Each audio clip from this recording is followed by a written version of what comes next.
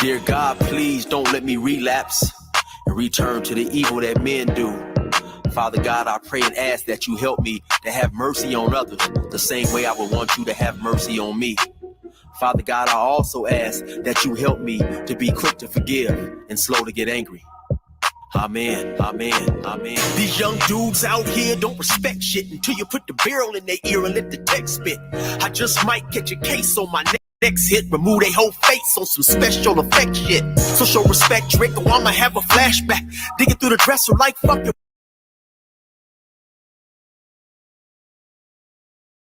Where my mask at? The mash back with the banger and damage shit and say fuck everything I learned in anger management. Hop back on some east side manage shit and push a nigga's top back when I let the cannon spit. Start planning shit, premeditation. I'm in love with the streets again, rededication. Casket or cremation when I shoot you down. I was built for the smoke like a hookah lounge. I keep big shit that sound like a bazooka sound, and I shoot quicker than ain't gotta be a hoop around. Dear God, please don't let me relapse and return to the G-Ride with 3 straps. A ski mask with the case, squeezing keys apps, spraying everything from a nigga's brain to his kneecaps. Dear God, please don't let me relapse and return to the G-Ride with 3 straps. A ski mask with the case, squeezing keys apps, spraying everything from a nigga's brain to his kneecaps. Gun on me, it ain't never for show, homie. I'm far from a bully, but I'm never a hoe. Get out of line, my Beretta will blow. Real talk, we can take the beef wherever we go. I bring it to your front door like I'm Uber Eats. I guarantee you listen up when this Ruger speaks. Plus I maneuver through these streets like a ghost, and I'm handy with the heat, I cook a nigga like a roast. On me, homie, this is not a boast. I will still come through, boy, and stop a nigga's post. Play him close, man, Eric will ease it. Quickly off the waistband, man, and Eric will squeeze it. Leave you niggas laid out dead or paraplegic. Niggas playing in these streets while I'm very strategic. I come to your house dressed like the gas man. Shoot you 9 times, leave you stretched by the trash can.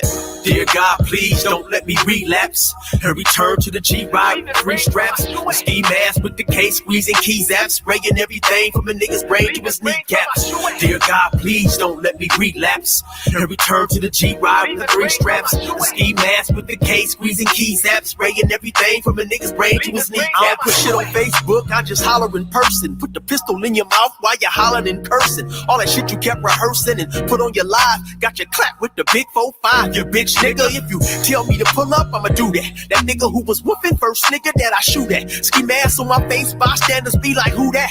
I ain't with the talking, bitch boy, I thought you knew that. Leave his brains where my shoe at and bounce like I'm on a trampoline. Leave you laid out, nigga, like you camping on the scene. If you want something sweet, grab a peach or tangerine. Niggas won't smoke, well fuck it, I'ma let them handle steam. AR with the beam, you see the red dot? We tug on this trigger, nigga, it'll make your head pop. Blood pouring down to your shoes, call it Red Sox. Your brains hanging all over your shoulders like some dreadlocks. Expect the gang of dead ops. They ever cross the line? The Lord said in the Bible, oh, revenge is mine. So I'm just trying to find a righteous path between the two. Before I lose control and do the shit I used to do. This being humble shit is new. I'm trying to turn the other cheek, but I ain't never been a bitch, so watch your mouth when you speak. Your mercy's what I seek, so I pray on bended knees. Don't let me get the K with the extended clip and squeeze. Lord, please. Dear God, please don't let me relapse and return to the G-Ride with 3 straps. A ski mask with the case, squeezing keys apps, spraying everything from a nigga's brain to his kneecaps. Dear God, please don't let me relapse and return to the G-Ride with 3 straps. A ski mask with the case, squeezing keys apps, spraying everything from a nigga's brain to his kneecaps.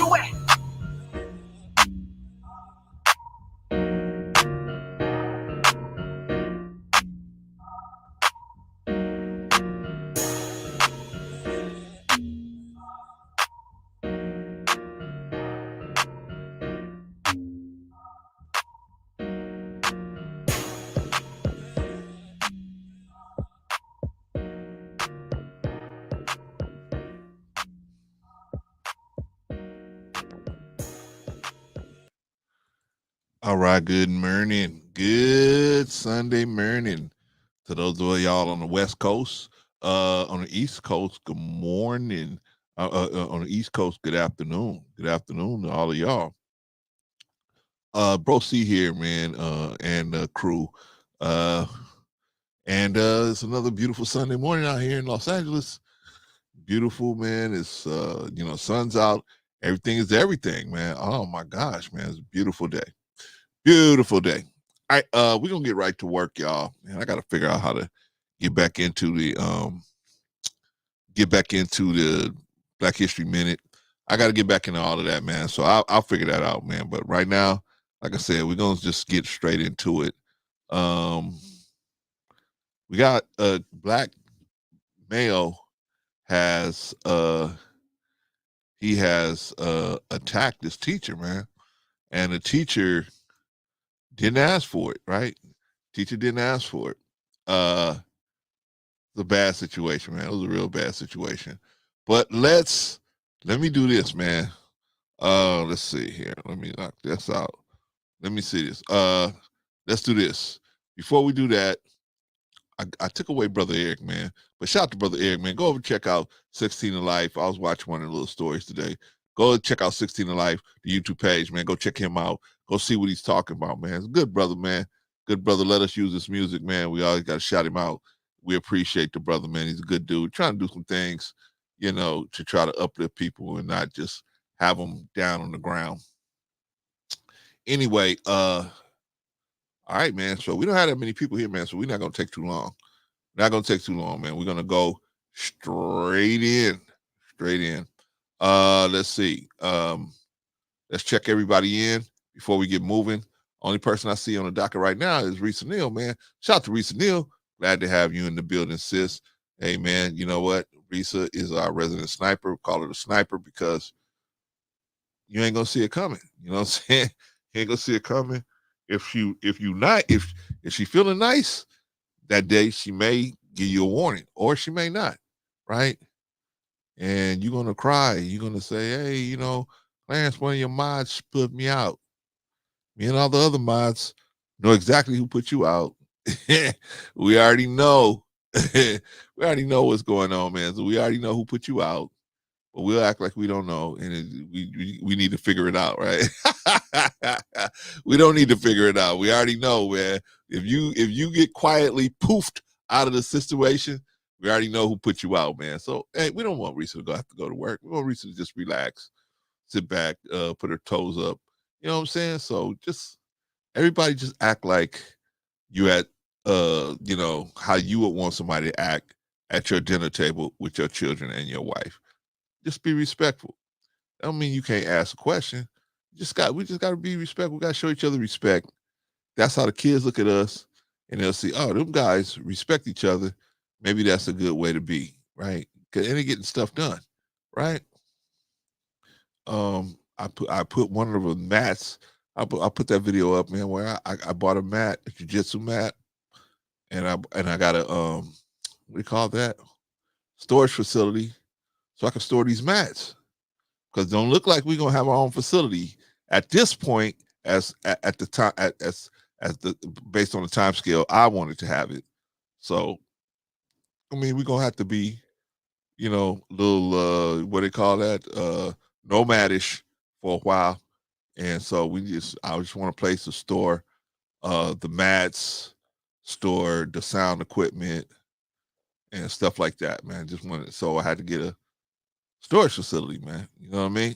Because way I see it, we have a place where we can go and we can do these things, and all we need is the equipment to do it. So as long as we got that place and the equipment, then cool, right? So that's what we did. That's what I did. And I just want to start getting these mats, putting them together. We need about 15 of them, and I got one. So actually need about 14 mats. But hey, that's okay. We're working in that direction. Working in that direction. But shout out to Risa Neal. Glad to have you in this building, sis. Good to see you as always. And whoever else is in the building, good to see you as always. And I think that's everybody on the docket for right now. I know Arshawn is having a real good discussion over there at his spot. So we're gonna just record this, and when you guys get done with that, maybe you'll come over here and check this part out, right? All right, let's see. Don't I think that's it. Okay, so let's get into this kid, man. Let's get into this kid, man. This kid slaps the teacher, right? Let's get into that. All right, here we go.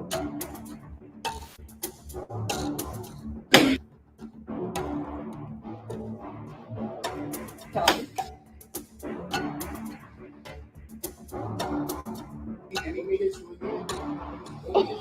don't want it. When he hits you again, ain't nobody can come and you got snap. Just go back to you. No soft man.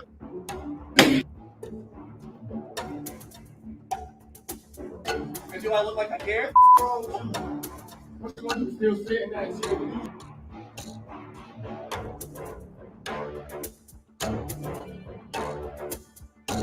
Okay. So at this point, the young buck is taunting the teacher, right? I mean, something must have happened that got him upset. Where's the person who wanted this topic? Because we could have discussed everything over than this, right? Other than this. Well, Risa, this is just the opener.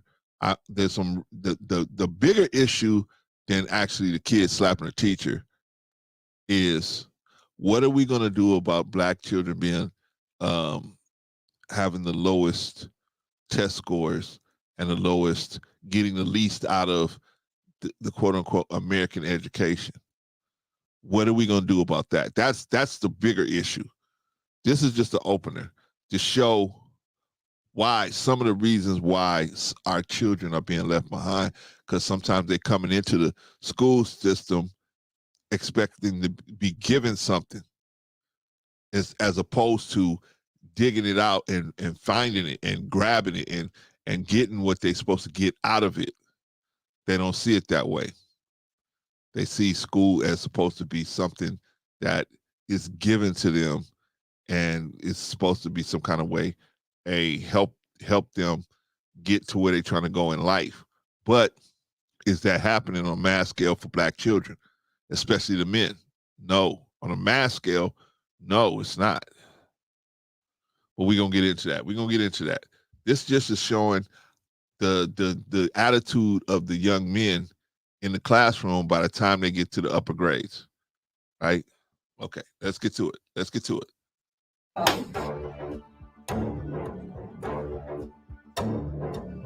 Now, anybody you saw that, you saw him slap the teacher, right? Anybody looking at this would say that is an assault, right? The teacher did not threaten. He wasn't threatened with no violence. He wasn't threatened with no harm. He wasn't threatened with death. He wasn't threatened with any of that. The lady was sitting back in her chair, obviously not going to confront him physically. Yeah, he did it twice. I'm gonna get to that, Risa. So he didn't do anything. I mean, she didn't do anything. She was no threat to his person, right? Okay, so now he has slapped the lady. Okay, he slapped the lady. Okay, so now she was in her right to try to defend herself, but she didn't, right? He was lucky. No, she could have had that thing with her. She could have pulled it out and put him on the ground, and she'd have been justified doing that, right? But she didn't. She had mercy on the cat. She didn't do anything to him. Now, this is important because I've tried to explain over and over again that young black men, by the time they get to maybe the 6th or 7th grade, they're done with school. They're done with school. The feminism in most of the teachers suppresses their masculinity to the point where they feel like they're being attacked in the school system verbally, not physically, but verbally by the teacher, by the administration. So they say, you know what, I'm not coming here to be made into a fool and then to have my masculinity repressed. I'm not here to do that. So they just say forget school and forget the people, the leadership of the school, right? So then they turn into this type of person where they are not only say forget school, but now they see the teachers as an enemy. They see their own teachers as enemies, and they willing to do whatever they got to do, and not to get the blessing of education, but for the popularity or the people to look at them as some kind of way smart or you know what I mean, put them on a higher pedestal by exacting violence on these teachers. All right, let's get to it. I don't want it. I don't want it. Oh man.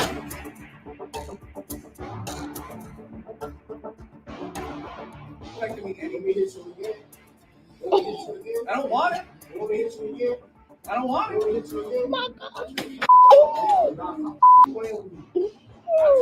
Now, he slapped it a second time, right? The teacher didn't move. She didn't get up out of her seat. She didn't do nothing, right? She could have, you know, said, "Hey, you know what? F you, young buck. I'm about to put you down," right? She could have did that, right? We all know if that was a man sitting in that seat, most likely he probably wouldn't approach it that way, right? Because as a woman, he felt empowered, emboldened to be able to do something physical to her, right? And he thought it was a good thing. That's why we need the Urban Warrior Academy, man, because we got to teach these young men, man, how to behave. They just don't know what to do, man. And they run from any type of being held accountable. They run from it, right? So we got to have them in a place where they can't run. We got to sit them down right there, and they can't just run out of the room because they know they did something wrong. They got to deal with it. Like us as men, when you make a wrong move as a man, you got to deal with it, right? Remember Raising in the Sun? You get a man $10,000 of money, and you think you're going to get that money back, and then you never hear from neither one of them again. That's a hard lesson. But now, as a man, you got to deal with it. You got to find a way to put that 10,000 again together again, so you can buy you a house, right? All right. So anyway, let's continue with this young man, man. Let's continue. And do I look like I care? What you gonna do? Still sit in that chair? You use a bitch. My granny, stop me and me hit you again. I don't want it. I don't want it. I told your dumb ass I'm not those dumb ass black fucking baby. And do I look like bitch ass? Ain't nobody even come and you got slapped. Bitch, go back to you. Okay. Now the young man is clowning. Shout out to Sim. Now the young man is clowning her because he says ain't nobody gonna do nothing, right? Shout out to Sim. Sim said young black boys not going to school feel soft. Not going to school to feel soft. Yeah, they don't want to go to school, Sim. They don't want to go to school and feel like, you know, the teacher is clowning. They feel like they're being clowned, man, because they don't have no incentive. They don't see the incentive for them to study the lessons. They don't see that. They see that as weakness. They feel like the girls that they're trying to date are going to see them as weak and nerds or whatever you want to call them, lames, if they go to school. They see that, they feel like the girls are going to look at them and call them lames, and they're not going to get no sexual intimacy, right? That's the reality of the situation, right? All right, let's continue. The young man is clowning the teacher and telling her, hey, man, you know, ain't nobody going to do nothing to me. But I'm going to break this down for you.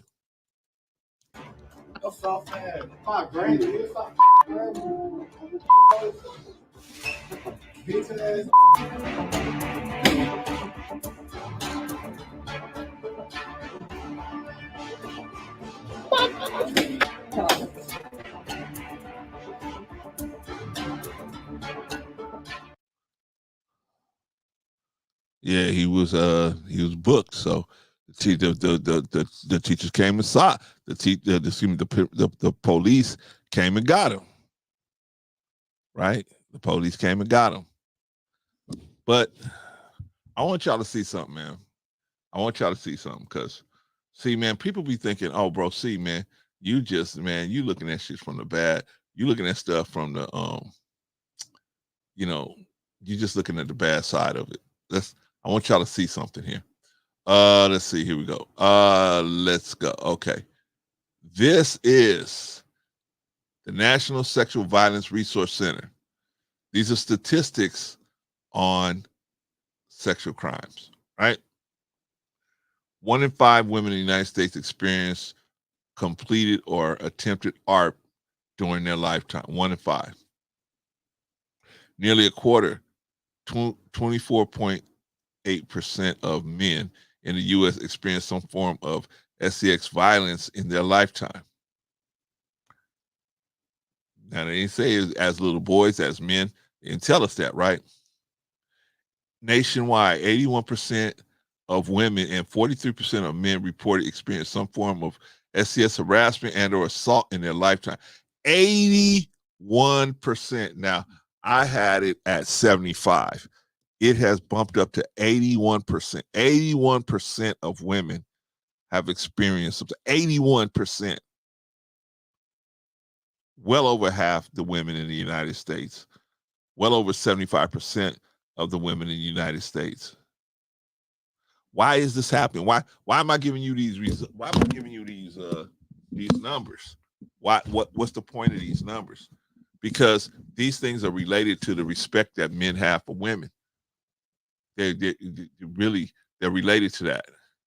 When you see somebody slap somebody like that, we see a young man slap a woman like that, then you have to understand that, okay, that's how he feels about women. Okay, if that's how he feels about women, then what's going to stop him from SCX assaulting somebody? 1 in 3 women, 1 in 3 female victims, 1 in 3 female victims of completed or attempted ARP experienced it for the first time between the ages of 11 and 17. That's 1/3 of the women that have been ARPed experienced it between 11 and 17. Yikes.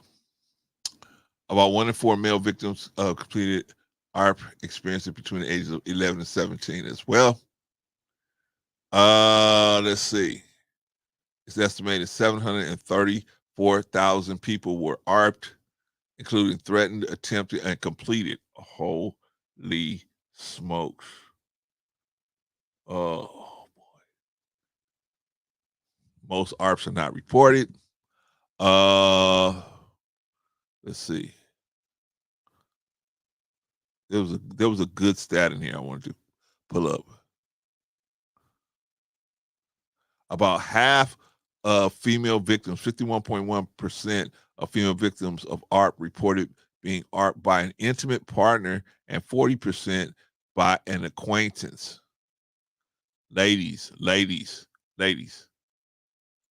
you got to vet these guys, man. You got to vet these guys.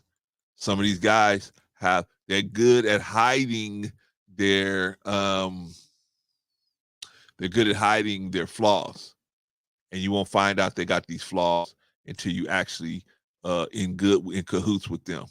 Over half, 52.4% of male victims reported ARP by an acquaintance, 15.1% by a stranger. The estimated lifetime cost of ARP is $122,461 per victim. Why? Of course, they got to go to counseling, and somebody's got to pay for that counseling. They got to pay for it most of the time, right? There's not a free network. I mean, there's some free spots, but can't take everybody, right? But that's just one set of statistics. Let me go over here to the other set of statistics, because we're talking about Black young men in high school, right? We're talking about Black young men. Let's go to the data. I told you guys this stuff before, right? Let's go to the building blocks of a community, mathematics. Let's select a grade, right? Let's select grade 4. Let's hit jurisdiction, national, right? Let's do that. Let's do that. I agree. All right. Let's see. Grade 4. Let's look at the. Okay, so our jurisdiction is national. Okay. Variable. What's variable?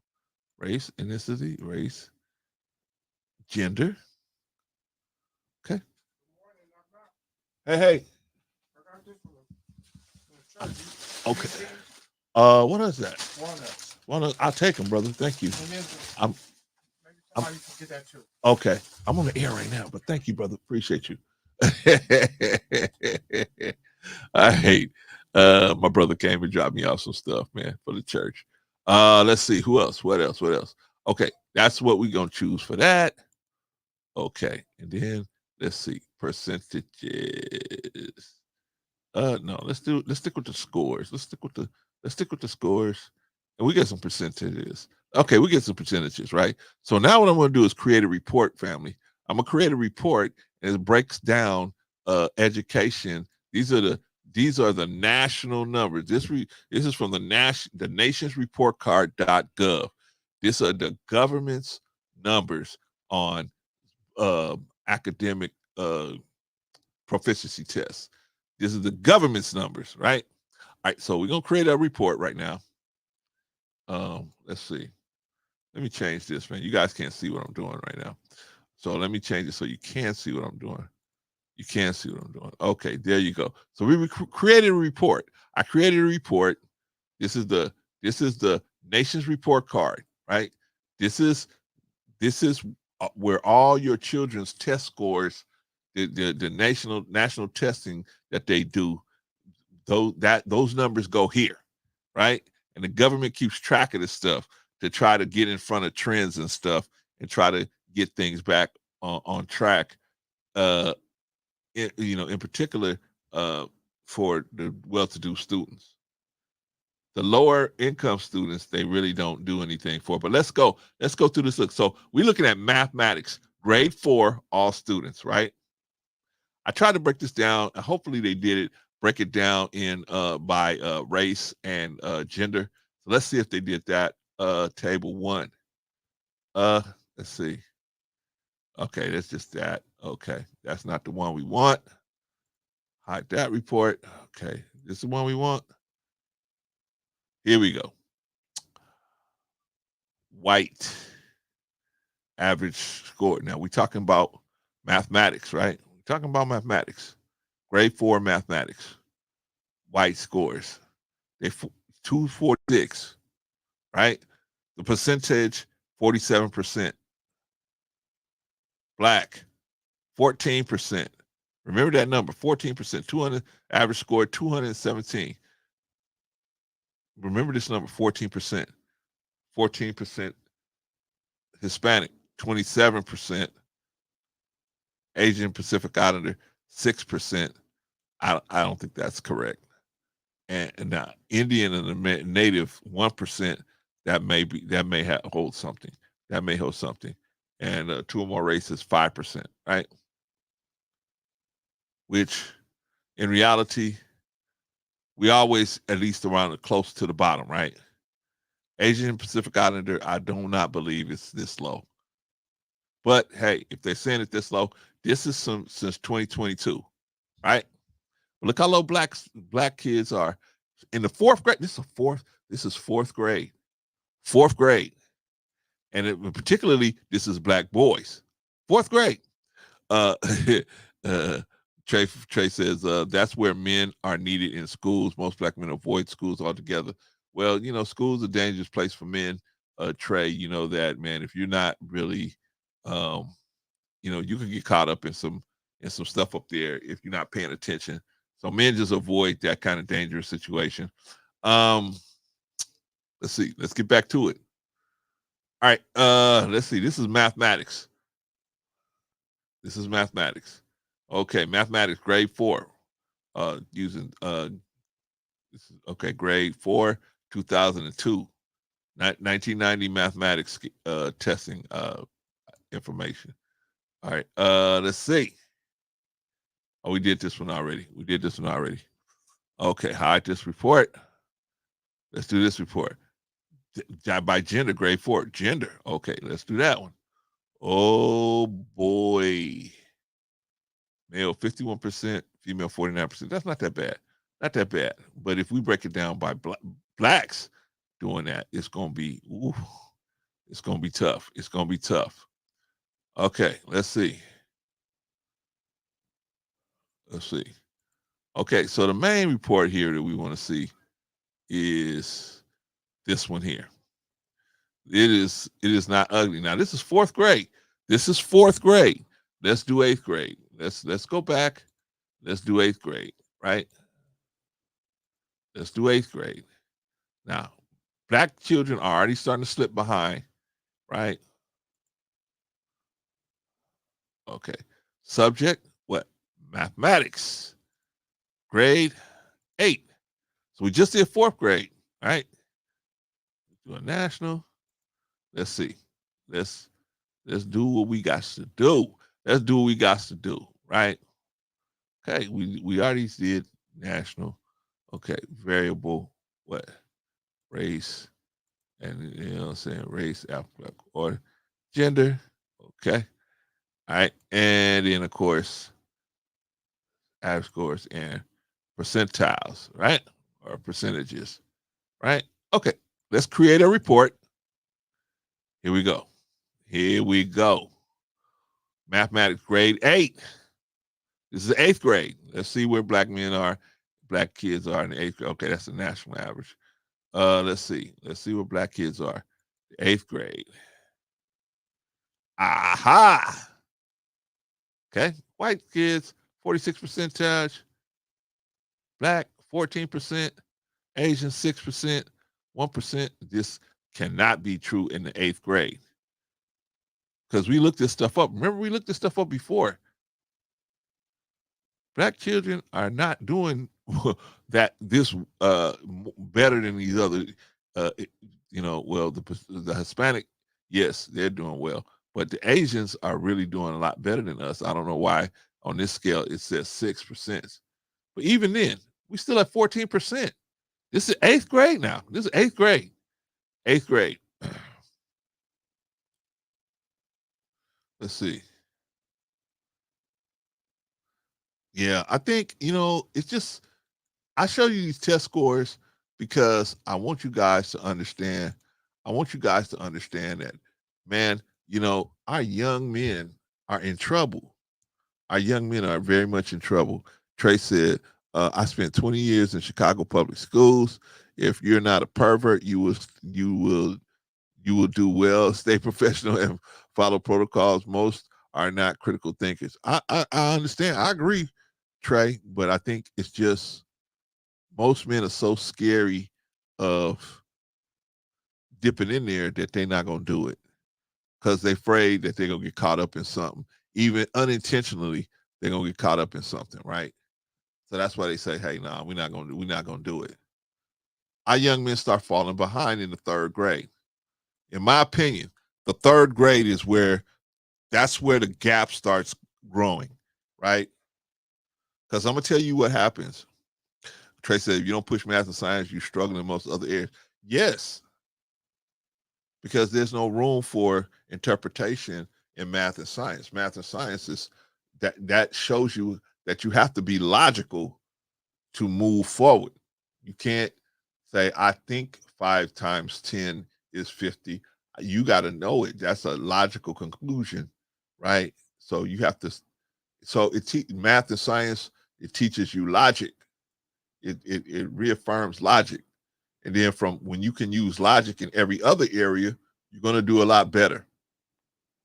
Right? Trey said, if you don't push math science, then you will never reach them. That's the point. That's the point I'm making, Trey. The point I'm making is, here's what happens to black young men in the American school system. What happens to them is there's 2 issues that they have to deal with. The first issue that they have to deal with, young black men, is when they go into the school system, they physically mature faster than they physically mature faster than everyone else.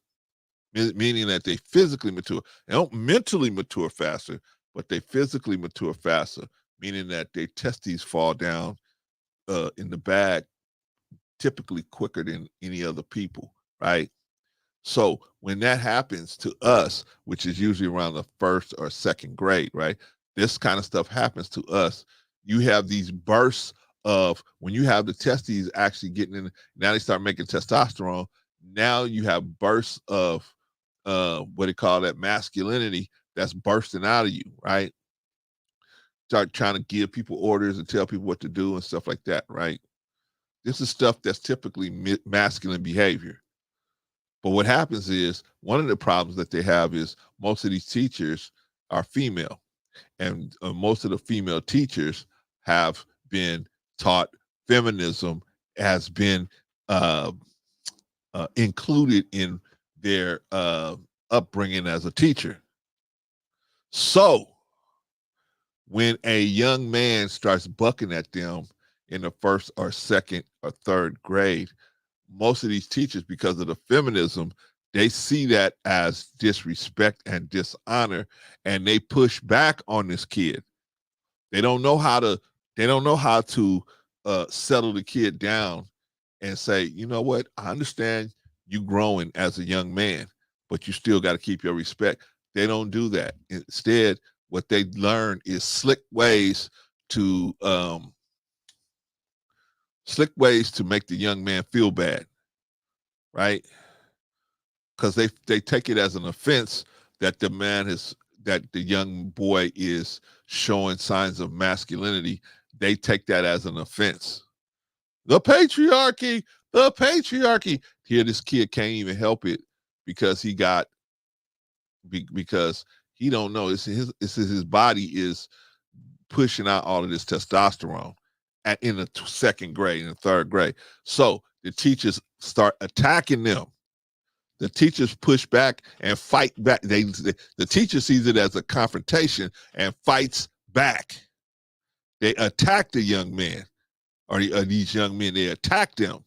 And so the young man not having the knowledge or emotional control of an adult cannot withstand the attack that comes with them, right?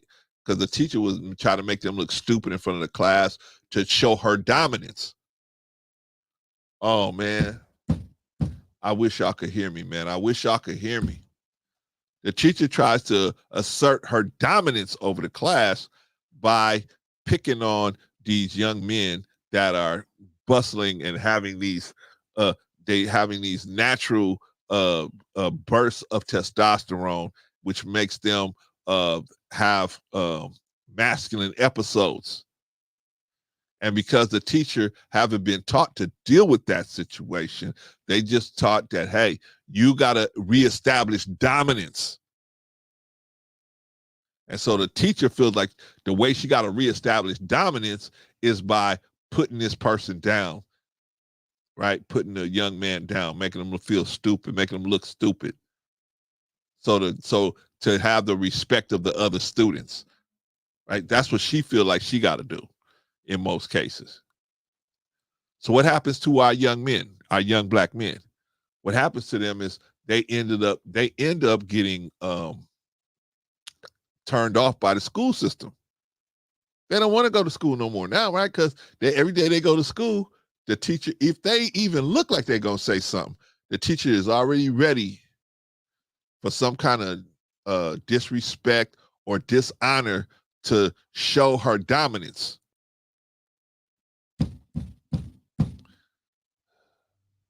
It's a sad situation. It's really a sad situation. But our young men are going through. So by the time our young men get to the third or fourth grade, they done. They see teachers as enemies. They don't want to deal with the teachers. Shout out to Vagoda. They don't want to deal with these teachers no more. Because the teachers make them look stupid. Why? The purpose of the teacher making the kid look stupid is two parts. One for her ego, and the other is to try to keep down. It's like a pack, man. It's like a dog pack. You trying to create the dominant female would always try to create dominance and maintain her dominance over the pack. Well, that's how these feminist teachers see their classrooms. Second, third, fourth grade classrooms, they see them as a dog pack that they got to maintain dominance over, right? But dominance and control are two different things. You can maintain control while at the same time not permeating the idea of dominance over a classroom. Because when you create dominance, dominance implies competition. Dominance implies that you are competing with someone and you have outcompeted that person. But when somebody outcompetes you, then you're gonna so that threat of competition is always out there. The threat of being unseated is always out there. But when you don't approach it like that, you approach it by, hey, let me just have control over the classroom. I'm not in a position of dominance. You can't knock me off if I'm not dominating. If I'm not looking to dominate the classroom, nobody can come in and knock me off. I was telling my son this the other day. You ain't competing with nobody, you're competing with yourself.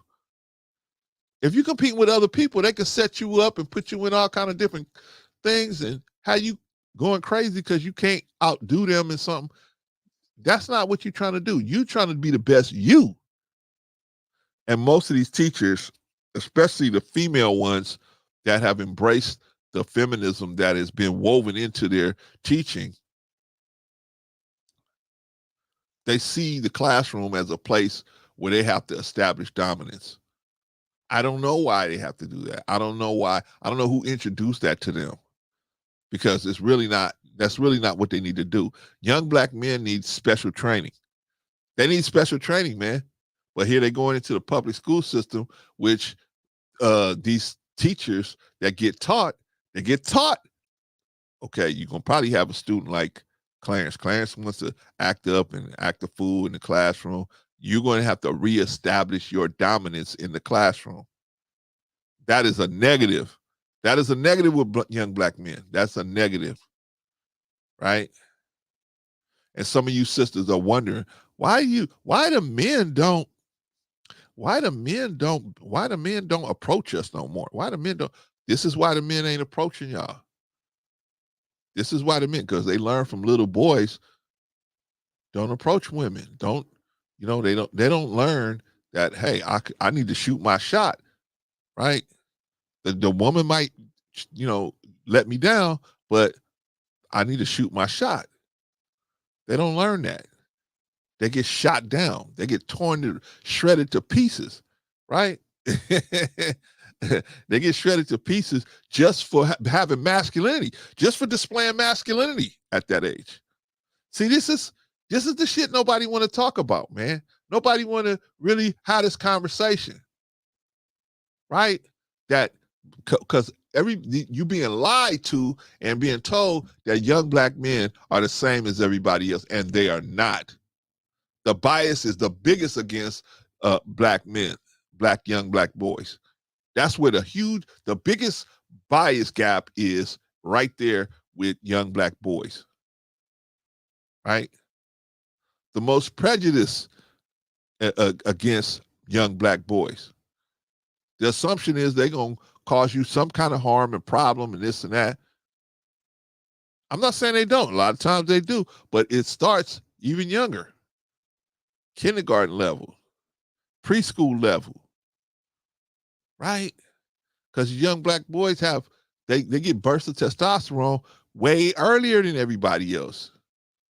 But they learn, hey, if I display my masculinity, I'm gonna get shot down. So I have to be weak. So the lesson that the teachers send to the young black men is they got to come in the classroom weak. You ain't. Oh, I wish y'all was listening to me, man. You ain't hearing me. This is a dynamic that is not being talked about. So you know what? The government blames it on IQ, right? The government is saying the reason why blacks are not doing well in school, especially the young men, is that because they don't have the IQ to go to school.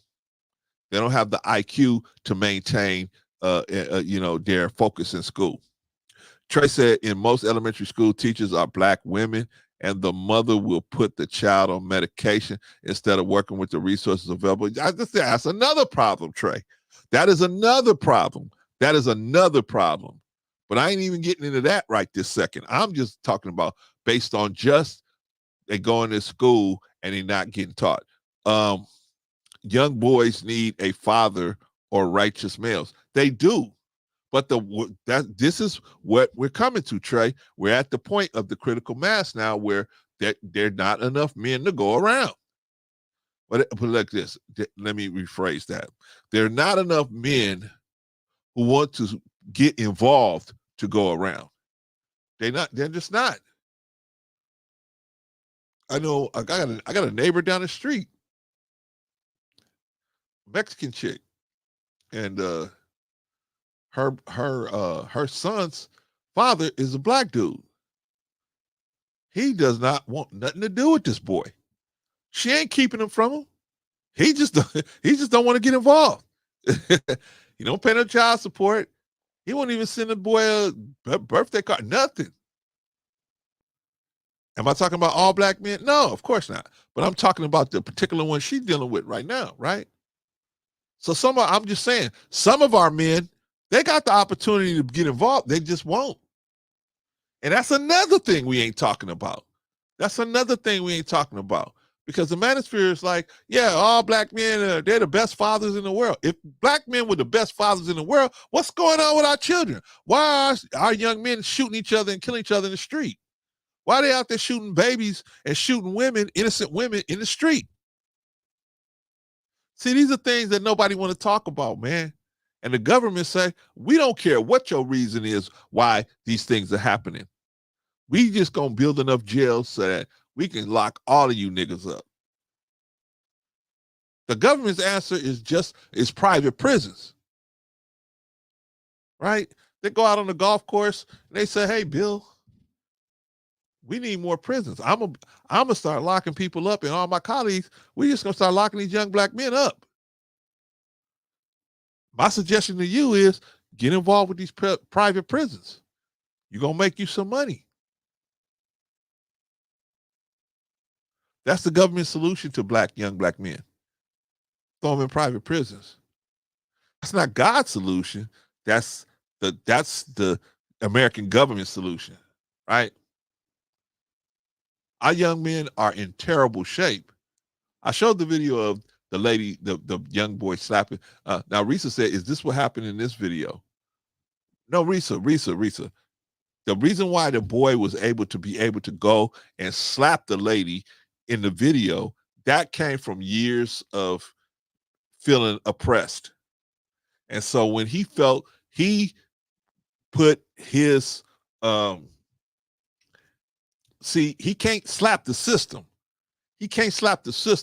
So he took his aggression out on what he perceived as his oppressor. So he let the lady sit in the seat of the oppressor and he smacked her. And that's what he was doing. It was what they call transference. He transferred his anger at the system that has pushed him down so long. He let it come out. He like, hey, then he showed he was a little kid. Ain't nothing gonna happen to me. And then, but he had a masculine moment. We said, pow, I'm just gonna slap her. Right? Now, was that right? Of course not. But we see that this didn't just happen that day. That had been building up. I'm saying that most black men are going through that process. Most of them. Especially the ones without a father figure or male figure, they're going through that process. They really have no place to go. They're like what they call in Africa, the lost boys. Trey says, so show up at the schools with other men and feed them confidence, and courage.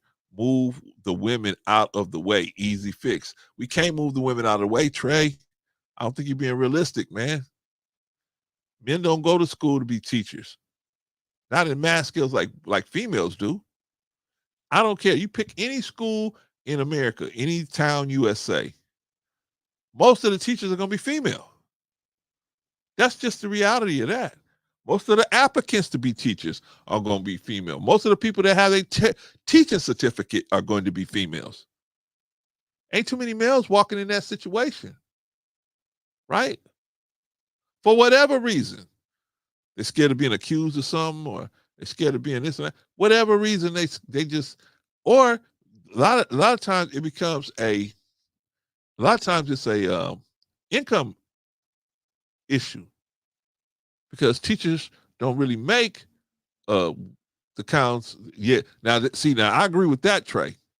I agree with that. There's another way around it, right? That I would agree. I agree with that. Should be a mentor, a coach, account. There's something you can do. There's something we can do. But the point is, do we have the desire as men to get back in there, get in the fight?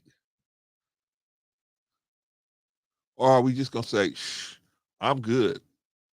I got a house, I got a car, I got a woman. Let them figure it out on their own.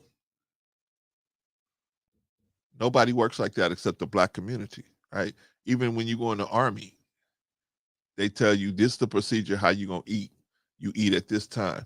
You gonna go out and work at this time. You coming back at this time. They tell you everything. They don't leave nothing to chance. We go in there and get you some clothes. Go in there and get you some, make sure they fit you. Go get, you're gonna go in here and get vaccinated, or you go in here. They got a procedure for everything. Why? Because the procedure brings success. Routine gives you success. But oh no, not in the black community. There is no procedure. There is no tie that binds, right? We used to have a tie that binds. I'm a black man. I'm 55 years old. People bled and died and got dog sick on them for me. I have to remember that, and I got to pay that back, right? That's how we used to think. I have to pay that back. You think you going into the bank and just getting a loan on your own? No, you know how many people died so you could get that loan? You know how many people been bit by dogs and hit in the head with bricks and banged on the head with police batons? No, you owe. You owe. You got to pay it back. How you pay it back? By getting to these young men and teaching them. That's how we going to pay it back. Vaughn said, are they implementing some type of programs within the school for these young men? No, I will tell you that right now. No. Perhaps they should consider it. They do consider it, Vaughn, but the landscape is so sketchy because you can only know so much, and the school district don't want to be responsible for letting you go into a program, and next thing you know, you've been getting touched or diddled or whatever, right? They don't want to be responsible for that. I can understand that. That's why I say we as men, we as black men, we got to step up. We got to step in the gap. The school system is not going to change, man. Teachers are not going to change. They're going to use feminism to run, we're against the patriarchy. We're against the patriarchy. So anything that masculinity would show itself up in, that's the patriarchy. We hate that. We hate that. Okay, so that's going to be a problem for young black men's development, because to have men develop into men, they have to express their masculinity some kind of way. Sports, academics, some kind of way, they have to express their masculinity. Some of our young men, man, they express it in not the right way. But we need teachers that are trained with that to be able to say, okay, you know what, son, that may be how you feel about this, but this is the way we got to do it, right? We can't have how are our young men, and so because this happens like this, our young men leave the school system broken, dejected, most of them. Claire, don't say that, because Claire, black men, they're some of the most successful men. Stop, save it. If black men are so successful, why are our children doing so horribly in school, horribly in life, horrible for the most part? Our black men can't choose the right kind of woman. The black women can't choose the right kind of man. Why are our people doing so bad if the men are so good? Come on, Doc. You got to be realistic with this situation, right? Trey said, we always have an excuse. We have the desire to find the weed man, but not say that's another thing, Trey, right? So our brothers will, they'll dodge this person and dodge that person, and they'll dodge the ops and everything to go by the weed man's house to get the good weed, right? Try to get in there before the man get raided, right? Get you some weed. But they won't even give an hour a week to the Boys and Girls Club. They won't even give an hour a week to a place like the Urban Warrior Academy. They won't even do that. Why? Because they feel like they don't have to. They don't owe. We got to get that mentality back. You owe. Perk said you can take your own programs into the schools, at least $50K per school. You could try. I remember when my youngest boy was in school, he was in a program that met at the school. He was in some type of leadership program that met at the school. And we had to take him there like twice a week or something like that. And the guy was good, man. The guy told them how to put suits on and showed them how to talk and how to conduct himself. I mean, he was good. Problem is, once my son got out of that school, he moved up into middle school. There was no program like that. There was no programs. That's my point, Trey. That's you said they invite programs, Trey. Okay, maybe they do. I don't know. I have a program. I have a proven program. I went to LA County Probation and I asked them, could I do it for free? Man, they shoot me out the office, right? Matter of fact, they gave me the number. They said, hey, call this person.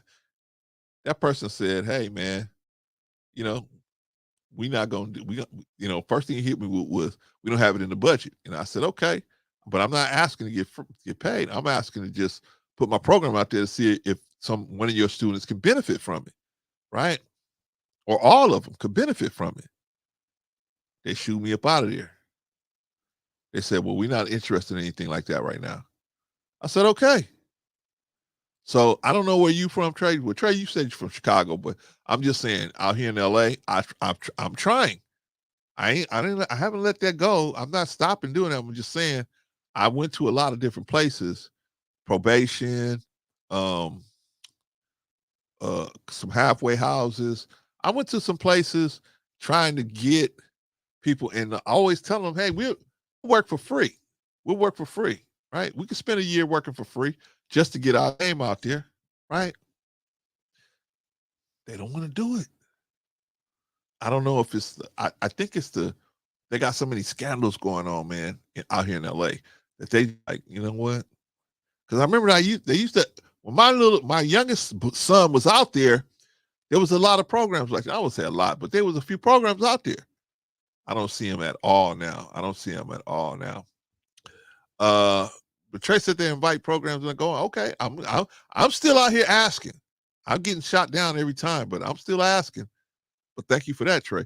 Vaughn says, how often do you think something like this is happening in school with our young black men? I would say the actual the black young man slapping the teacher or attacking the teacher, I would say that would be very rare. I think that would be very rare. I think that what they mostly do, slap was a slap on, it wasn't actually for the lady. It was actually a slap on the oppression that they feel because they always have to push down their masculine energy, right? And so I feel like what they do instead of slapping the teacher is they do self-destructive stuff. They just don't go to school no more. They just don't study. They don't do none of it that more because they feel like if I submit to this person, they keep making me feel like I'm stupid. And if I submit to them, they win. And they willing to make themselves be uneducated than to let this person win and submitting to their slick dissing. Y'all following me? Y'all following what I'm saying? Vaughn said, would you say that it is an isolated incident? I would not. I would say it was very rare. I won't say it's isolated. Whenever you get human beings together, you don't know what's going to happen. You don't know what's going to happen. So, you know how you want it to go, but it may not go like that, right? So I would say it's not isolated, but very rare, right? The what most of these young black men do is, like I said, they check out. They check out. So they get this kind of treatment, the kind of treatment what I'm talking about, where the to reestablish dominance in the classroom, the teacher picks on them and bullies them, allegedly, not bullies them physically, but bullies them psychologically, bullies them. And so they feel, once they get to a certain grade level, they feel like, why am I doing this? I'm not going to go to class because they just gonna bully me, and I don't have no way of protecting myself. I don't have the knowledge that this teacher have, right? So the teacher can make me feel stupid at any time. So they feel vulnerable being in the classroom. They feel vulnerable, so they don't want to go to the classroom, right? They don't feel vulnerable at the weed man's house. They go to the weed man's house, right? But it forms a full circle around, because now somebody like me, I got a granddaughter.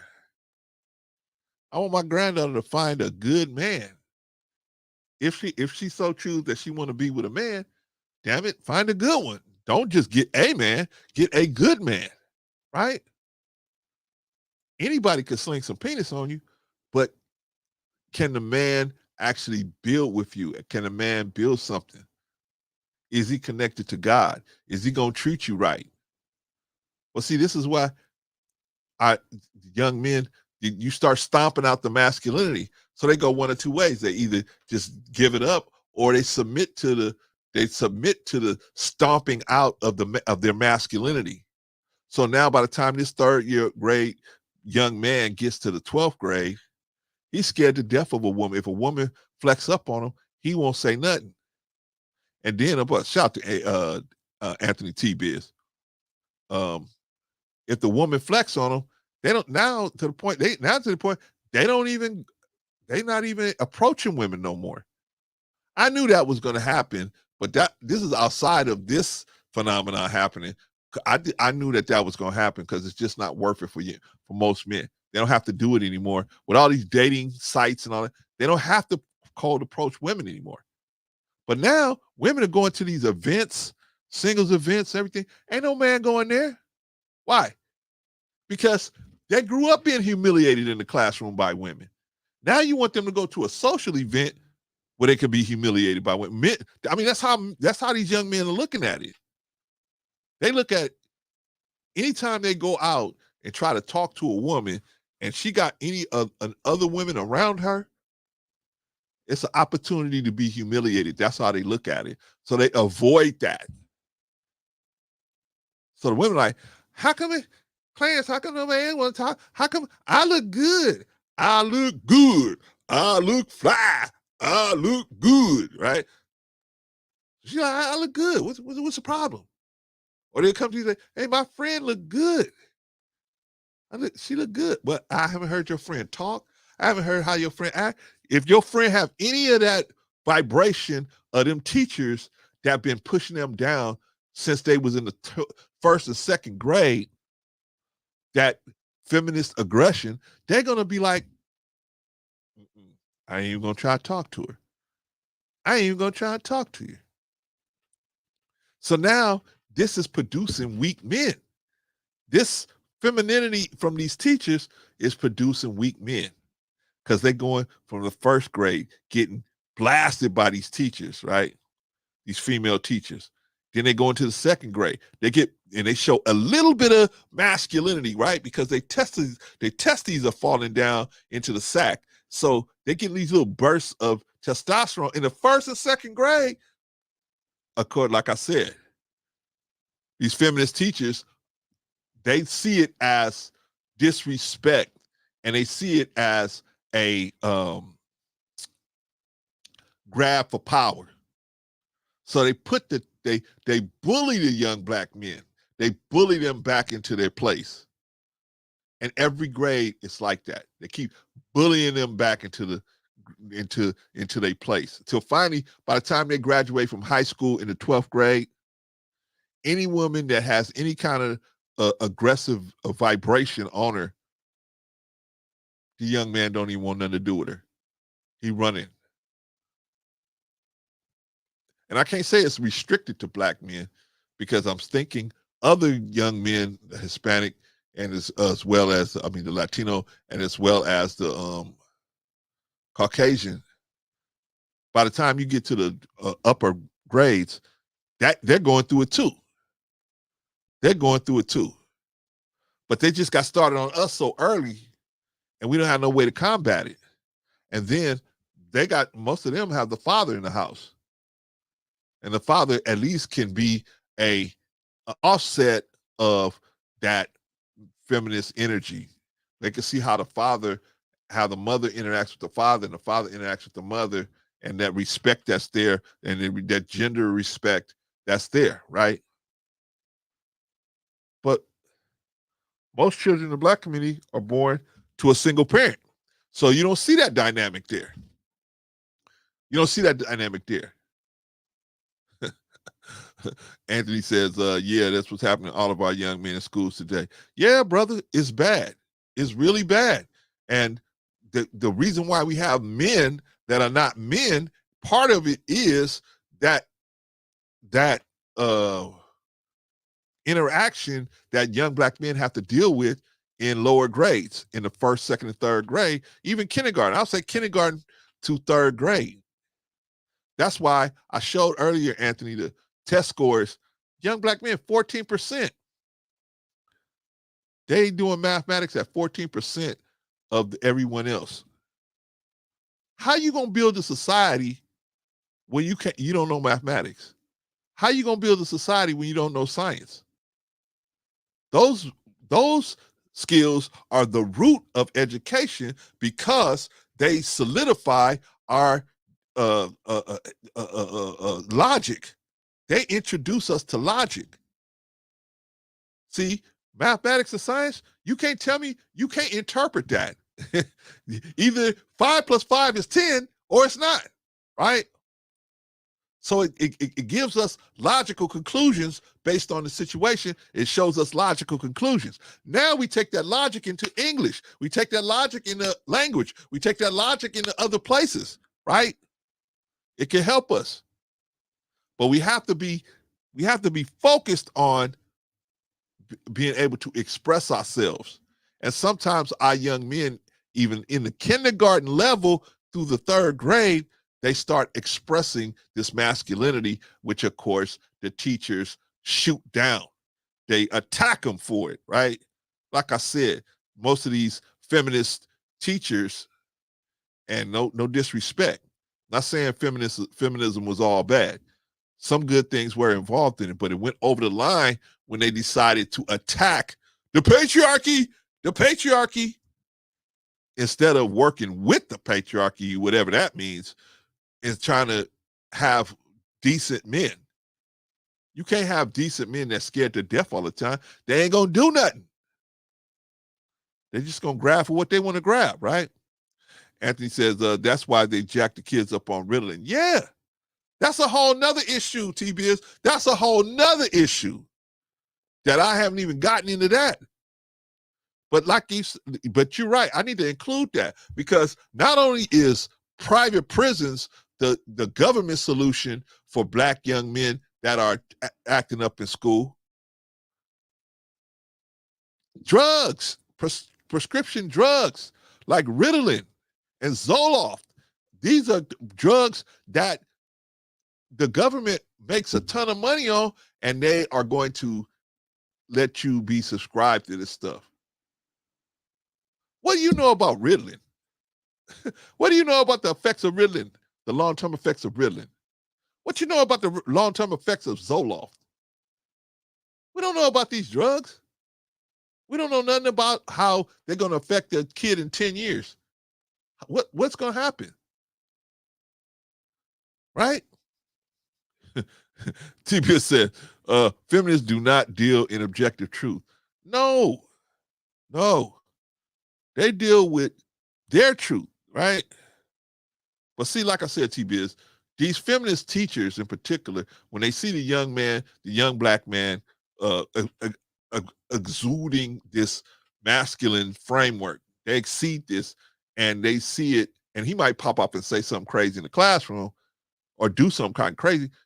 Instead of looking at it as saying, okay, this man is dealing with a natural issue in him with the testosterone is starting to flow through this young man. Instead of seeing it that way, they see, oh, this young man is trying to take over. They see it as a power grab. So what the feminist teacher being taught, if one of your students try to grab power, you have to dismantle him and dominate him and reestablish your dominance over the classroom. Dominance? Yeah, dominance in the class. You have to establish dominance in the classroom. You establish dominance with dogs. You establish dominance with hyenas. Dominance has an innate relationship with sexuality, right? If you're in a sexual situation with your wife, you obviously want to be in a dominant position, right? And if you want her to be in a dominant position, you still dominate because you allowing that to happen.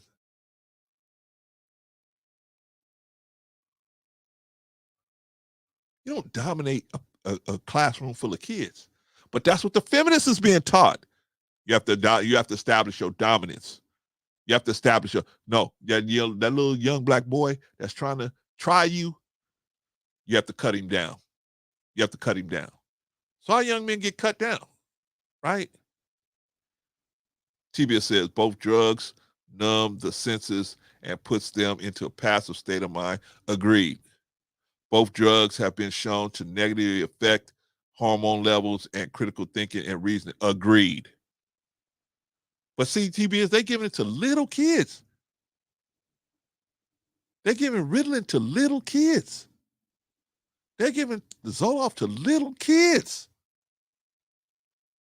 Who knows how they're going to grow up? And what are the chances that they are going to be functional at some point? Probably not. If you start a little kid out on drugs at 6 and 5 years old, and you keep them on drugs for the next 12 years, what? How are they supposed to, all of a sudden, they're going to turn into a functioning member of society? Trey said, bro, the mothers are volunteering their children for medication. Yeah, because the mothers don't know what to do. Trey, the mothers don't know what to do. Why? Because the feminists have told them, you don't need a man. You need these doctors. See, you don't need a man to get your child straight. The doctors give you a pill to get your child straight. So now you give your son a pill in the morning, you give your son a pill in the afternoon, and you give your son a pill at night. And he's a walking zombie. Right?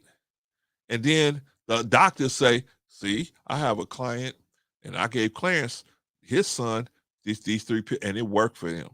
Because now he don't buck up no more. He don't try to push that masculine energy out there no more. He don't do it. Right? TB said, we already see how they are in today's society. Yeah, we do. But the problem, TB, is it's going to get worse. It's going to get worse. Black men are, young black men are absolutely being destroyed in the U.S. school system. And the government is able to hide it because they will not acknowledge that we have some different issues. We got some unique issues. The government is able to hide it. They say, nah, put your kid on this. I remember the first time they came to me, they came to me for my oldest boy, and they said, we need to put him on Ritalin. I said, you ain't put my son on nothing. You know, if he do something bad, I'll deal with him at home. But you ain't putting my son on no. Oh, come on, bro. See, we want to put him on something. We want to put him on something. I said, nah.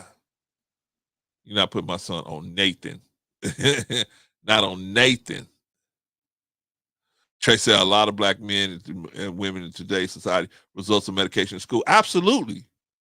But they're really a result of the minus of black men, of masculine black men being involved in their lives. That's the reality. Men of virtue, right?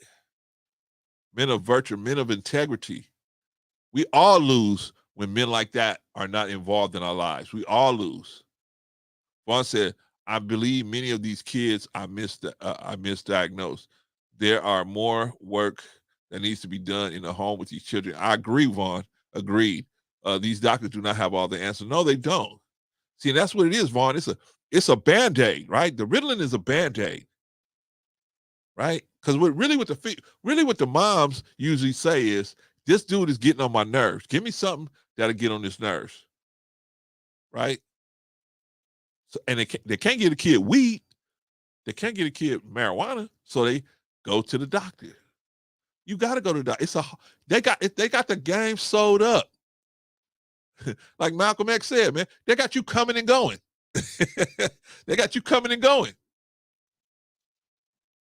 They got the game sold up. And our young men are just, they just fodder. Oh, that didn't work. The Ritalin don't work. This don't work. This don't work. We got a place for them to go. We got the mental hospital, or we got the prison. We got some place for them to go. Don't worry. Give them to us. Us meaning the government, right? Trey said they know what to do, just won't commit to rearing the child.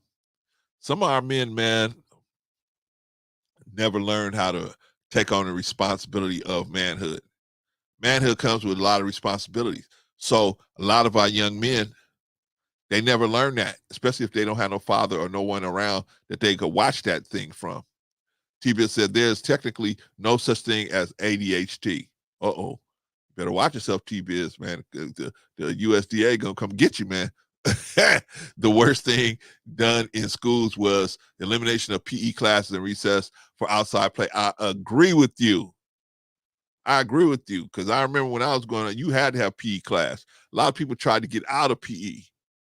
You had to have a PE class. No, they wouldn't even allow you to not have a PE class. Yeah, if you wanted to not be in a PE class, you had to pull your child out of that school, put them in a special school.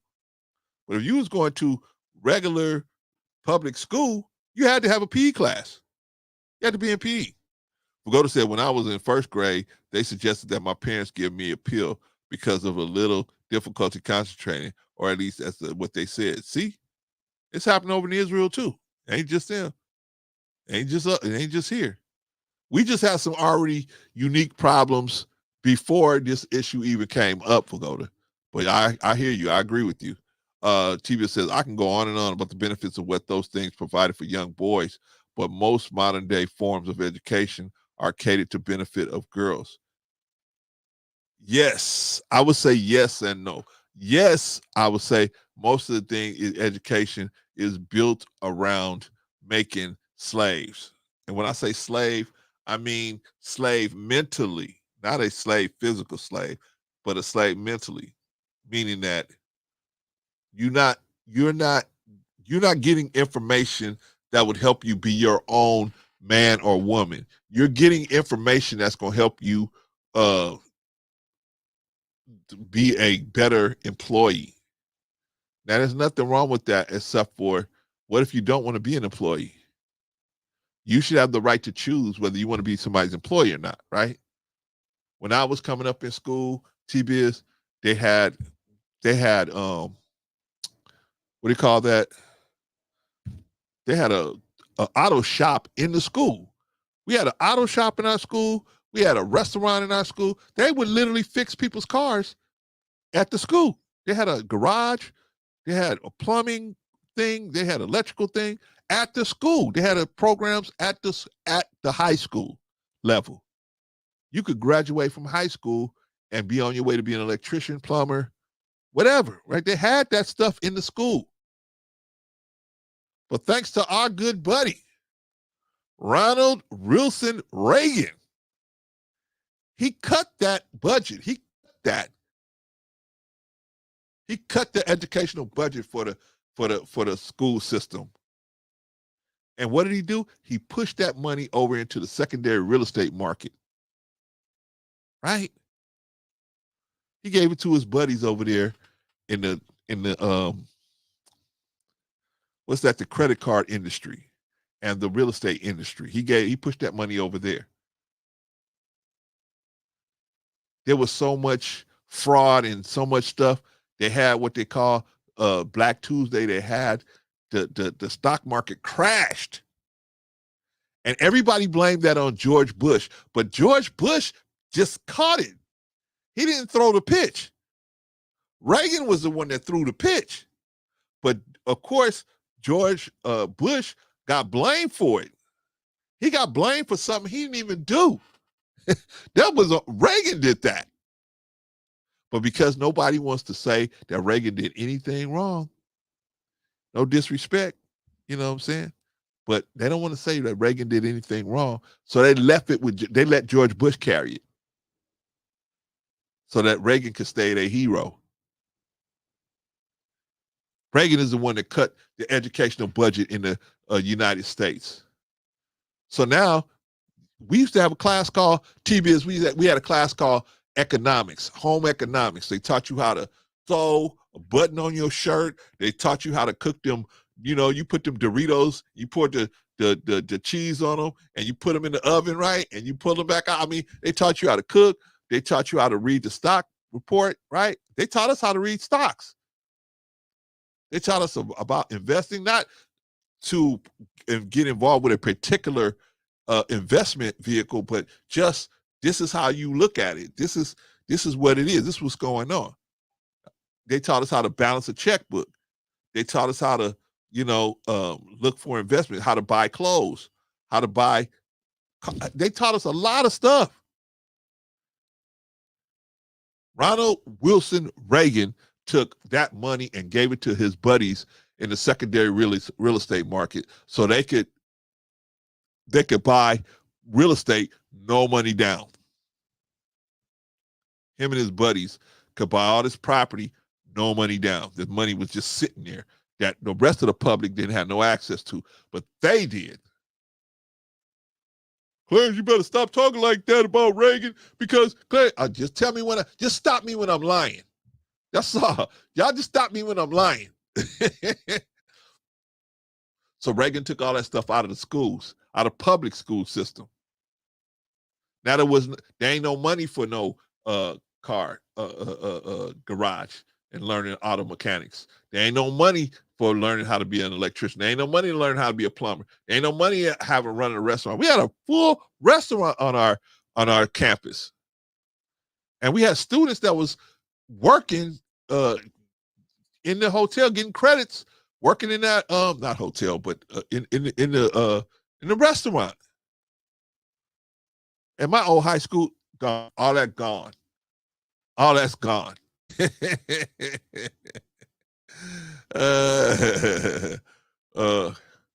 Vaughn said, Sally, shout out to Patrice, by the way. Shout out to OG Patrice. What else? Vaughn said, Sally, to say I have relatives who would give their children NyQuil just so they would go to bed and settle down. And some folks think this is normal. Hey, you know what? I mean, that's the problem, Vaughn. Because if you're doing it on your own, sometimes you do this stuff because you just got to get some sleep and you can't have your children up walking around and you sleep, right? So they just get their children. But the point is, a lot of the times when that stuff is happening, it's usually a single parent situation, right? You ain't got the other parent to, by your side to help work that stuff out. See, I was there. It was tough. Oh, Clarence, that's because your wife was easy. No, it wasn't easy. It wasn't easy. We had discrepancies on some stuff, but I stuck it out. I hang in there because the last thing I wanted to do is have some other dude raising my children. That was that was outside of my framework of thinking. It was just way outside. Tibia said we had 2 recesses, 1 hour long PE class. We did body exercise, basketball, football, dodgeball, etc. No one had the energy to do all that crazy stuff in class. Yeah, man. We used to do backflips. Wop, wop, wop, wop, wop, wop, wop, wop, wop, wop, wop, wop, wop. I mean, we used to do all kinds of stuff at lunch, right? But nowadays, they don't even let the kid get a bust a sweat. Or the parent will come up there. Oh, you got my kid busting a sweat. These are brand new clothes, right? Trey said they gave vocational training to most living in public house. Yeah, but I'm saying, Trey, we had it on campus. We had it on campus. Now, not on campus no more. You got to go to the college level to get that kind of training on campus. We got it in high school. We got it in high school. Trey said when they improved their living conditions, the government got scared and said no. I don't know about that, Trey, but what I do know is that Ronald Reagan said that we helping the poor. See, Ronald Reagan had this thing, man.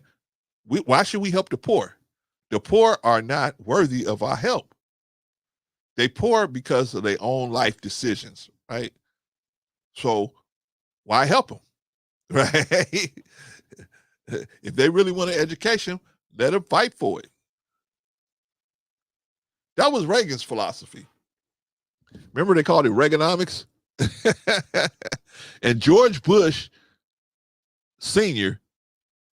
in 1987 got left holding the bag when this whole thing, when the Reaganomics fell apart. George and the children of America got left holding the bag because he pulled all this stuff out of the public school system. We're going to say what Trey said, without home ownership in the communities, you have no collective bargaining to demand changes or programs in schools. Didn't you or most of your friends move out of the projects? Yeah, I never really lived in the projects. I mean, I've been, around them and to them, but I never really lived. I had both parents in the house.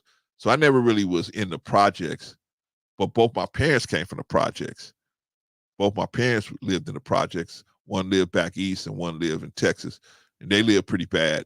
And so when they got together, they just said, hey man, we're not going to live in no projects. No, we don't have to do that. And then of course they both had government jobs because they both were in the military. So they were able to build a life for themselves that we really didn't have to. Now, me running the project, I just had friends that lived in the projects. So I would go there just, hanging out with my friends. And then we all played basketball. So we would all go over each other's houses and stuff. Some of us lived in the projects. Some of us lived in regular houses, None of us were rich, but you know what I mean? And people didn't really look at it like that back then, right? It was more gang situation than you got money, I don't have money. It wasn't really like that where I was living, Trey, seeking a better life for training for you receive. Yeah. See, that was my parents, right? They been hungry. So our refrigerator would always have food. Even if it was leftovers, we always had food in that refrigerator. I thank them so much for that, man, because as I became a father and I, man, because I ate leftovers because I just, that's the way I was raised, right? My children didn't want to eat leftovers. They were like, leftovers, right? They like leftovers. We don't want to eat no leftovers. I had to train them, man. I had to tell them, okay, you free to leave whenever you want to. Huh? Right? Huh? You free to leave? Oh, Bolo's here. See, Bolo, man. Bolo reminds me, man, that I be forgetting to send these links out, man. Bolo reminds me. He reminds me that I need to send these links out, man, because I'm tripping. I did a show with Bolo yesterday, man. Man. We had a blast, dude. We had an absolute blast. And if you guys get a chance to watch Arshawn's, me and Bolo on Arshawn's show yesterday, we had a blast, man. We had a good time.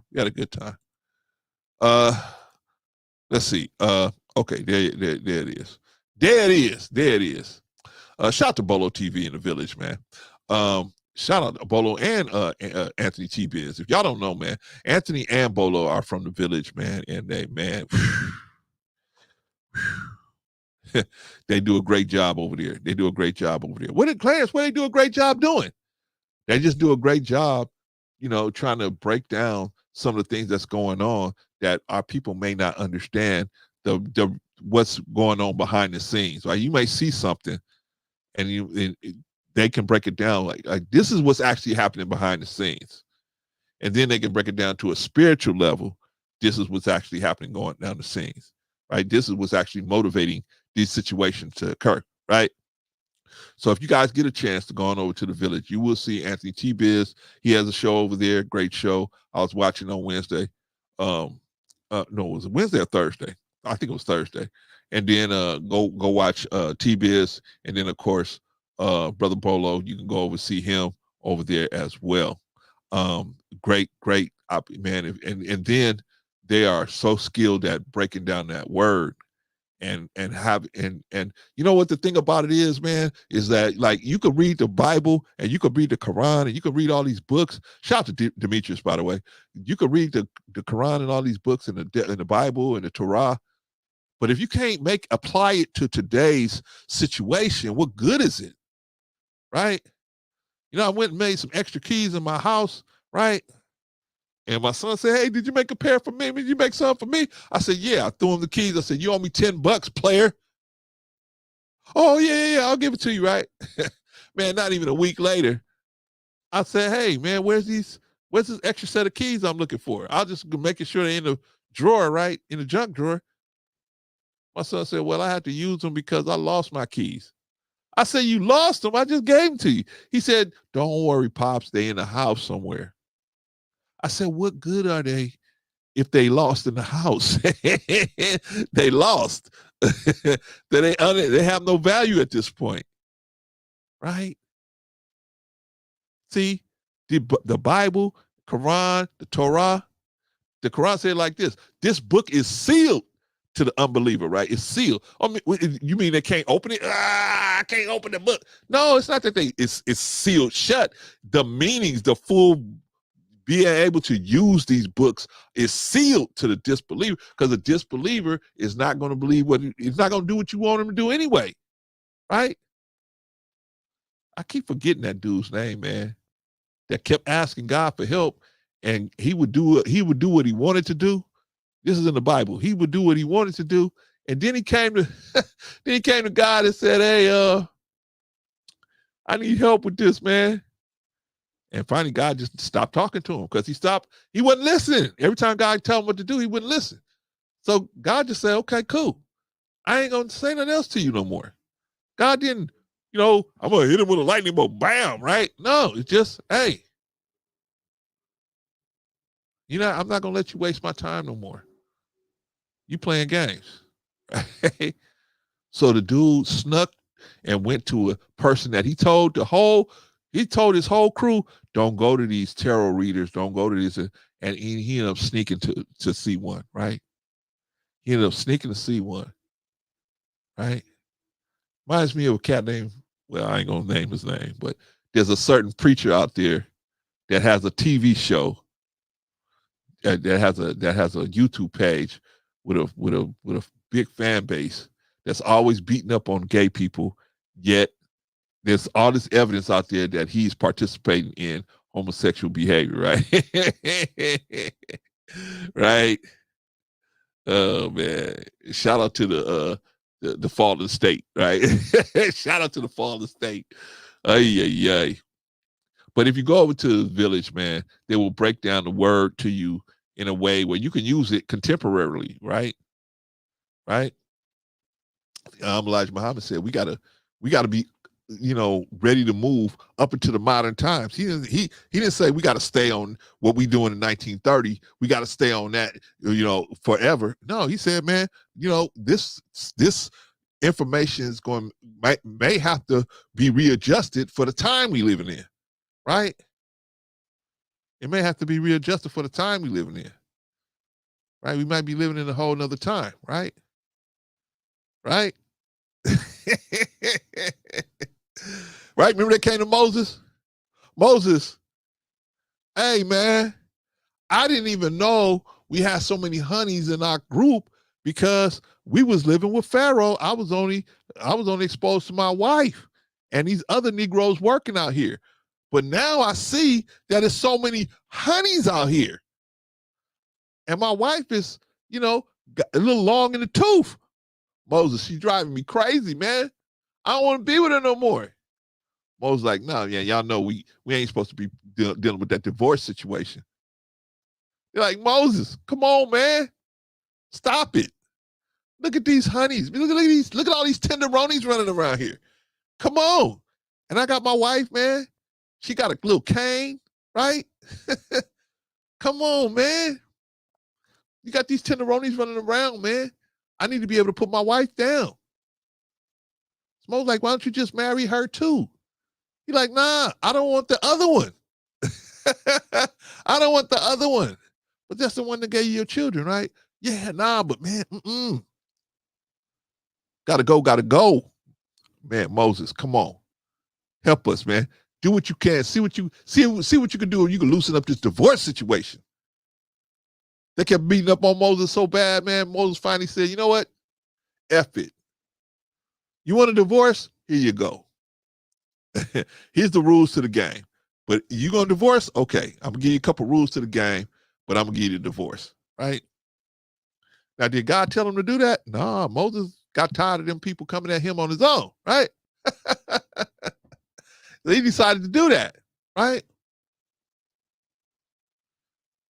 So we got to know, man, when we out of pocket, man. That's why I like going over to the village and listening to them, Anthony T. Biz, Bolo, Lyric, Scorched, all them other guys, all them guys over there. They can break down that word to you, man. They can break down that word to you and have it applicable to today's situation, as opposed to, it's just a hard line. This is just what it is. Just what it is. Some things God is a hard liner on, right? Ain't no pulling no punches on that. But some things, man, have to evolve with the time, right? And how we gonna handle this situation, right? But righteousness is a straight line that starts in the beginning of the worlds, the heavens, the universe. Righteousness is a straight line. And God try to keep us as close to that line as possible for us to have ease. Even though that line, sometimes you got to go uphill on that line, right? Sometimes that line is tough to stay on, but it's easier, man, if you have some people that can break some information down to you, man, where you can use it and be successful. You can use it, Now, I don't know about Bolo and Anthony, right? I don't know if they're telling you, I'm going to make y'all rich. I don't know if they're going to do that. I reckon just give y'all money to me and I'm going to make you rich. I don't know if they're doing that. I don't think they are. But what I do know what they will do is definitely break the word down to you so that you can get something out of it. And when I say success, I ain't necessarily talking about you got money in your pockets. I'm telling you got the something better than money in your pockets. You got the God you know how to use your God. That's what this brother said. This brother's crazy, man. Brother said he wanted a watch yesterday, man. We got to give Bolo a watch. Now, I know, y'all. So this is what we going to do, right? We're going to order one of them $2 watches from China, right? Them little plastic watches. Let's get him one of them plastic watches, right? And the brother kept saying yesterday, I want my Movado watch. This brother just kidding, man. This brother, man, he do so much, man, and I'm sure Anthony and Lyric the same. They do so much. They have no expectation of nothing coming their way. It's not I'm doing this for this reason. It's other than the fact that they believe this is what God have them here to do. Right. So he just kidding. But I still think we should get him one of those little plastic watches, man. You know what they say? If it made in China, right? Stop working about after the 5th day. Is this stop working? No, man, those my brothers, man. I love them, man. All right, y'all. Let's get back to work, man. Let me. I think I gave the the village a lot of flowers, and I always will, man. But I gotta finish this work, man. I gotta finish this work. All right, y'all. So what we talking about? We talking about black boys. Well, actually, we talking about black children, but right now we talking about black boys and how they get done. A pen gets put in their head, right? A pen gets put in their head. What does a pen in their head mean? That means that you putting a pen in their head, that's gonna kill them. It's gonna kill a drive. It's gonna kill they don't know how to drive no more, right? Because, and I'm not beating up on feminism. I'm not. I'm just saying that most of the female teachers in there are students of feminism and practicing students of feminism. And they see things in a different way. They don't see things as we need to encourage, we need to stop the bad behavior in young black boys, but encourage them to get a better thinking, a better way. And instead of doing that, they just say, hey, we just gonna put a pin in them. Bam. So anytime they see a woman, they should, fold up, right? I was listening to a commercial the other day, right, where this kid was talking about, they was congratulating this kid on winning a soccer match, right? His sister, his dad, and his mom, right? And then the sister said, hey, we should go somewhere for tacos, right? And then the brother said, yeah, man, they got good tacos out there in East LA. And so then the sister and the father was like, yeah, those are some good tacos, right? So then the mother, this is on a radio commercial. So then the mother says, I thought I made the best tacos, right? Instant fear goes into everybody, right? Even the husband's like, yeah, honey, you make the best tacos, right? What is that teaching us? What is that teaching the young women? Your husband should be in fear of you. That should be the way you should be in. Pagoda said feminism. Feminism ain't all bad, Pagoda. It's just bad, has bad points. And if you let it go too far, that's when it's going to be a problem, right? That's the part. And it's gone too far. In America, it's gone too far, right? So yeah, it's the problem with our young men going up against feminism is they're outgunned. You send our 5, 6, and 7-year-old young men up against a grown woman who has feminism behind them, plus the knowledge of everything, the knowledge of all the knowledge of the subject that you're teaching. She can wear rings around you. She can run rings around this young man and make him feel bad for having what's the word I want to use? A masculine episode. Because our young men have these masculine episodes, right? Young black men, their testes usually drop early. So they start getting these blasts of testosterone and they start wanting to express this masculinity, and sometimes they're in the classroom, right? When they're at home with their mama, right? They're at home with their mama might let them express like that. But now they're in the classroom with a lady they don't even know, but a lady that don't even care nothing about them. That'll just shoot them down. Pow! Put a pin in their head. Now you kill a drive to learn. You kill a drive to socialize. You kill a drive to what's the word I want to use? To ask a question and be wrong. They don't want to be wrong. See, when you do that to them, you make them vulnerable to humiliation, right? That humiliation that you put out there on them, that they don't want to be vulnerable to that no more. So what do? They just stop coming.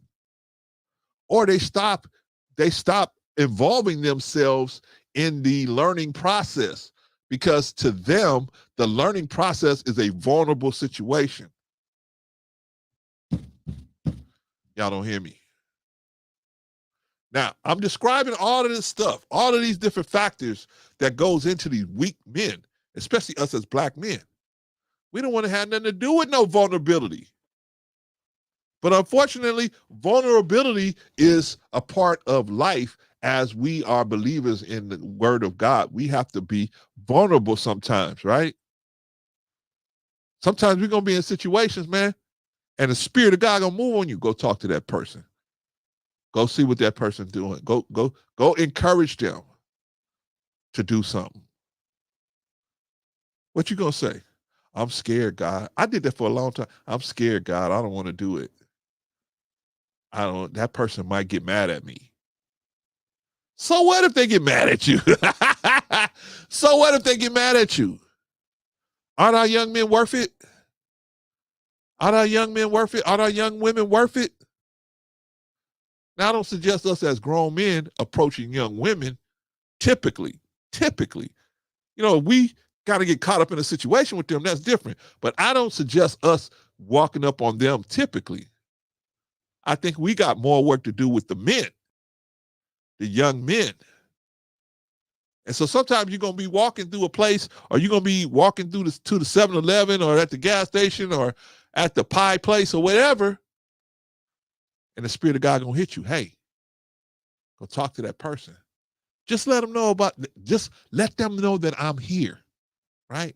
That's what God said. Just let them know that I'm here. You ain't got to, I'm not looking for you to drag them to the church or drag them to the mosque or drag them to the temple. No. Just let them know that I'm here. I'm here. And they can call on me if they want to. That's all you got to do, Clarence. The rest is up to him and me. The rest is up to him and me. But your part in this, you just go and tell them I'm here. Sometimes you're going to get that feeling, right? And then sometimes you don't get that feeling. Sometimes you get the feeling, nah, this ain't the time to go. Something ain't right out here. So I'm going to just, right?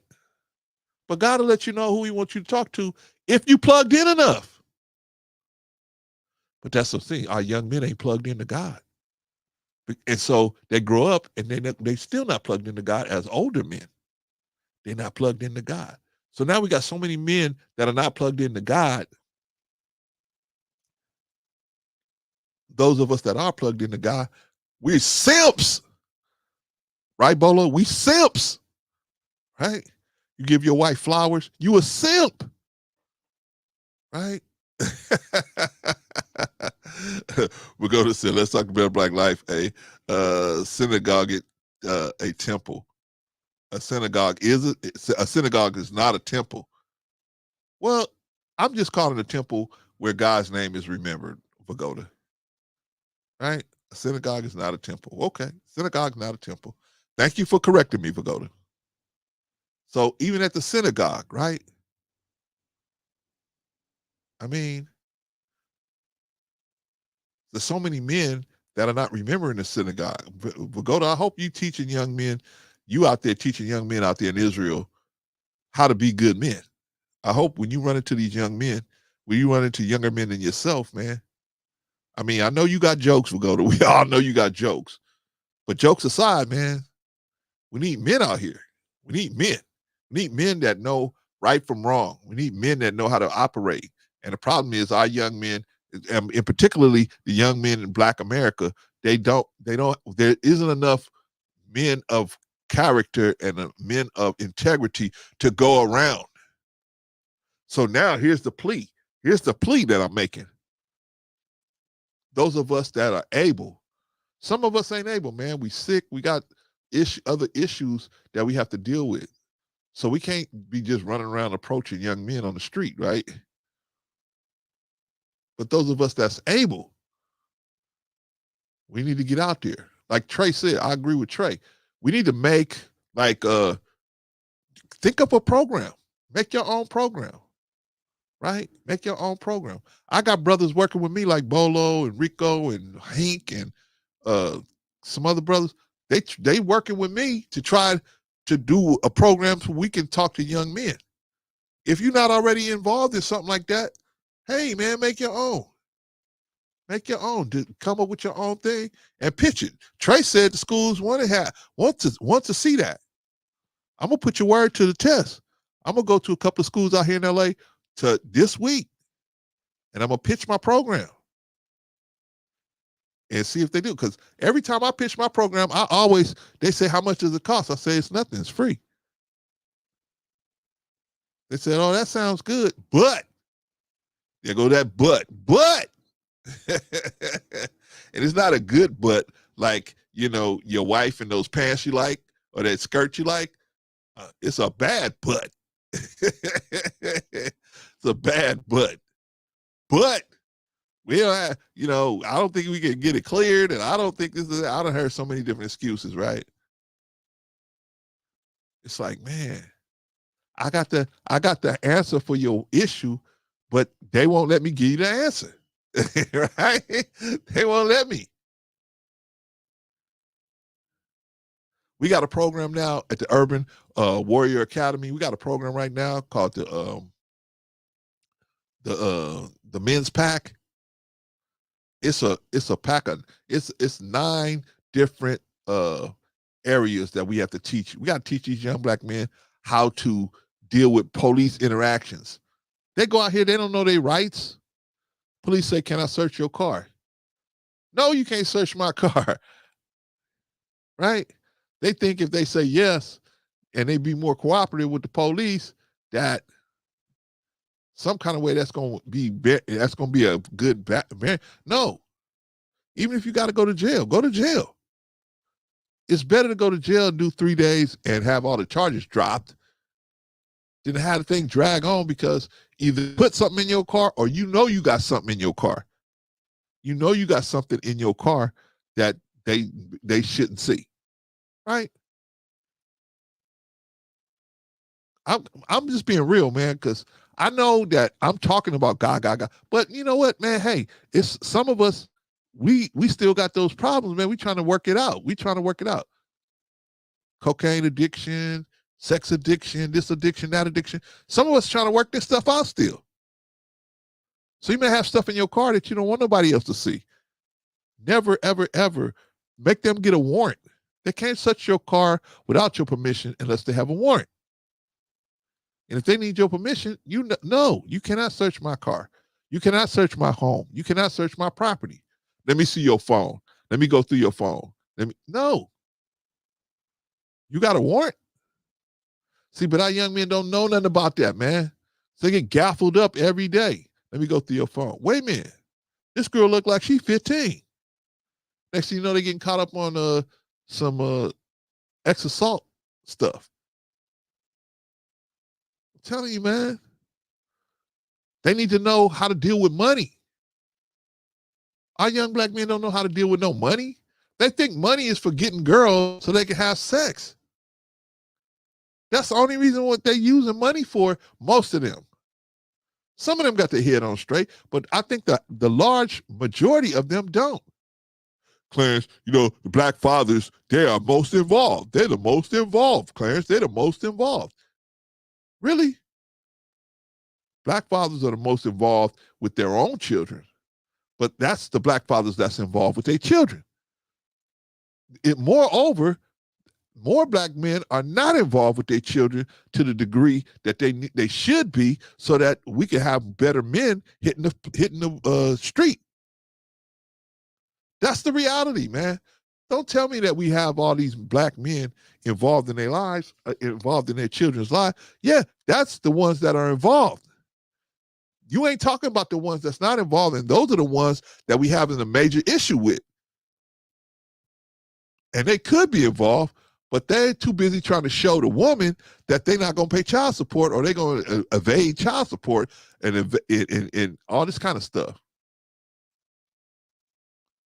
Stupid. Yo, man, we gotta get involved in the young black men. What does that look like? I don't know. What does that look like for you? We started something. We started an organization to try to do that, to try to help mitigate these things. Who knows? Maybe people will copy what we're doing, but right now we got a good program. right? You got to teach them about money, teach them about relationships. Some of our young black men, they don't know how to end a relationship. They don't know how to get out of no relationship. Girl tell, you know what? This ain't working, Clarence. I don't want to be, what? And I go and murk the girl, murk the kids, and murk myself. A lot of our men are doing this. Why? Why? Why? Because they have never been taught that, you know, sometime as a man, you know, in martial arts, especially in jiu-jitsu, there's a saying. Sometimes you have to take a hit to get where you want to get to, right? Sometimes you might have to take a blast to the jaw to get in position to do what you want to do, right? You might have to take one across the dome. You might have to take one in the stomach. You might have to take a kick to the legs to get where you're trying to get to, right? Position yourself to be able to take control of the situation. Nobody tells our young men, man, you might have to take one. You might have to take one for the team to get where you're trying to go. What does that look like? That means that maybe sometimes, you know, you may have to deal with some things that you wasn't expecting to get to where you want to go. There's a price always to be paid for what you want. You can't just ask God for something and expect that it's just going to fall out of the tree, right? In the Quran, they said, this is a prophet. They did like Jesus, right? Because Prophet Muhammad, peace be upon him, he moved like Jesus, man. He was on a camel, dusty camel, right? They said, this is the prophet of God. That's him up there. What? They said, what? Him?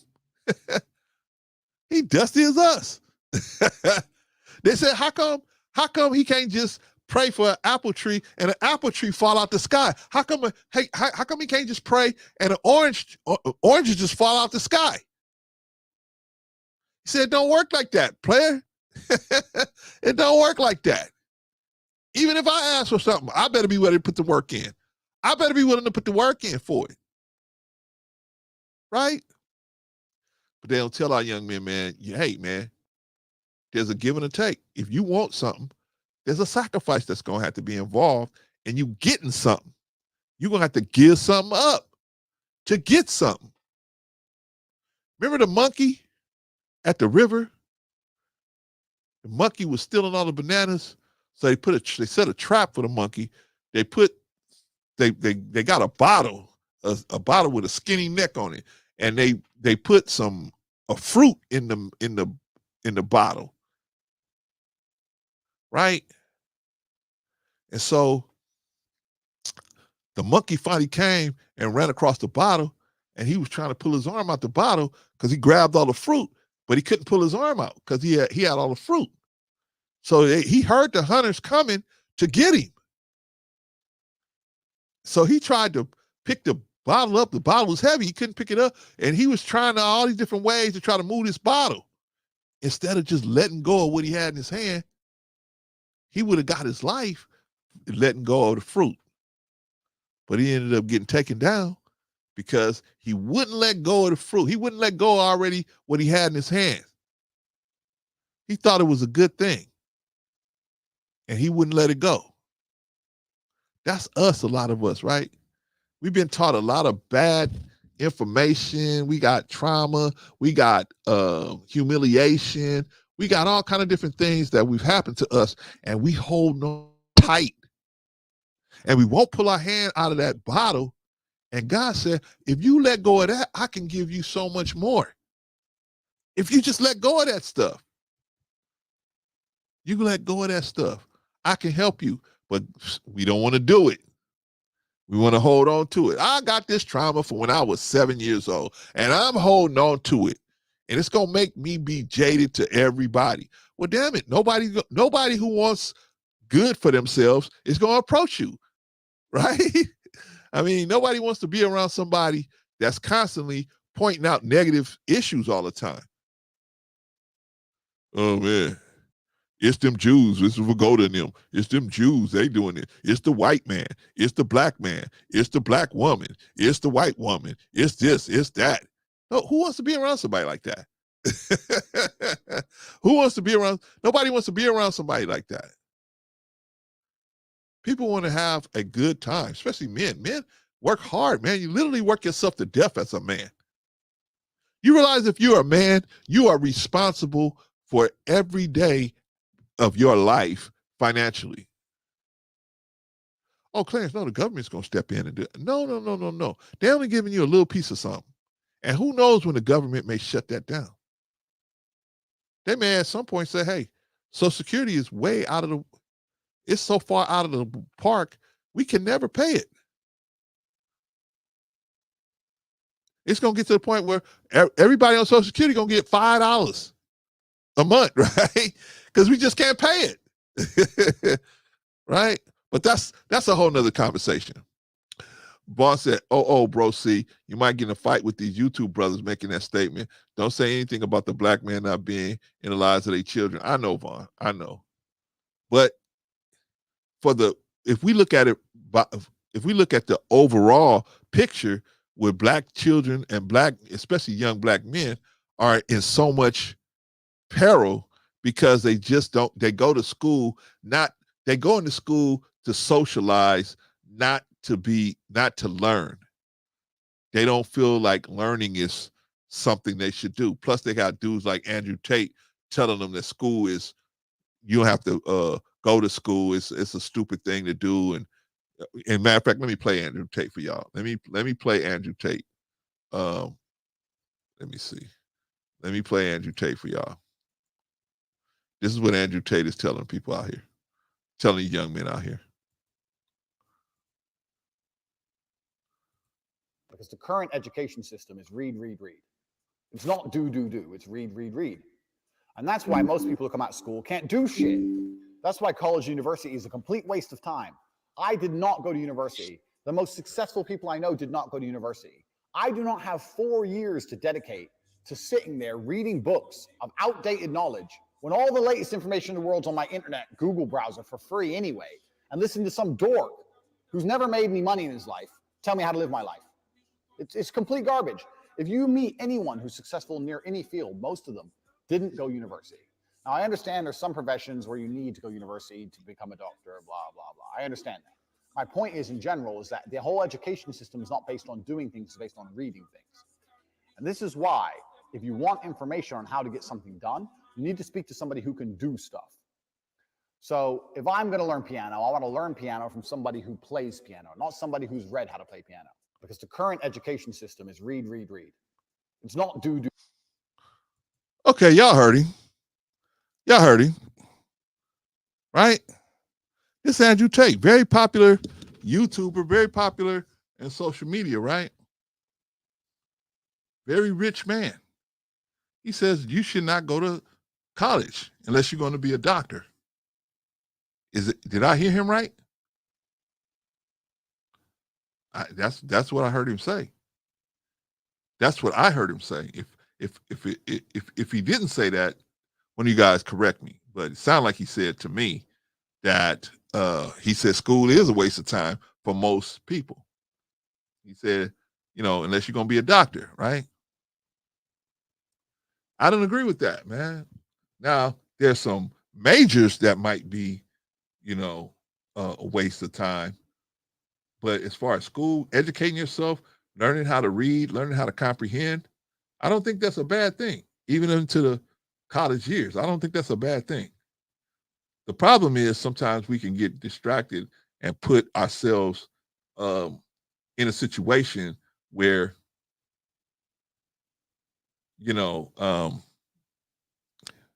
we could follow a love of ours. And it's okay to follow a love of yours. But if you don't know how to monetize it to where you can take care of yourself and feed yourself, feed your family, that's when it's going to be a problem. Because in today's world, you don't have what they call patrons no more, where a person will back you and pay you a salary to just make art or to just do this or that. We don't have that anymore. They call them people sugar daddies now. They're difficult to get. But these are the lessons that our young men are receiving. is that, oh, okay, you know, school is a waste of time. School is not a waste of time. It's like any other endeavor. You have to fight to get out of it what you want out of it. Our young men ain't learning that in grade school, especially in grade school. It becomes a hostile environment for them.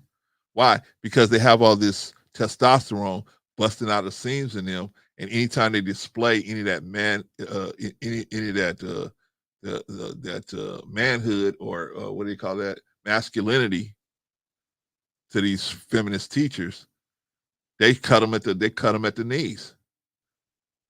They humiliate them, and they think that humiliating them will put them back in the dominant position in the classroom.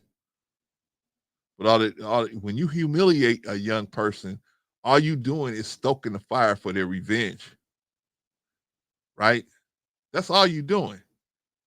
And at some point, they're gonna take that revenge out on somebody. If it ain't you, who like the video we saw, where the young man slapped the teacher. You think he was that upset with that particular teacher? She represented the situation that he's in, where he has been humiliated over and over again in the classroom, and he decided to strike back. Because our young men think, oh, if I let people think I'm something, then I'm something. That's good. Why not be that something? That always kills me, man, when people say, you know what, I'm gonna make people think, I'm gonna fake it till I make it. Why? Why? The only place that makes sense is a fake place like Hollywood. That makes sense in Hollywood because they all fake. All of them fake. Them people ain't who you think they are. They come on the TV. Hi, oh yeah, my family's great. Everything's great. Yeah, I don't have no problems. Right? They lying and they fake. So fakers coming together, that makes sense. But when you're dealing with real people, what do I care what you think about me? I don't care.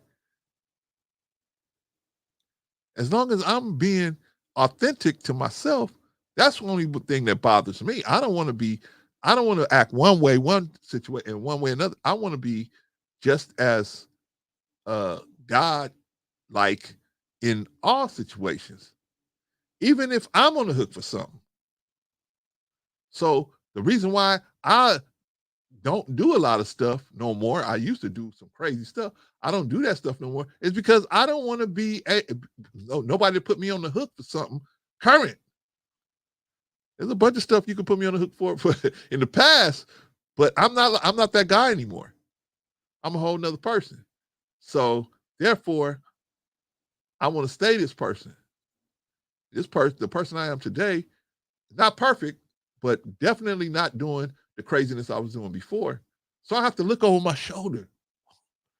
I don't have to worry about if somebody come to get me or because someone look me up, or if I get into a altercation with somebody, is the fact that I know that I was wrong or hold me back from, really putting a whipping on somebody.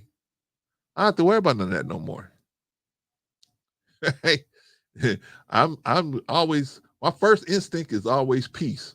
Is always to make sure that I try to avoid any kind of physical confrontation.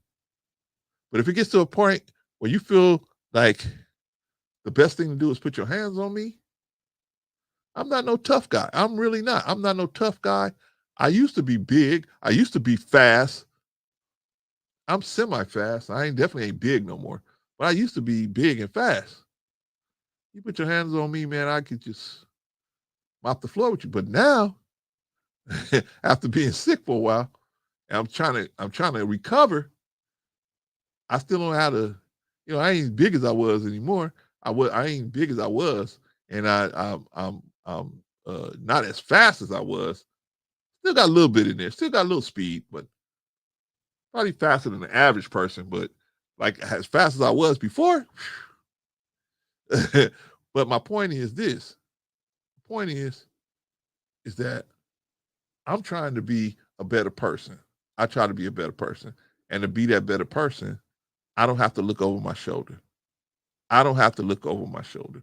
I can go and do things and I don't have to worry because I know the spirit in which I'm doing it is the right. Right. Well, I used to be like mostly do that, but I had these moments where I would just lose my religion, lose everything, and just my lower desire said, "Hey, Clarence, go get involved in that. Go to this place." Places like now today, I would never even darken. I wouldn't even darken the door, but that's what I was dealing with back in those days. All right, y'all. We 2 hours in. Let's wrap up. Okay, let's get wrapped up because I want to start wrapping up. Okay, so what are we talking about today? We talking about young black men. We talking about how young black men are getting treated by the school system, by the U.S. school system. I told you guys that Ronald Reagan took so much money out of the school budget, right? Not only did he take it out of the budget, we used to have shows like Electric Company, Sesame Street. Sesame Street's still out there. We had the Electric Company. We had Vila Allegra. We had 321 Contact. What else do we have? We had so many different. We had the shows that we had Wordsmith, right? Where dude break down the words, right? We had Wordsmith. We had Davy and Goliath. We had so many different shows to try to teach kids how to do the right thing in lots of different situations, right? Not no more, player. Not no more, player. The bad guy is the hero now, right? Used to be we had shows that was clear cut, right? The Super Friends, right? We had shows that told us who the heroes were. We knew who the hero was. The Fantastic Four, right? Space Ghost. Shout out to Bolo. Space Ghost, right? We used to have shows you could clearly see who was on the right side, who was on the wrong side. Now it's all mixed up. You got a show like Ghost. This dude he's the hero, but he's the drug dealer. How does that work? What is that? How does that work? Right? That's the Pablo Escobar phenomenon, right? This dude blowing up little kids in buses, and the people still like, nah, he's a good man. Right? The people that silliness reminds me of the no switching, the no snitching philosophy in the black community, right? This man just put a bullet through a 2-year-old girl's heart, but I ain't gonna snitch. I ain't no snitch. What? You know who put the bullet through this baby's heart, and you ain't gonna tell? When we find him, we gonna get him, and then we gonna come back for you. And we gonna make it so you gonna wish you had never been born. We gonna make it so you wish you had never been born. You mean you knew? You know who it is that put that bullet through that baby's heart? Just standing out there riding their little bike, and this dude put out a gun trying to shoot somebody else and kill this little baby? I ain't no snitch. Man. But in the black community, man, we got all that stupidness going around, right? We got so many different stuff that we protect the criminals, and then we complain about the criminal behavior. Right? We complain about it, but then we don't do nothing to protect. And then if you do say something, and you do say something, sometimes the police ain't there to protect you and you get clipped. I can understand all of these different perspectives, but ain't nothing gonna change if we don't communicate to each other. We don't reach out for each other. We're gonna have to look out for each other, man, because the American government is not gonna look out for us. Period. And if you're waiting on that, it's not gonna happen. Young black men are out there, they fodder. And those of us that are believers in God, man, we're gonna have to reach out to them. Some of y'all don't believe like we believe. Okay, that's cool. it ain't your responsibility. But a person like me, a person like Bolo, we ain't got no choice, man. We can't walk away from this job. We can't. Sometimes, man, me and this brother got to just get on the phone and just encourage each other, man. Because we see so much craziness out here. But we have to do it. That's why you got to watch who your friends are, man. Watch who your friends are. Because if your friends are not encouraging you to help you do God's work, might have a problem. Might have a problem. Because it ain't easy, man. It ain't easy. Sometimes I don't feel like talking to people. But that's the Lord hit me with one. Like, go talk to that person, Clarence. I told y'all that one a couple of weeks ago, man. God told me to talk to this person. And the person approached me, man. And I was like, man, get away from me. I don't want to talk to you right now. I literally gave him that kind of energy. I didn't say that to him. I didn't disrespect him that bad. But I said to him, basically, I ain't got time right now, man. And I just kind of blew him away, right? He asked me for $2. He asked me for $1. Man, I didn't even make it to the car. God was on my head. Oh, Clarence. Okay. So you can say you believe in me when everything is cool, when you feeling good. I wasn't feeling that good that morning, right? He said, so you with me when you feeling good. When you're not feeling good, then my words don't mean nothing. And I felt so convicted, man. I was like, wait, no, God, that's not the situation. Let me go back. So I had told the dude, no, I can't help you this morning. And by the time I turned around, by the time I got to the car, I was like, hey, man, let me get $2. Give him $2. He asked me for $1. Let me give him $2. Gave him $2. Told him, hey, look, man, it's a catch with this money. You got to give me a minute to tell you about the Lord, right? Sometimes that's how we go. We have to pay to sneak up on our people. We have to pay to sneak up on our people, man. I had a brother that I was taking to the mosque for about 8 or 9 months. The brother said, but Clarence, I don't want to go to the mosque because, I'll be hungry. By the time y'all get out, I'll be hungry. I had to buy this dude Kentucky Fried Chicken every time I went. Every Monday we went to FOI class. I had to buy this dude for almost a year.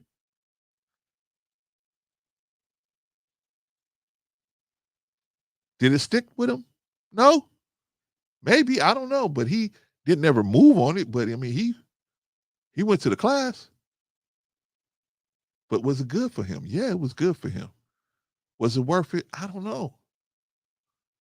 What's the little $7, $8 that I bought him a chicken dinner for? What was that?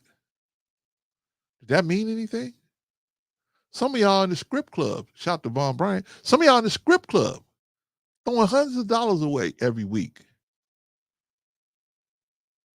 And then there's a brother standing in the liquor store. Some of y'all go to the liquor store. So the brother's friend standing in front of the liquor store saying, can I have $2? You're like, man, I can't help you. Right? Vaughn will come up here and get me. What's up, big brother Vaughn?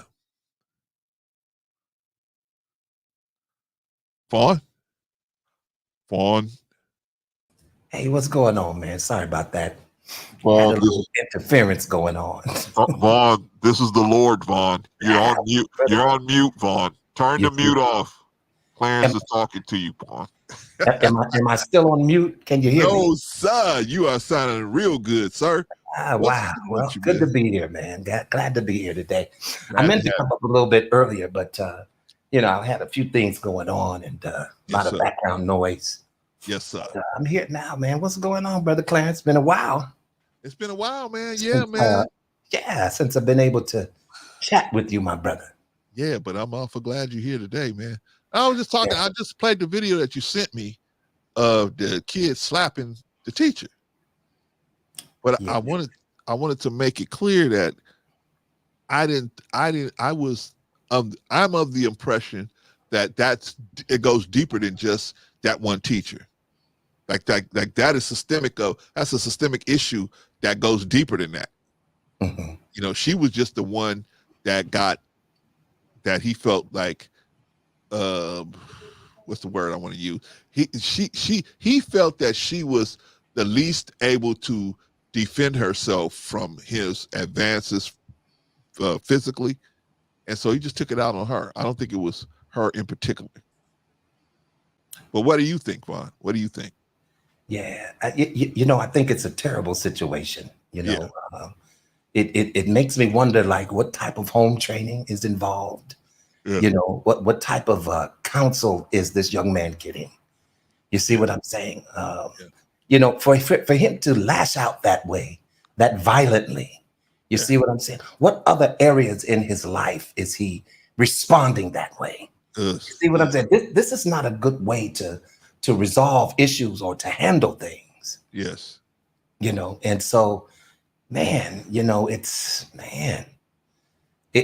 doesn't look good. It's not a good look at all. Yeah.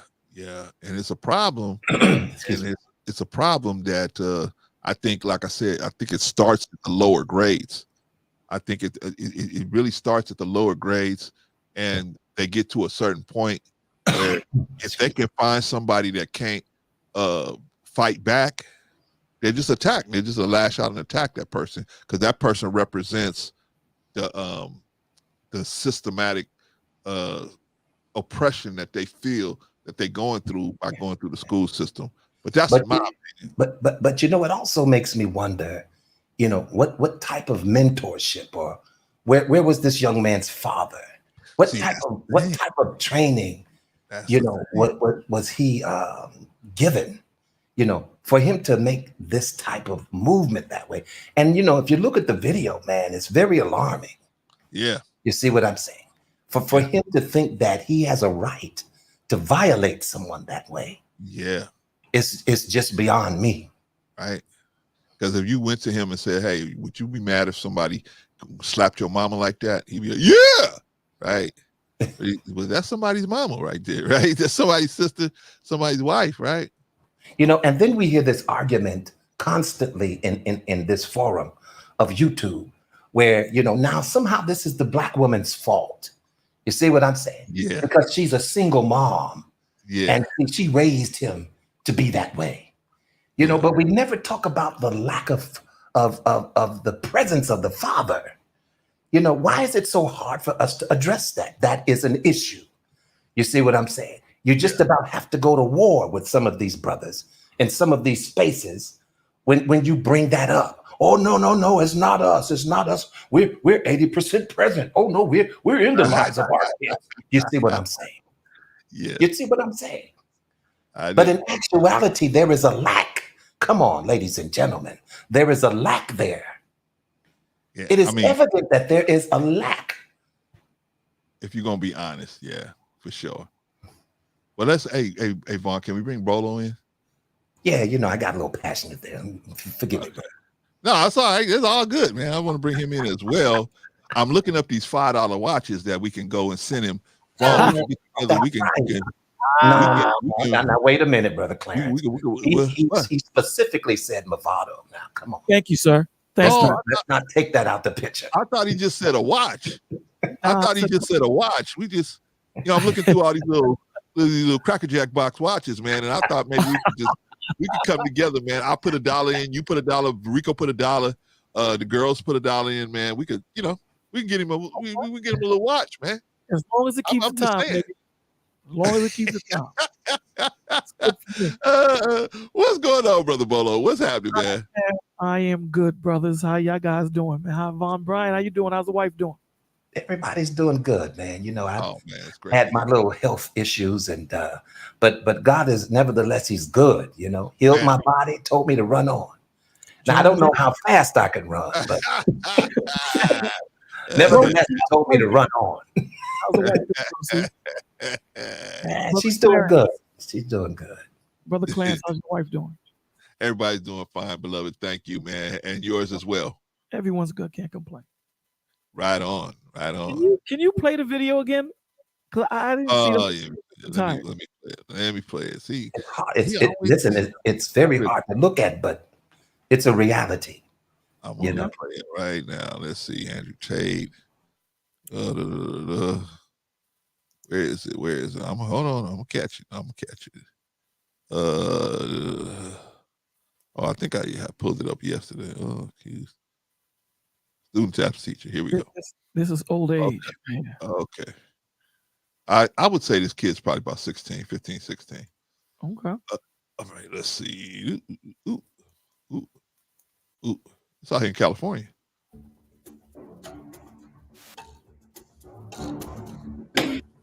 Damn. Damn.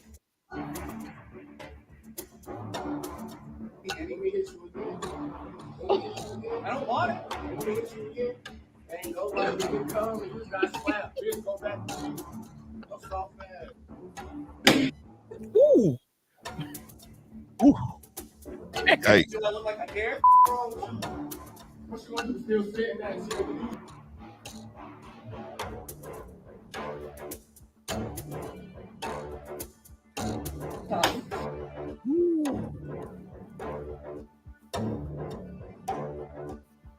Dan, you know what? I hate to say it, man, but that didn't look like that lady's first time catching one. I mean, she stood there flat-footed I and mean, I'm saying, bro. handled the slap a bit, right? Man, bro. Man, I want to ask a stupid question, and forgive me for asking this question, but I'm gonna ask it. Forgive me. Is that a woman that he's slapping? Yeah, that is a It is? woman. That is a woman. You sure? That is a woman. Okay. That is a woman. Okay. Well, put it like this. not I'm that as they- sure as I can be without meeting her. Okay.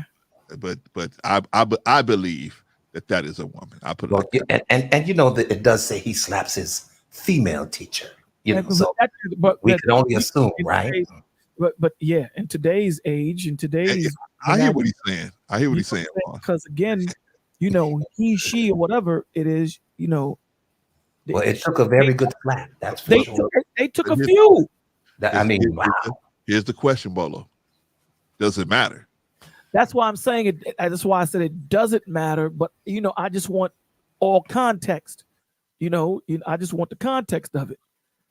You know what I'm saying? But Hey, Bolo, Yeah. I don't have T-Biz's email. Can you send him the link? yes, Okay. Well, a lot of people would argue and say, well, they show these videos to put our young black men in a bad light. And there you go. And you all are, it seems like you all are, promoting this. Come on now. It's evident that this brother is out of control. Okay, see, but here's the thing, Vaughn. And now wait, hold on. Am I to say that this is the majority of us, our young black men doing this? I would say no. I wouldn't say, and I asked the question earlier, do you think it's an isolated incident? Or is this something that has happened periodically, with our young black men in the classroom? And Brother Clarence, I believe you answered, you said, no, you think it's pretty rare, right? Yes. Yeah. The thing when you look at this, right, we kind of touched this yesterday, Brosi, in the conversation that we were having. A lot of these cats are in their feelings, right?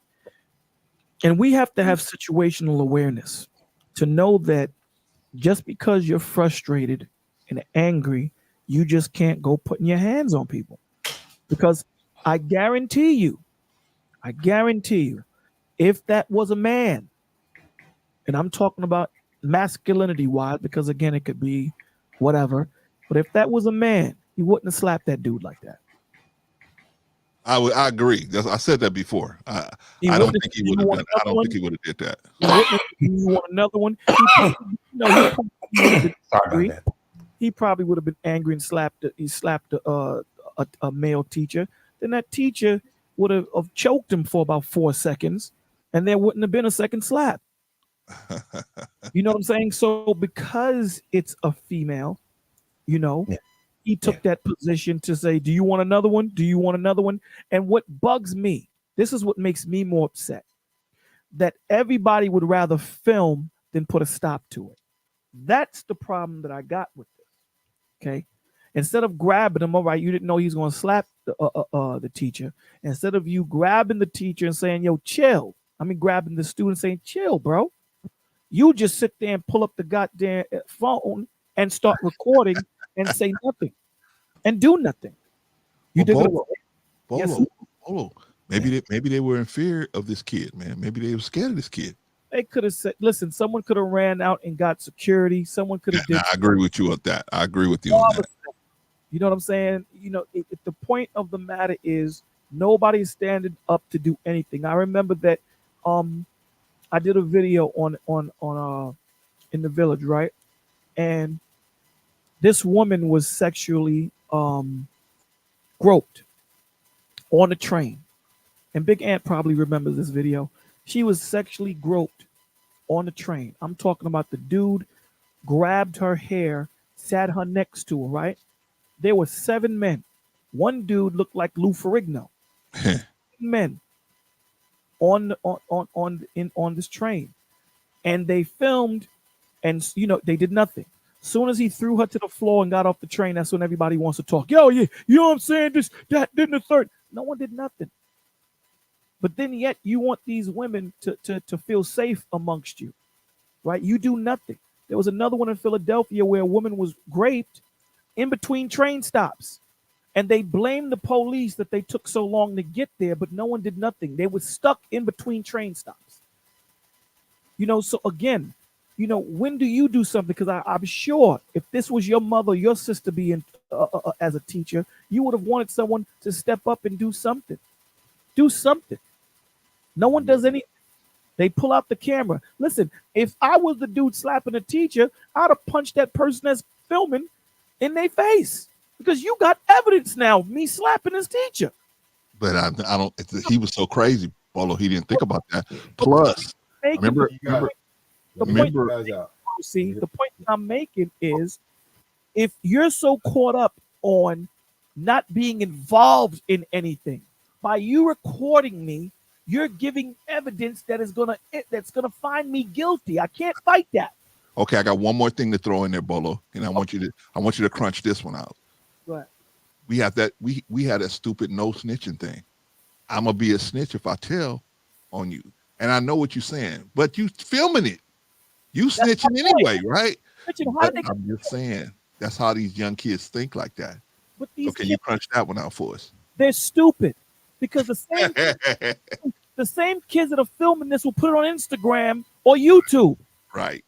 So you know what I'm saying? But they didn't talk to the cops though. Right. That's what I'm saying, TV. That's what I'm saying. It's gonna make it to the police. It's gonna make it to the cops. The point of the matter is, we talk in the Black community, in the Hispanic community, that that we're portrayed as animals. But when you see certain things happen, you say that's animalistic tendencies, bro. You're quick to want to fight the police. You're quick to want to do all of this stuff. But in your own damn neighborhoods, things are happening and no one is saying anything. Yeah. When a white man do it, you want the world to burn down. But we do it every day. Yeah. True. But here's the thing you have to take into consideration too. Yeah. This is from someone who has worked in the public school system once upon a time. They took away the ability to have accountability. This is what happens. There is no consequence for what that guy just did. He'll be Agreed. He will be sent to some type of. He will not get expelled because that's money that doesn't go into the school district pocket if he's not on campus. So he'll be moved to at most and I put it in air quotes, in school suspension. And he'll be there for about a week. He'll be there for about 2 weeks. And he'll sleep in the class. And he'll do whatever he wants to do in the class and everything else. And there will be no accountability in that class. So the fact that he can do, I noticed something when I was in during that time I was there. And this was nigh near 2024. So this was about, I would say probably close to about,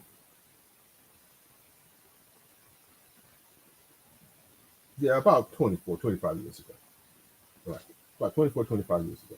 It just happened. Probably closer to 26. But one of the things I noticed at that time was that the kids who were in 5th and 6th grade had figured out that there was no consequence for their actions. They had figured it out. That if I do X, Y, and Z, nothing's going to happen to me. When we were going to school, we would get licked. That's what we would get. And then you would get suspension. Depending on what you did, you would get in-school suspension for however long.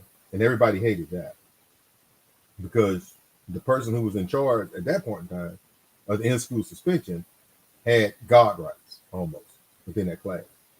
So you screw up, then it either got extended or you got licks and everything else in the class. So you weren't going to run around and do stupid stuff while you were in the class. And the deal is, it was normally a dude that was in charge of the class. Holy smokes! It was a coach or somebody else. Well, the coach is already pissed that he has to be in this class for knucklehead. So if you tried to raise up to a coach, I remember one kid getting knocked flat out. Damn. I remember that. Right. It went all over the school real fast. And so you have that going on with that. But nowadays, there's really no men in education.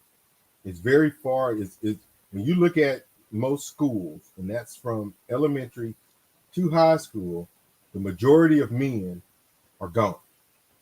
We're talking about, at most, outside of coaches that are forced to teach specific classes inside the school, the school district itself, complete with even administrative folks, right? It is about 97% women. Agreed.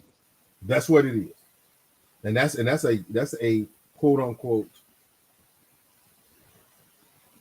a minimum number. Because there are some cases in some schools it's 99% women. Right. So there is no threat. So you're talking about kids or young adults in this case who are pretty much allowed to do almost whatever they want at home, who have learned early on that there's no consequence for their action. There was and like I said, when I was in the district that I was working at, what happened was 2 guys raped a young girl in the high school. High school bathroom. Raped her. Right. Oh, man. I think you should use the word grape and not, Yeah, you're right. You're right, Bago. My bad. Yeah, and he always says that to me, so it's my time to say it to some other people. Right. You're right. I get Like Clarence says, I needed to help to tell people stuff, right, Clarence? Yeah, definitely. I appreciate it. Normally I don't. Normally Good I don't point. say it, but you are correct. But what winds up happening is that happens in one of the bathrooms on one of the far sides of the school. This happens, right? The thing is that they didn't do anything to the student. One reason is because they threatened the girl that if she said anything, they were going to get her again. The second thing was they said, we can't prove it. There was no proof. Even though there was proof that during that time they were not in class. You see where I'm going with this, right? Mm-hmm. Even though it's proof that it showed them walking, they had them on camera walking down that same hallway, the 2 guys. But they had no proof of the act, so they pretty much got away with it. Now, some quote unquote, later on, there was some vigilante justice that happened. But that's another story into itself. However, this is what you have with the school district. Because they took away the consequences for bad action based on what you have today that comes down from the U.S. Department of Education It's why kids don't fail anymore. You would not have, you would really and truly, you really wouldn't have a lot of problems that you have if kids were failing.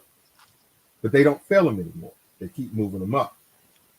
No Child Left Behind that went through, right? Okay. When they passed the No Child Left Behind, it was the final straw, the final nail in the coffin for the U.S. education department. It really was. Because they had already taken the teeth away because you couldn't do corporal punishment in class. They took that away. They said it wasn't beneficial, this, that, and the third, everything else. So they took that away. So there's no corporal punishment. And now, how do you police bad behavior? Well, you lock them away into the ISS room or whatever else. You can't suspend them, because if you suspend them every day that they are not on campus was a day that you didn't get money for that kid. That didn't used to be the case. I can ask something very quickly. If Sure. that kid, how old is he? That kid there was probably about 17. Yeah, definitely. 17. Okay. You know, if he acts like this, then he definitely aren't going to get into university. So that's one. Yeah. And second, you should put him in some kind of juvie or, maybe some prison for young adults. Prison. If he's not prison, how you say it? Some place like a juvie. Oh, like a camp. Yeah, something that he will get. People will make him behave like a person, not like some kind of a sicko. Yeah, but you got to remember, they don't report that. Who is they? It's the teachers, the principals. They will not report that to the police. the teacher will not respond after he smack. You know what he does? He didn't smack her. He literally, from what it seems like, he literally punched her in the face. Yes. No way that she will not tell about it, and that kid is California. I heard even if she was to report it, it would go through this little litany of investigation type things to the point where nothing will happen. Because he's a misunderstood child. They still look at him in the eyes of California. Excuse me, but fuck the child, for God's sake. I feel you. I hear what you're saying. Easy for go. Easy for go. Sorry. No, but he should be suspended first of all for They will not. They will doing not do this. that. Yeah, that's what I'm trying to tell you, gentlemen. There's a terrible echo. I don't know if anybody else hears. I think that's on Vagoda's end. Yeah. I think Vagoda's listening and has the stream active. Now you hear the echo? Yeah, it's gone. No. It's still there. All right. Is it still there? Well, while Vagoda's getting this thing together, let's get Trey into the conversation. Trey. Trey. What's up, fellas? How you doing, bro? What's up, y'all? Hey, what's going on, man? Got something? Okay? I think so. Say something again, Vagoda. Yeah, it's better now. It's better. 1, 2, 1. Yeah, it's good now. It's good. You're good. What's up, Trey? How you doing, fellas? What's going on, Trey? What's up, brother, man? I hope everybody having a nice, beautiful Sunday, man, like I am.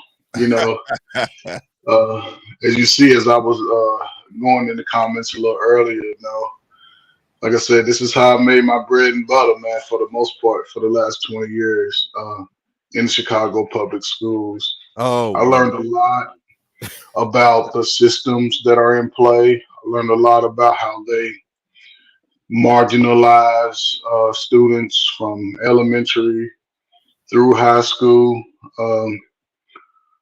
One of the biggest things is that they understand a lot of the situations, because when a student goes to a school and he may have had a little trouble or some issues the prior year or at his previous school, all teachers that will be teaching at student in whatever subject are required to read whatever reports on the student.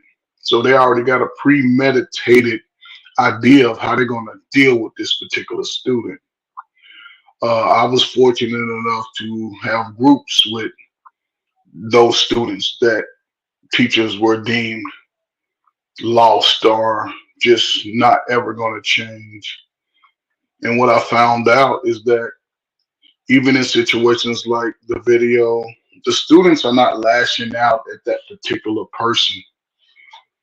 They're lashing out of things that happened prior to that. Agreed. But unfortunately, in the school, the teachers don't have time to assess that and deal with that because they're trying to get information out to a whole group of other students, whether they paying attention or not. And this is where the issue comes in at, because if I'm a teacher and I'm required to meet certain metrics throughout the school year, but I'm having to spend hours and hours redirecting students who are really not ready for what the teacher's trying to do, you're going to always run into those problems. And when you don't have teachers like you did, Brother Clarence, when all your teachers look like you, knew your grandmama, went to church with us, saw at the grocery store, this is what we get. This is just a whole ripple effect from busing, from crack, from politics, all of that plays a role in what we see today. Because as I typed in the comments, most of us that went to public schools, a lot of us lived in public housing. Not everybody. A lot of no parents you had parents like me, 2-parent home, didn't qualify for that stuff. But all of my friends, everything I learned was in that area. But the difference was parents understood their role in the community. When we used to have PTA, it'd be mostly women, but they all showed up. When there was an issue dealing with education, regardless if your mama graduated or not, she showed up to make sure you had a better way. Parents were, and this wasn't just parents, because teachers had a little bit more leeway in how to deal with you in the moment. And once they started taking those things out of the hands of parents and teachers, this is the result. You know, this I've seen it too many times. And this is what they used to do in Chicago. Let's just say you start out high school, you're a freshman. You don't do too well. You start jerking off, you ain't doing shit. You're missing days out of school, 10, 15, 20 days. Then you come back your sophomore year, you do the same thing. Come back your junior year. Now, this is when it all starts catching up with you. You're in your third year of high school, you got 8 credits. You're supposed to have 18, but you got 8. So what Chicago would do is they would start looking at students' attendance. If students missed over 10 days, they would disenroll them. So now they're not even on the roster. They would disenroll them, and now it looks like your numbers are better. Because when a student's in school, they tend to fare well. If they have a lot of absences, they do poorly. And they miss out on a lot of those outliers that could connect them to learning as they get older. But this is what they do. So they dismiss them. They disenroll them. So now it looks like our numbers are greater. And a lot of students were placed on Ritalin, a lot of this medication, and they push it to these mothers when the child is early. Unfortunately, when the child turned 15, 16, they stop taking the medication on their own. There's no doctor saying that you can't take the medication. It's just they do it on their own because they understand it's a mood-changing drug. They start smoking weed, they start drinking alcohol, they're not going to take that drug because it's already slowing you down. It's already dumbing you down. They don't learn on the drug. It just puts them in a sedative state. They're not learning shit. So now you stop doing that. I'm falling behind in school. People are starting to shut the doors on you. Wow. Mother can't do nothing with you. You don't have a relationship with your father. The schools are telling you you ain't shit. So they saw you continue. Go ahead, bro. I'm sorry. Are they still prescribing Ritalin for a lot of these children? Are they still prescribing that right now? It's something else. If I Yeah, remember yeah, correctly. yeah. You know, they come out with a new, but Something. the It's process is something the still the same same. vein. Yeah. The process is still the same, and this is what they do. Because I had a son went to the suburb school. This is what they do to the white kids. If the child is having those same, it ain't really behavior. It's just that it's hard for a child 8, Got 6, one 7, called 8 to sit. Adderall. They got one called To Adderall. sit. Yeah, That's it. it's That's it hard. right there. Think about it. When y'all were young, y'all ran outside under that sun fucking all day. You ran outside. You ran around. You built muscles. Easy. These children are not getting that same type of exercise. So now you expect me to go to school. Some of y'all still got adult ADHD. You can't sit still at your desk for 8 hours straight, 7 hours straight, listening to somebody talk when they're not helping you connect the dots. They just talk and expect you to understand it. And this is what you get. We Well, don't, and this is, go ahead. I'm sorry. sorry, no, my bad. But to your point, Trey. But that's kind of the thing they say is ADHD, but it's not. It's really not. Exactly. When you go and look Exactly. into the science of it, so boys by default starts with even before their testosterone kicks in, mainline with puberty and everything else, they still have more testosterone than girls do, by far. Yes. And so Yes. when you look at the way they used to do things, we talked about when I was younger and everything else. You had you would go to your morning class. This is just me in elementary. I would go to a morning class, and then mid-morning, I would they would have a recess break. Yes. where you could go outside, play, run all this off. Because remember, what was your breakfast? Cereal. Your breakfast was Cereal. cereal, A, milk, a, something like that. a sugary donut. Yeah. A sugary donut. Some with Right. sugar. That's what you got. That's what you did in the mornings, because everyone wanted to have the newest cereal. Nobody got up and ate a well-balanced meal. No one got up and ate eggs and bacon. No grandmama breakfast. No, did nobody eat that grandmama breakfast. You went out on cereal. But the deal is you had a sugar rush when you went to school. They recognized that. So what they would do is you would go through one class, your first class, whatever it is, and it would always be almost like the easiest class that you did. And then you went to that class. You might have gone to another class that would be considered an easy class, but it was active, like art or music or something like that. Then you went and took a recess break. Then you went to your first hard class of the day. You went to your first hard class of the day, which would normally be like language arts or math or something like that. And then you would go to lunch. At lunch, they would combine lunch with another recess break where you were pretty much outside the whole time, right? You eat your lunch and everybody was gearing to go outside, play on monkey bars, play basketball, chase each other around, whatever the case may be. That's what happened. And then somewhere in and about after that, you would have your PE classes, followed by, after your lunch, you would have your regular class, then your PE class, and then you would have your last. Most of the time, your last class was one of your hardest classes of the day, which would be English or something like that. And you don't forget, at lunchtime, you ate a little something, and then you went out and played. We were playing basketball. That's what I'm saying. That's what I'm saying. You ate your lunch, but everybody was trying to wolf down their lunch to go outside, because everybody wanted to go outside and do something. Right? Foursquare. Let me ask this question. Let me ask this question real quick, because I remember back in the day, when somebody's got some background noise, but I remember back in the day when if you were to cut up like that young man did, they would send you to a place that we called reform school. And, the one that we had in my area was called Foothill.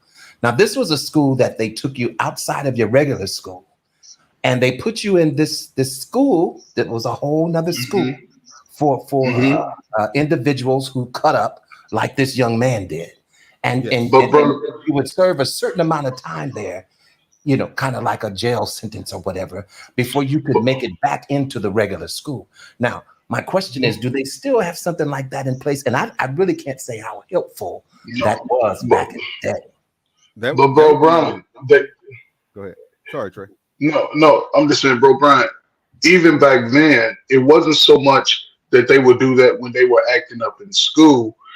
when they acted up in school and had community issues, that's when they would send the guys off to these type of little reform type of schools. It just wasn't in school, because in school, and every, you know what I'm saying, we all live in different parts of the country, Yeah. but just because you acted out a couple of days in school, you got dealt with immediately, because that teacher might have knew your grandmama or knew somebody in your family from church or other community, you know, just being in close proximity. Now, the teachers don't look like the kids, can't relate to the kids, because your first grade teacher had a nephew just like your ass, maybe had a son knowing, so she could call without just saying, okay, you go to the office, you get suspended. And it was a different time. We all talk about how we got paddled. You couldn't get paddled without your parents' consent. They would call home and say they go paddle you. Your mom would be like, oh, get his ass, because I'm going to get him too. So it was a different dynamic. And a lot of parents today, I'm telling you, when I used to be in these schools and I'm listening to these young mothers, the first thing they would always do is like, I don't whip my child. I don't treat my child the way I was treated. And I would always ask, did you graduate? Yeah, I graduated. Did your parents have expectations? Yeah. Did it save you? Well, I've been working since I was 14 and I've been on my own. Yes, because your parents had expectations. And if you don't do it, and I used to be straight up, if you don't do it to your son, you're going to lose your son to the streets, because he's not going to stay 8, 9, and 10. And when his scrotum sac separates from his body about 12, 13, he's going to be a whole nother creature. He's going to be a whole nother monster. So you have to sort of deal with it today. And it's my lesson. And this is the biggest thing that helped me always connect to the worst of the worst students. I never came with them like what they should be doing. I never spoke to them like, you should be this. You know, here's your situation. How can we get this better? What do you do? What do you like to do? What don't you like to do? What makes you mad? And I focus on that. And I challenge him. Since you say you like to do this, bring me something. I'll pay you $2, $3. Bring me your creation that you have. When you angry, write that shit out how you feel. Write your anger down. And I'm telling you, the shit I used to get, it would blow your mind. I used to keep everything. I would display. I used to have all kind of student stuff display. I used to get poems, songs sung to me, mothers crying to me on the phone, because I understood that if I could just find a way for that child to find their creative gene, the creative essence about them, and not say, this is what you should be doing, because everybody's always pointing the finger at them. And once I connect that dot, and I would call mamas, daddies, I don't give a damn. I talked to a few daddies in prison, jail. I'll be like, here, you have them call Mr. Ferguson. And they would call me, and I would put that expectation on them. I would bring the parents in. I would do parent groups, have the parents crying on each other and doing activities to let them see like they're important too in the process. And once the child would understand that the parent is supporting them for real, because the mother, you know, they have a lot on their plate. But I would always ask the parents, give your child to me. You've done a great job, but he needs that transition into a man. And a lot of parents, unfortunately, don't take advantage of that opportunity, because a sister feel like, I can do it all by myself. That shit sound good when he's cute, when he's 4 and 5. But when he's 12 and 13, that motherfucker go from a size 8 to a size 12 shoe. Ain't nothing a woman can do with him. Yeah. Hey, now here's my question. That's what you did back in the day. So my question for you is, what was the payoff? What did you get out of it? Up until 2020, that's when I retired from the school. What I got out of it, and I can tell you, my list went from elementary, 6th grade, all the way through, even outside the high school. I used to spend summers working with convicted felons, 18 to 24, 400 or 500 a summer in Chicago. Okay. What I got out of it is, and this is what I told them that I wanted out of it, that I expected, for them to go out and continue the process of learning who they are, because being a black man is a never ending journey. Right. You have to continue to take those opportunities and step outside of your comfort zone as a man. A lot of black people, even us older people, we don't do shit out of fear. You have to attack your fear and put it behind you. Because if it's always in front of you, you always feel like it's something is stopping. So what I used to do is say, look, you want to make me rich? You go out and you be the best version of you. You continue to grow. You take advantage of the opportunities when they're presented to you, because you're not going to get a lot of them. And then come back, connect with me, and we can talk about the journey. Even if you document it on the way, because I used to talk to them about social media. So you got to be careful what you put out there, because it'll come back. Document that shit. And I'm telling you, it's, man, I don't know, man. I have so many kids that sort of reach out to me. But what I'm Young saying, men now, a lot of my youth, a lot of my professionals, a lot of them are productive. yeah, A lot of them are, Trey, that sounds good. That sounds good. But to get where we trying to go, we got to get more people like you. We got to get more guys like you. So to get guys like you, the average black man is going to say, well, what am I going to get out of? Why should I help some other man's kid? What am I going to get out of it?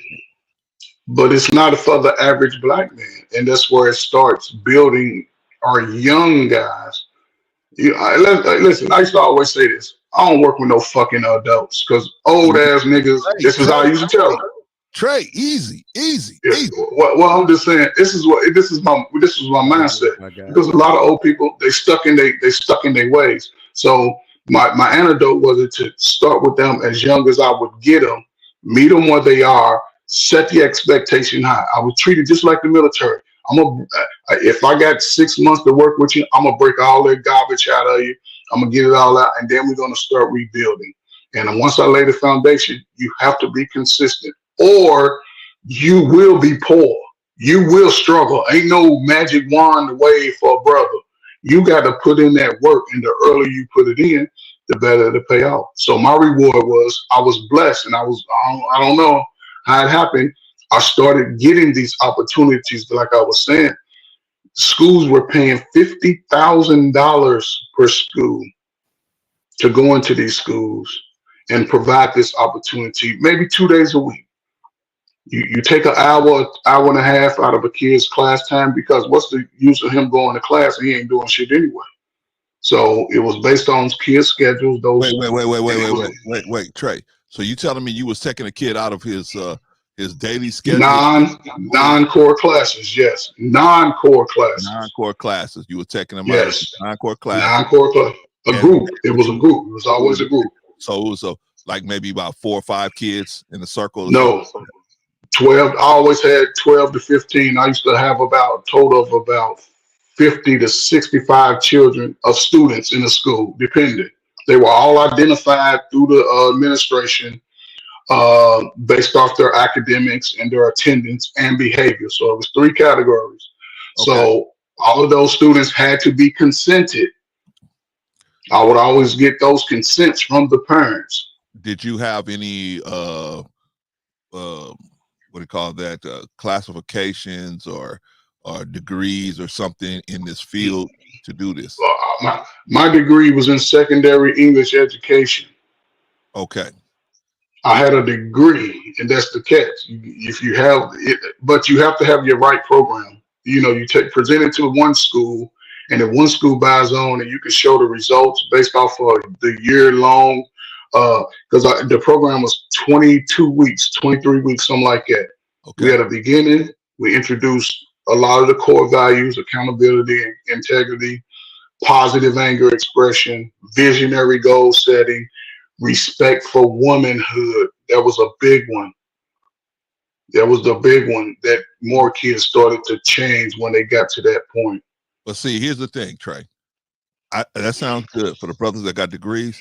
That sounds good.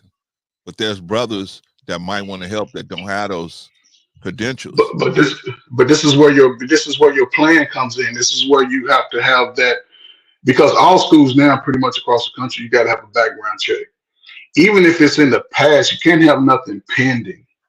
See, that's the thing. And you have to be able to present hard copies to these individuals that's looking at you and saying, this is what I want to do. They want to see it. They want to see how you can, what are you going to be speaking about? What activities that you're going to be doing? Because we can sit in a room and listen to each other talk, but a 14, 15-year-old who don't know if he's going to have a place to stay, don't know where he's going to eat at when he get out of school, they're not listening. So you got to be able to connect with them in their capacity. But you got to write it down, bro, Clarence. You got to write it down. You got to have that. You got to go in that school with your packet together. And let these administrators, and I used to do, and this is where this is why I always got in. I would ask the assistant principal, whoever's in charge, to bring it in community partners.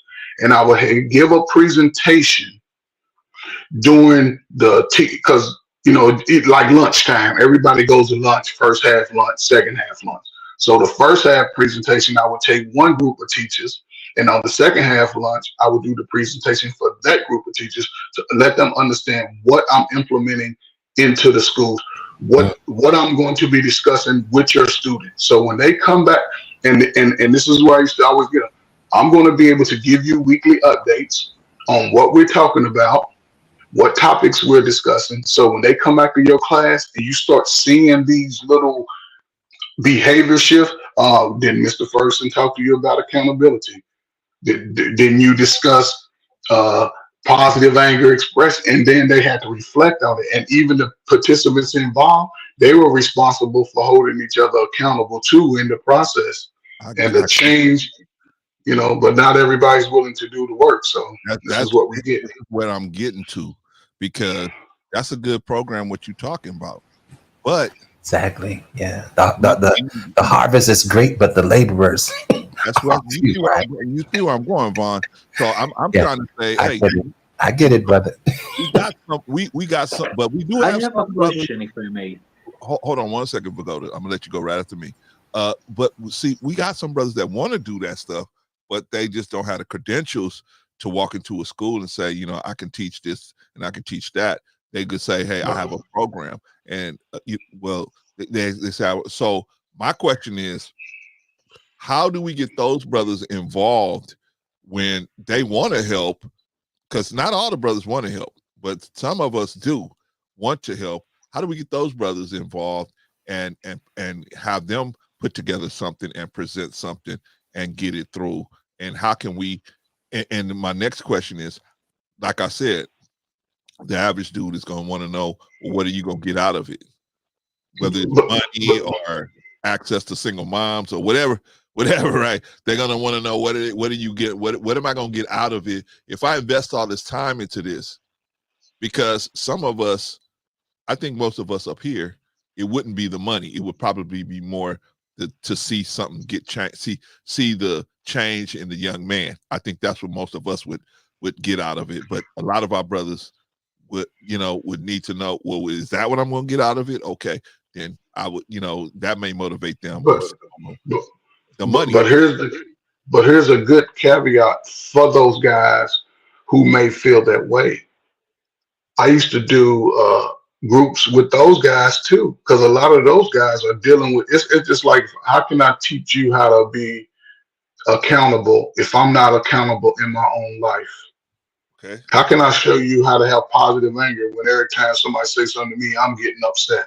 So I would even, because I had guys like it, I would do groups with them guys from like a little training for 2 or 3 weeks, and we would tap into those same type of scenarios, because you're gonna be touching students who don't give a damn about shit, because that's all they know at that point.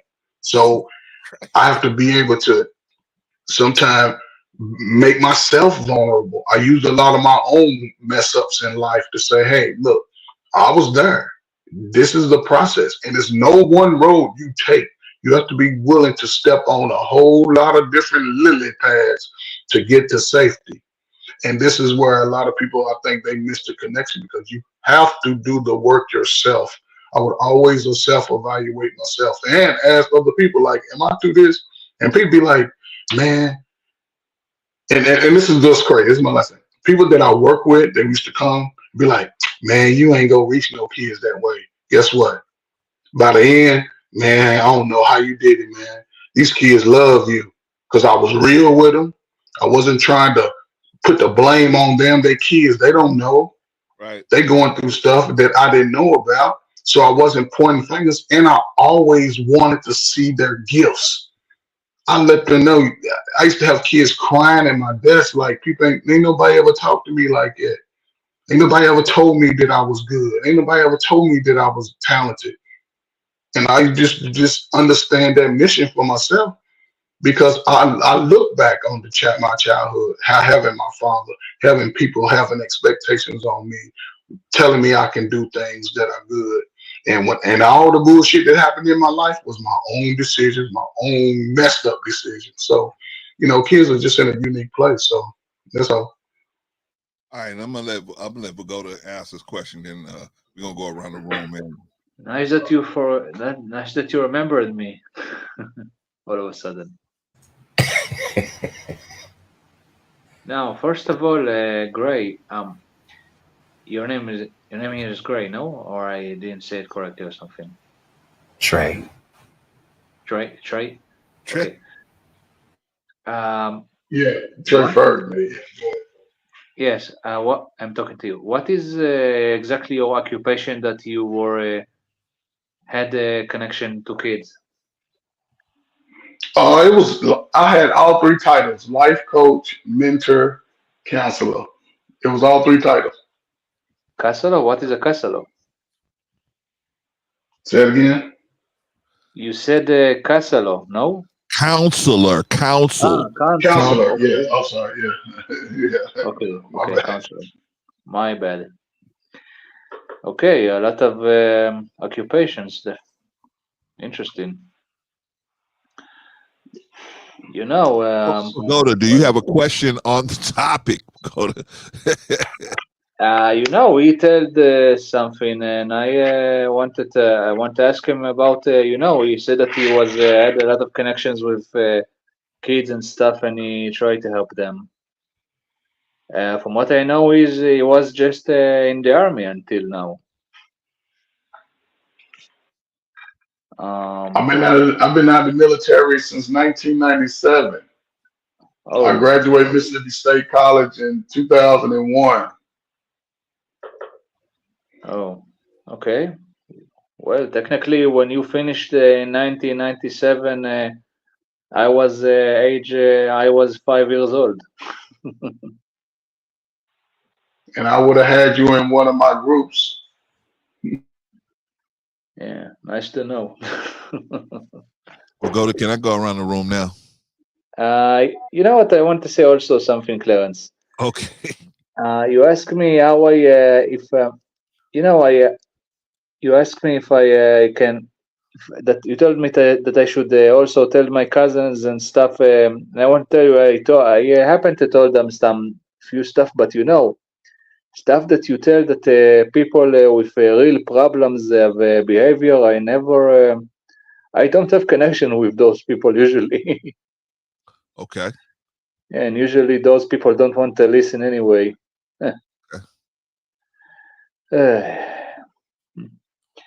Also, it's very late, so those are my final words. Okay. Yeah. So, say what I say, and then you can read of me. Pagoda. All right, y'all. That's our brother Pagoda from Israel, man. He's just stopping through to check in on us. Yeah, it's what day it is tomorrow? The 22nd. It's Passover tomorrow. Passover. Yeah. So what's her name? Patricia. Here you go. Now it's officially Passover. All right. Good for you, Pagoda. Yeah. Yeah, good for me. I hope I will not need to be in the shelter in this Passover. Yeah, I hope not, man. I hope you and your family are safe, man. Yeah, okay. We are going to a but we are family not group going to tomorrow. not going to change the subject, Pagoda. Yes, I know. Just want to say, any case, if she is here and she wanted to know when Passover, then Passover is now. In any case, I'm going to sleep, guys. Have a wonderful day or night. Okay. Well, All night in right. my case, in your case. Ciao. You All too, my right. guy. Pagoda. Be safe. All right, man. That's Pagoda, man. Man, wow. Pagoda is like that X factor. You never know what he's gonna do or say. He's a good dude, but you just never know what he's gonna do or say. All right. So anyway, oh, Patrice is here, y'all. Shout out to OG Patrice, y'all. Maybe Patrice want to make some opening statements, then we go around the room. Patrice, Hello, gentlemen. Happy Sunday. How's everybody doing? good, good, Good. good. We good. How How Hello. you you doing? is? How I'm you is? good.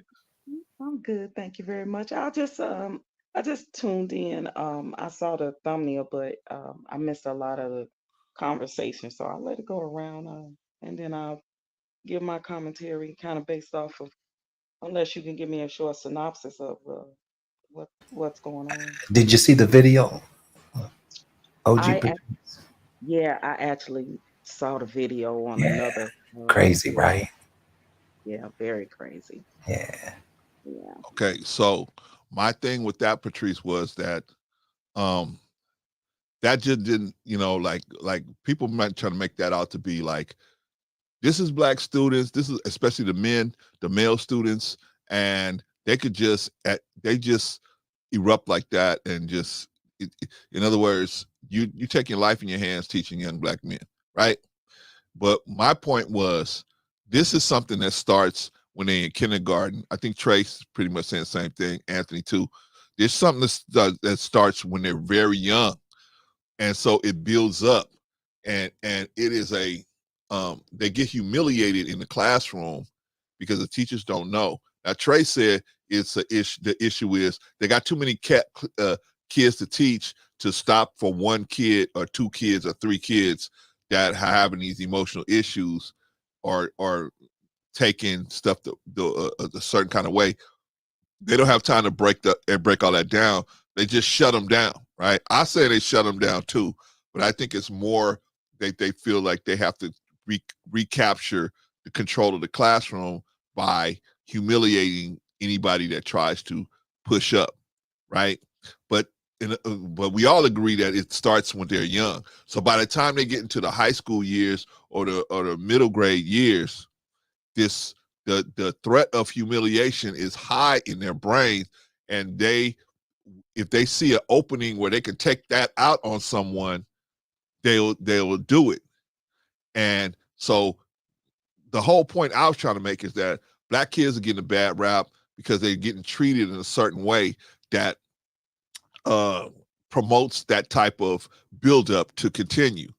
So by the time they get into the higher grades, they've already checked out. They're just there to socialize and eat. Most of them, well, a lot of them. I won't say most, but a lot of them. And so, anytime they feel that they're getting humiliated by the teachers asking them questions about the subject matter, that they just don't, they're not even paying attention to the subject matter anymore. They feel like the teacher is taking a stab at them. The whole system is taking a stab at them. That was the point of what I was trying to say. Now, what do you think is going on in the classroom? Because some people will say, well, we got black men are the most involved in the class, but obviously the results are not showing that. So what do you think might be the issue of why a kid could feel like it's okay to go in and slap a teacher, not only slap a teacher, but slap a female teacher? Because that was a no-no when I was coming up. I don't know, but the other fellas could tell you, but that was a no-no slap. I don't care what color the female was. You did not go up to no female teacher and slap her. You would do better fighting a male teacher than slapping a female teacher. But what do you think? What is your Wow. impression of what's going on? Well, I just think it's a combination of a lot of things, you know. Agreed. I think it's a combination of home training, Agreed. discipline with the Agreed. children, like you saying, not catching undetected anger. They may have a lot of pent up anger for things that may be going on in the household or or in their neighborhood if they're being picked on by friends at school. The lack of resources in the school system and funding. The Definitely. lack of teachers that really care and give attentive uh, education to the students. When they see something is wrong, they pulled out all the counselors and things of that nature that helps the children deal with these type of things. So if they see anything wrong out of the norm, maybe it becomes a behavior issue and they need to maybe take some type of behavior training or go to a different school. It's a combination of all those things, right? Especially Right. within the public school system. But the lack of resources and funding and the lack of home training early on is the main, I would say, the main reasons why you see the behavior of things like this happening. Agreed. Agreed. All right, y'all. I got so many questions. Now, Trey brought up a good point. Trey brought up he had a whole system by which he was able to get into the school system and to touch a lot of these young men. Okay. My question is, how do we do that today? Do you guys have ideas of how we can do this today? Well, because this is something that Trey was doing back in the day, but how can we do it today?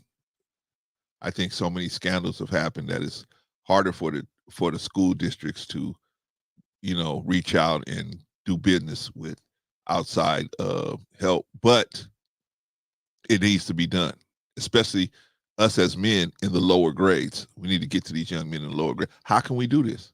How can we do this, y'all? Anybody answer? Anybody can. Let's just go around the Well, room. well, I used to do the reading. You remember, Right? not too long ago, I did the mentorship through the reading program in the urban communities, in the lower income impoverished communities, and I saw the disparities, between the difference between the black children in the inner city and then their white counterparts in the suburbs.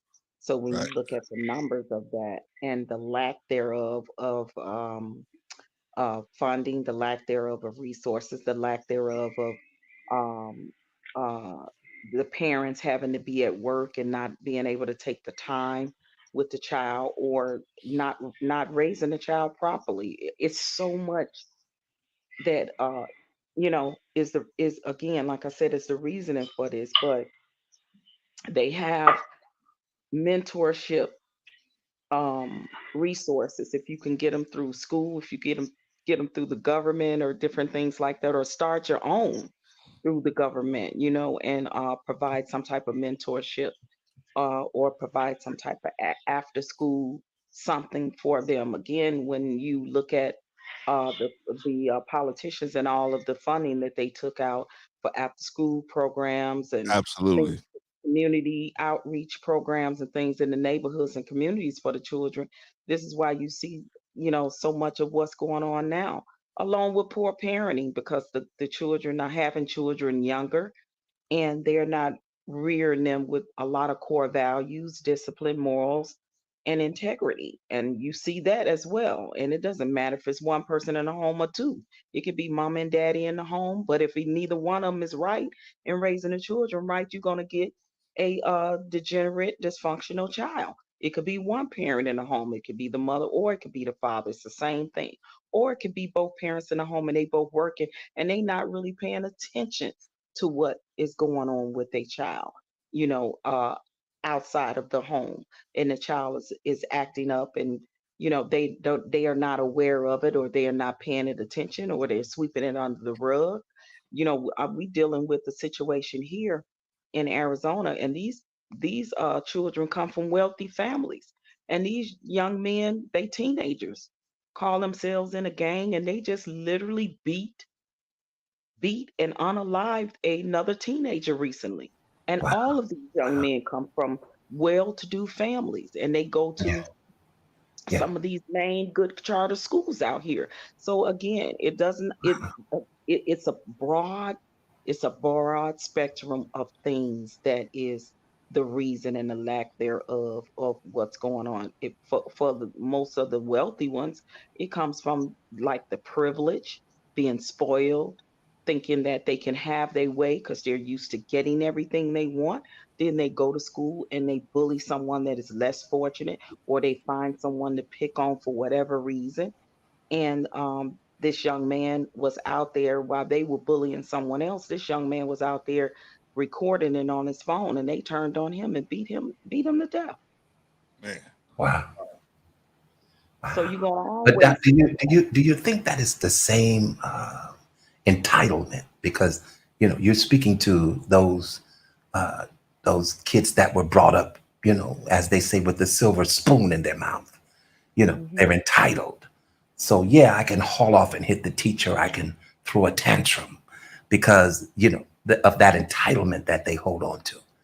But with this young man that we see in this video, could we say that there's some type of entitlement involved there? I think he feels entitled that he had to feel entitlement Is that it he the same spirit? That's what I'm saying.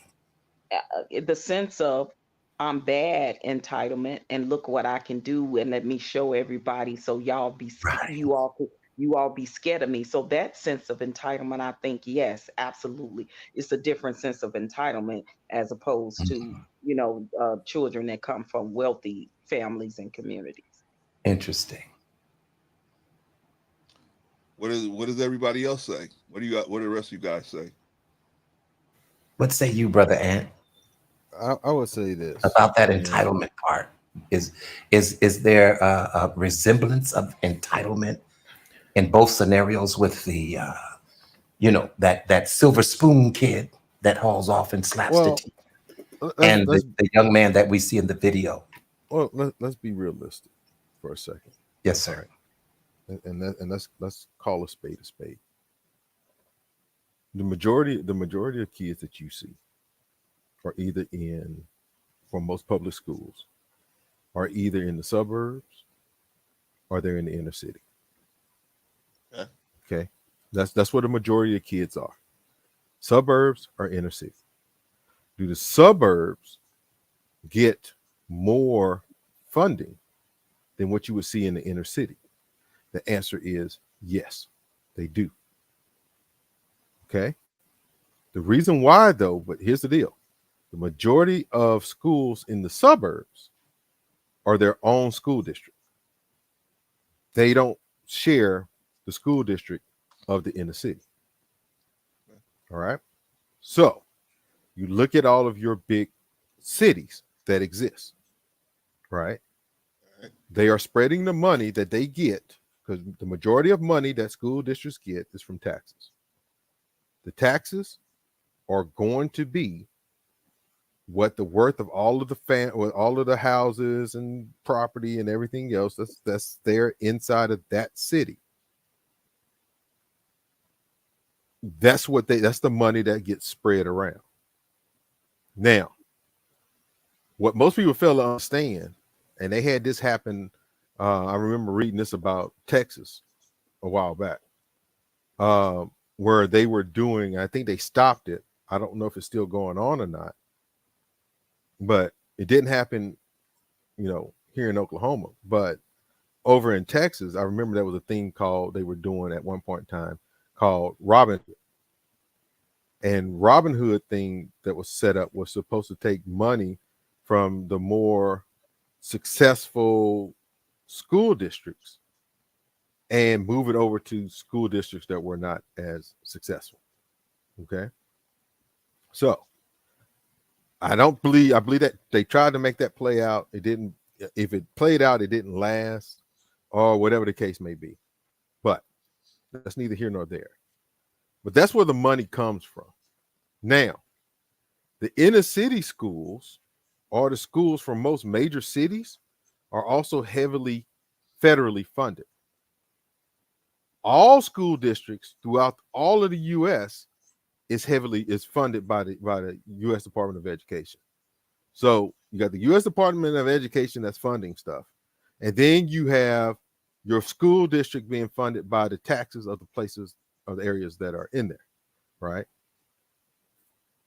The school system for most major cities, be it your Houstons, your Dallas, your Los Angeles, San Francisco, New York City, whatever the case may be, whatever major city it is, they normally have a school district there that they operate out of. They also get heavily funded by grants They also get heavily funded by bonds. They also get heavily funded, of course, even by federal taxes. So they get a lot of money. So Right. all of this stuff that people talk about, like school districts need funding, is garbage. They really don't. And I'm just telling it like it is. They really don't. They don't. What you need to do is, and I repeat, you need to use the money that you get wisely. And they don't, because there's nobody that's in business at those schools running the finance. It's rare. It's rare. Normally it's a teacher or someone else that gets promoted to a position to run financial departments. It's what happens. Now, you might get the occasional person who got a bachelor's degree in finance in certain areas or whatever else, but mainly they don't. They have very subpar, and you can tell it just by what they spend to do improvements, just by what they spend on supplies, just what they spend on renovations, the whole 9 yards. They also roll money. When you go to most of those school boards, they also roll money into some of the most insane events and things that just don't make sense, that doesn't really do anything for the education of a child except for give them some pass by night experience. That's all it does, right? I remember there was one school district that was giving iPads to all of the kids. And that's when the iPads first came out. They wanted to give iPads to all of the kids. And then they said because, now here's the deal, they wanted to give all the kids iPads, but there was no security and no protection on them either. So that the kids have a way to do their homework at home for those who don't have computers. I don't know about you or anybody else, but the majority of people who are out there have a computer of some sort. They do. They might not have the latest, greatest, and everything else, but they have decent computers. Why? Because they're always on the internet. And this was early on, right? This is not 2024, which is even more convenient. This was early on in these processes where these things were happening. So there's a mismanagement of funds on all levels. It just is. I've seen it. You can go look right now and see. If you go, you can put, because it's public record, you can go to wherever you are and pull the expense reports and everything else of, as a taxpayer, what they spent their money on, and you will see it. So this mismanagement of funds hurts, really and truly, it hurts the inner city schools more than it hurts the quote unquote suburban schools. And because it hurts the suburban schools, it hurts the inner city schools more than the suburban schools, the inner city schools suffer more. And in that suffering, not only that, but you also run into the point that OG Patrice made. You also run into the point of the lack of parenting in those spots. Trey touched on it as well. Lack of parenting in those spots as well. So there's no one, like you said, there's no one going to the PTA. There's no one going to the school board meetings or anything like that. So these things get passed and then there's no accountability. There is no accountability at all in any way that these things are done. And the kids will suffer. You factor in the point where there is no accountability for anything that happens in regards to children and the actions that they do. All right. It just doesn't happen. It just doesn't happen. So you have this perfect storm. You have this perfect storm of things that causes this chaos and causes this degradation. And you sit back and you wonder, why is this going on? And the first thought is, we need to spend more money at it. We need to throw more money at it. Because it's a lack of funding, it's a lack of programs and everything else. Here's a deal. How about let's be realistic? everybody shouldn't go to college. So let's stop, and I repeat, and I'll put this in quote. Let's stop acting like everybody should go to college, because everybody shouldn't go to college. There are people that do well and are more or are better with the things that they do with their hands than going to a college and sitting down, because they can't stay in school anyway. I mentioned earlier in the chat, school, the majority of things that happen in today's school system is built for a female student. It just is. Female students can sit down and be quiet and listening and everything else. Boys have too much energy. They just do. So to get boys to be in that spot where they can do that, you have to burn a lot of that energy off. They took away the things that do that. They took away the things that give out that get out the aggression. They take away the things that get out of all of these different situations. They do all of those things, right? And now you want a kid, you want a young man, a young boy to learn like a girl would learn, and it doesn't work. Good point. Good point. It just doesn't work. It has been proven. Well, see, it has been proven. You had psychologists say this. You've had psychologists say that the modern day school system is not conducive for young boys. But there was a study done on it. Go ahead. And just want to throw this in there. I was talking about earlier that these are things that they don't address, right?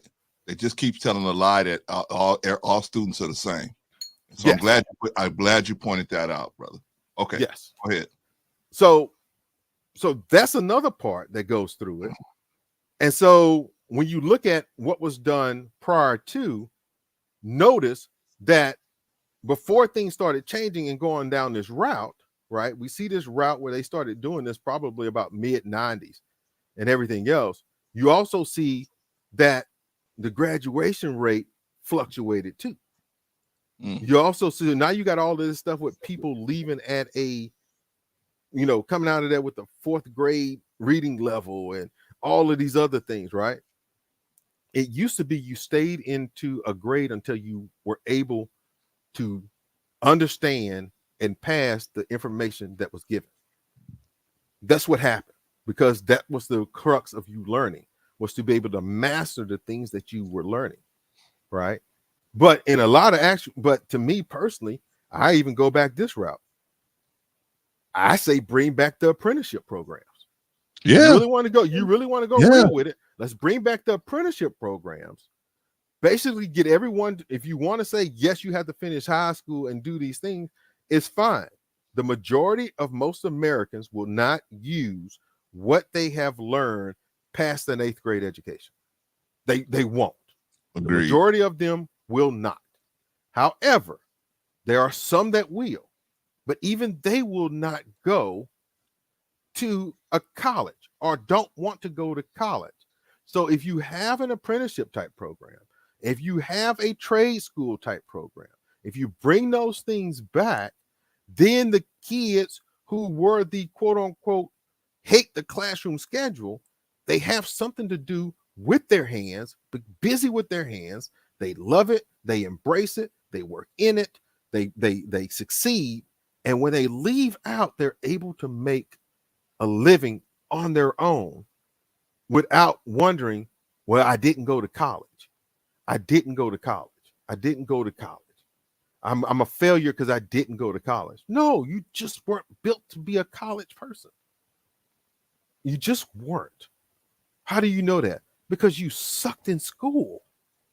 Now, there are some people that will go to college because they might learn something else along the way, and they'll take a college class and say, I really wanted to learn this. And they will be content with taking this one college class, right? But the majority of people don't want to go to college. Matter of fact, it's gotten so bad to the point where now they are making it where they've taken out that bachelor degree as a requirement for most jobs now. Yeah, that's true. And if I can go ahead. reiterate, even because right now, like I don't know if it's still in other states, but here in Arizona, and they need teachers bad.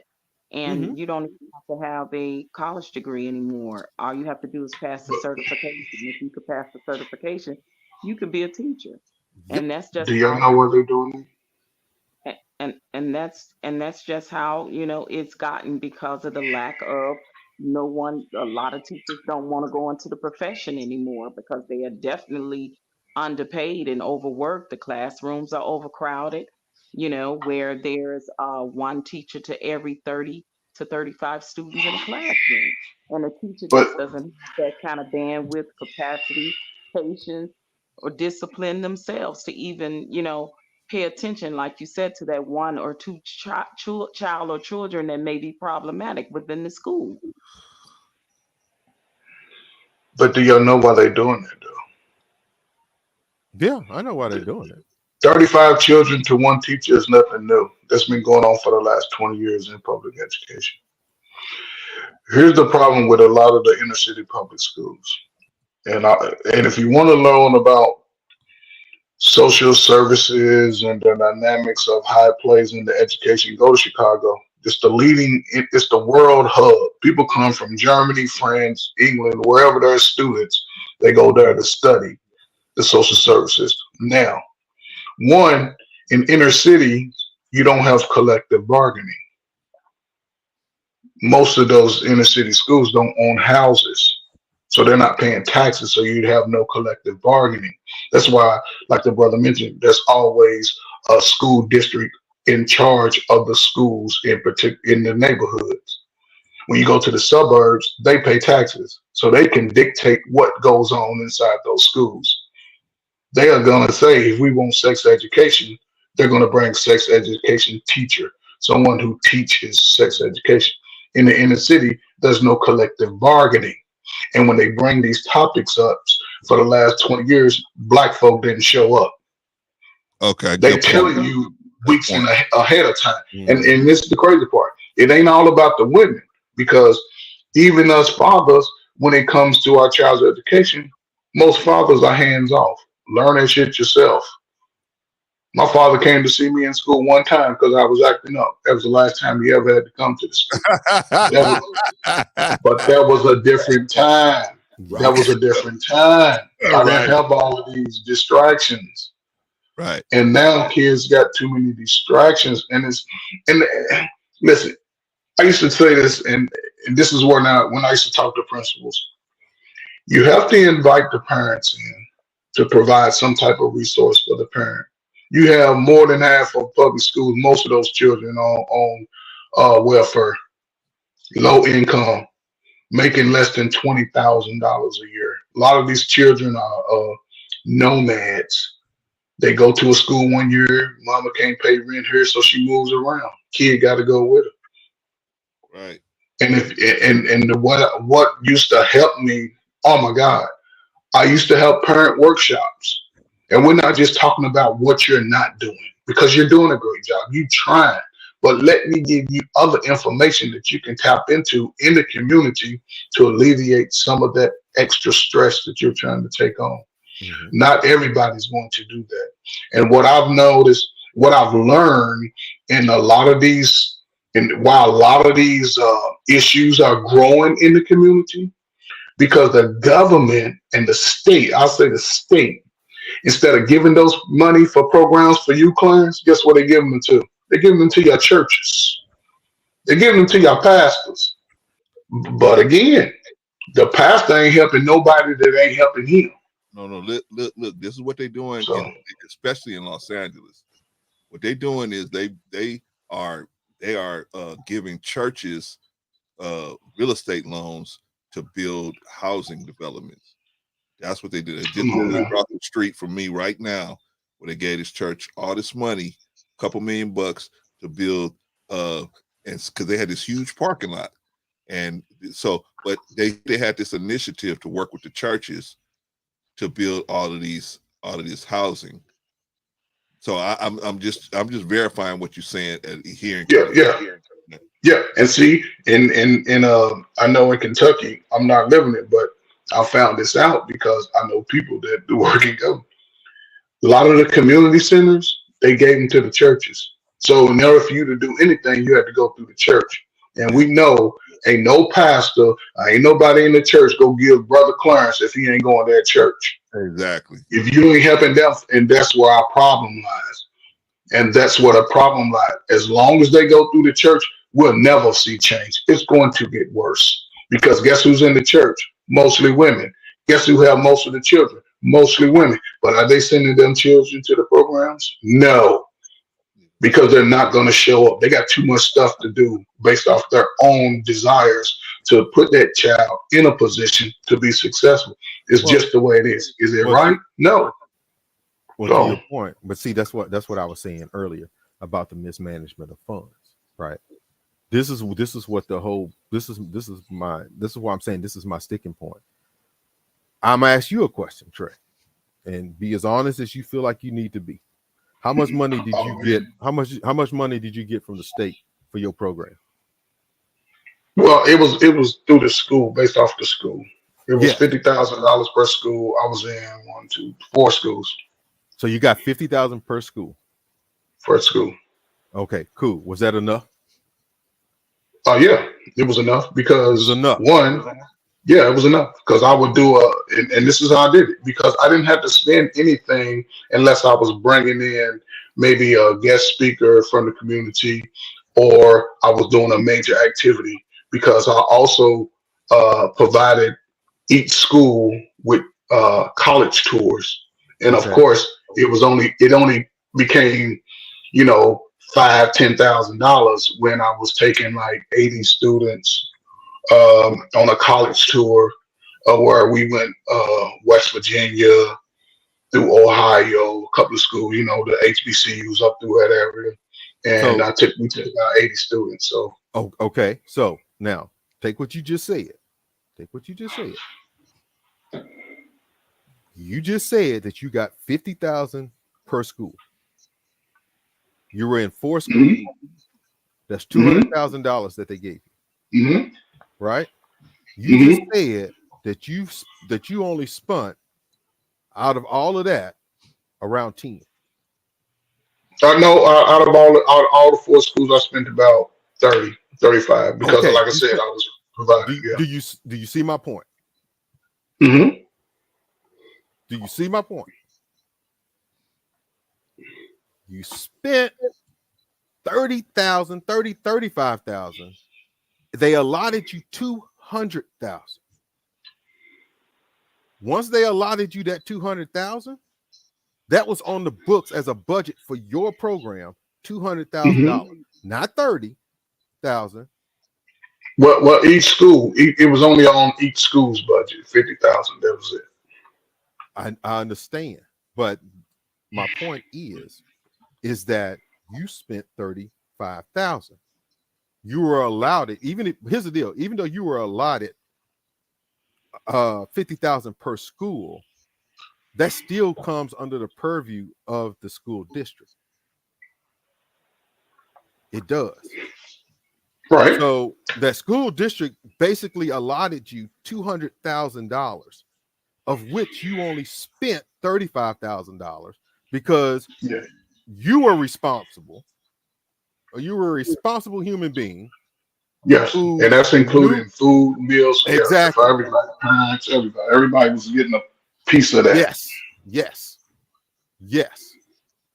Now, what happened to that? What happened to that $170,000, $165,000 that you didn't spend?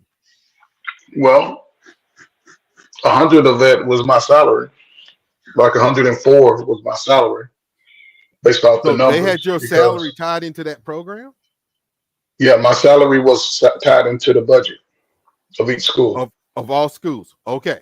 Yes. So because I presented to each school separately. Yeah, it's just like paying a teacher the salary, but they was paying me. So okay, cool. So 104, 35. So you're now at 139,000. Mm-hmm. So you have a $61,000 window. Yeah. Excess money. What happened to it then? Well, like I said, some of it, like each school, okay, let's just say whatever school I was at, I was doing activity.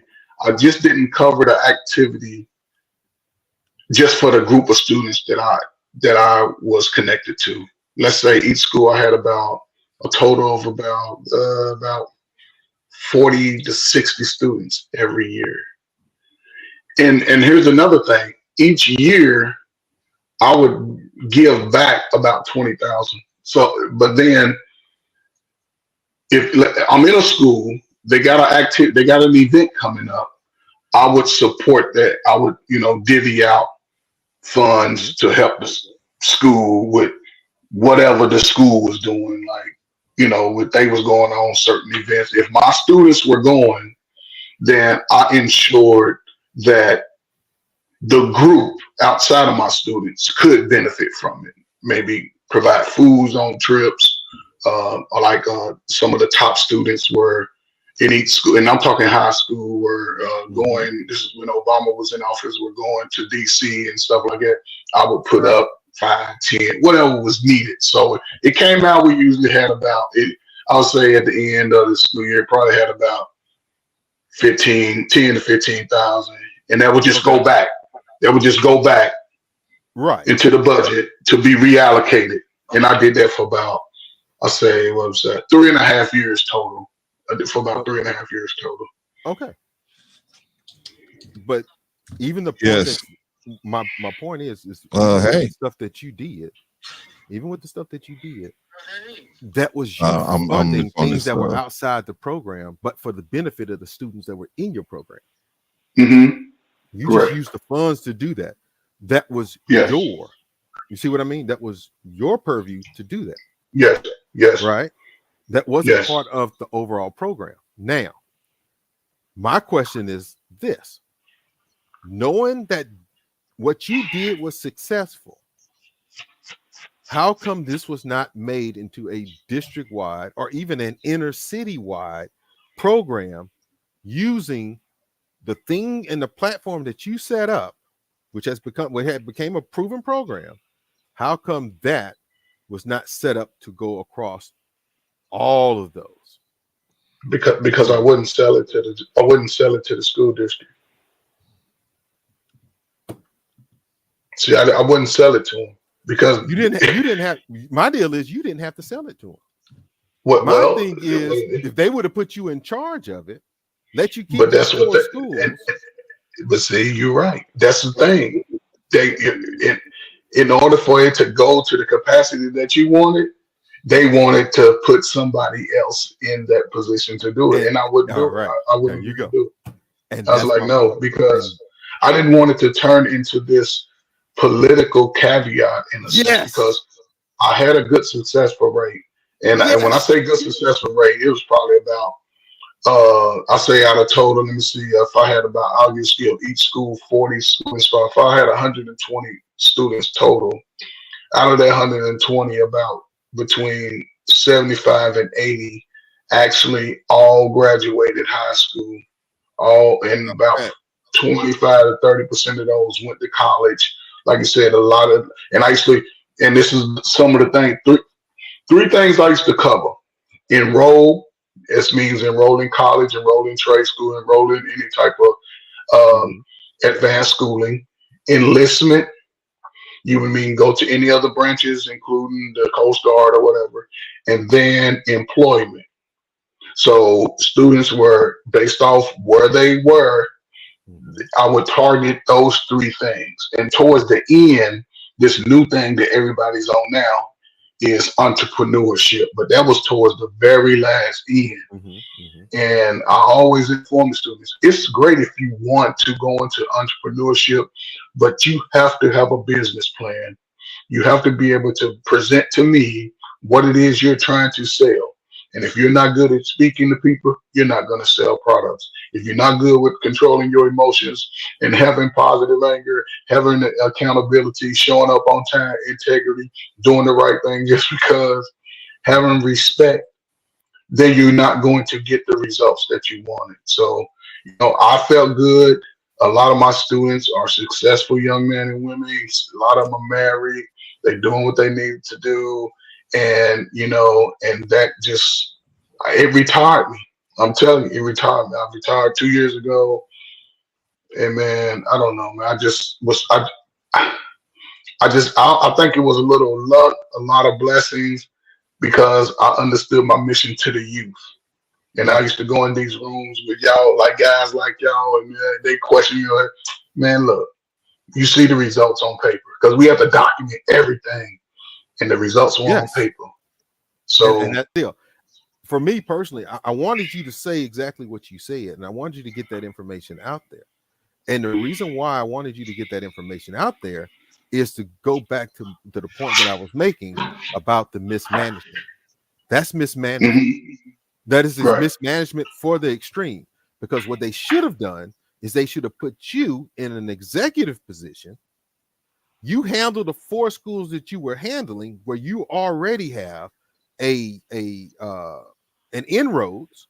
People know what you Mhm, do. You've been successful at it. mhm. Yep. And I used to then see I'm it. willing to bet, as I sit here right now, you know about 4 to 5 guys off the top of your head that would have been great in that program to lead others. Yes, I had actually one of my students. This was one of the first students, and he had the worst story ever. This will make it real quick. He had the worst story ever. His father was in prison. His father used to call him and tell him, I'm waiting on you to come and join me in prison. I'm Damn. waiting on you to do this." Yeah. He didn't know where his mother was. He stayed with his sister. His sister had about 5 or 6 kids. He was flunking out. And when it was a teacher that brought him to me, a white lady. She's like, "Mr. Ferguson, I don't know what to do, but I need you to talk to my student," because he was sort of new to the school, maybe a couple of weeks. So, Mm-hmm. and then when she brought him to me, we had some conversations. I asked him, I said, "Man, what is it that you like to do?" He said, "Well, I like to run." Well, goddamn it, and you know I ain't cursed, but I'm like, "Goddamn it, you signed up for the cross country team. You gonna be running." That dude signed up. He was in the 10th grade. His junior year, he was in the top 7 in the state. His senior year, he won state. He went to Eastern Illinois. He had $200,000 worth of scholarships, and now he's doing the same job that similar to what I was doing for agency in Chicago. See, He's doing it. I've and seen the guys. this is my point, and that's why I said it's the mismanagement of funds when we talk about these. It's not that the funds weren't there, right? Is that Mm-hmm. you are causing a detriment to the way that they do business, right? We Of have course. to have so many people in this category. We have to have so many people in that category. They don't really care about the kids. No, they So don't. they take away anything that would require accountability or detrimental consequences to the kids that would put them either A, on the straight and narrow, or allow them to accept discipline to make themselves better. Correct. But you will take You're money, right.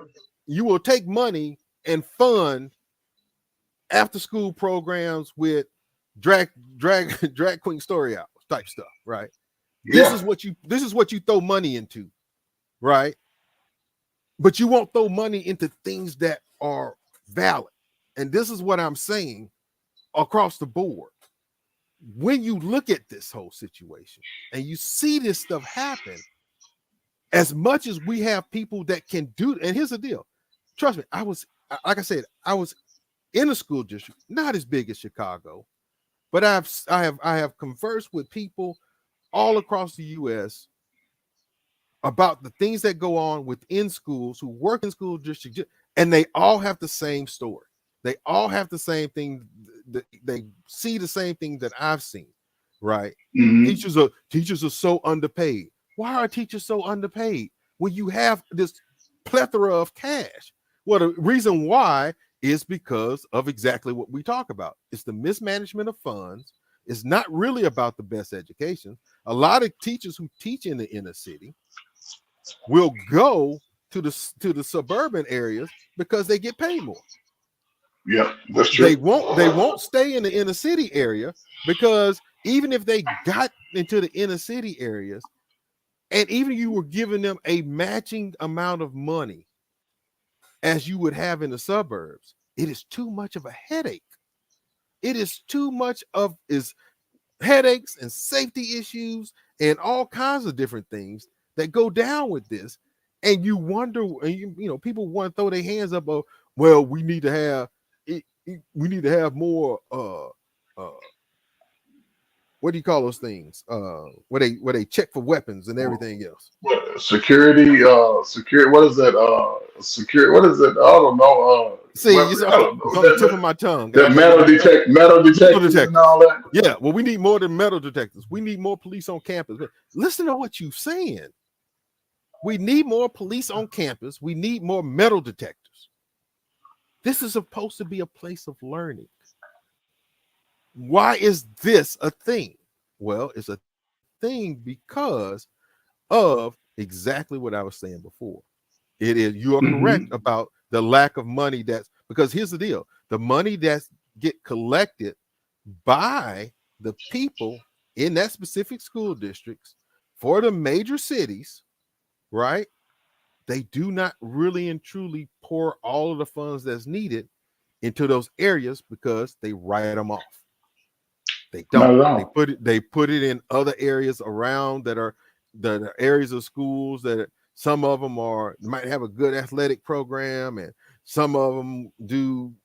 They might have a good technological program for their high schools, and they're not the suburbs, but they're kind of close to the suburbs, and they kind of like got a lot of people that could technically go to the suburbs. So we want to keep these people placated. And but the inner cities, we're gonna throw money at you, and we'll let the people who's in charge of the schools dictate where the money goes. And a good portion of them are clueless about where the money is supposed to go.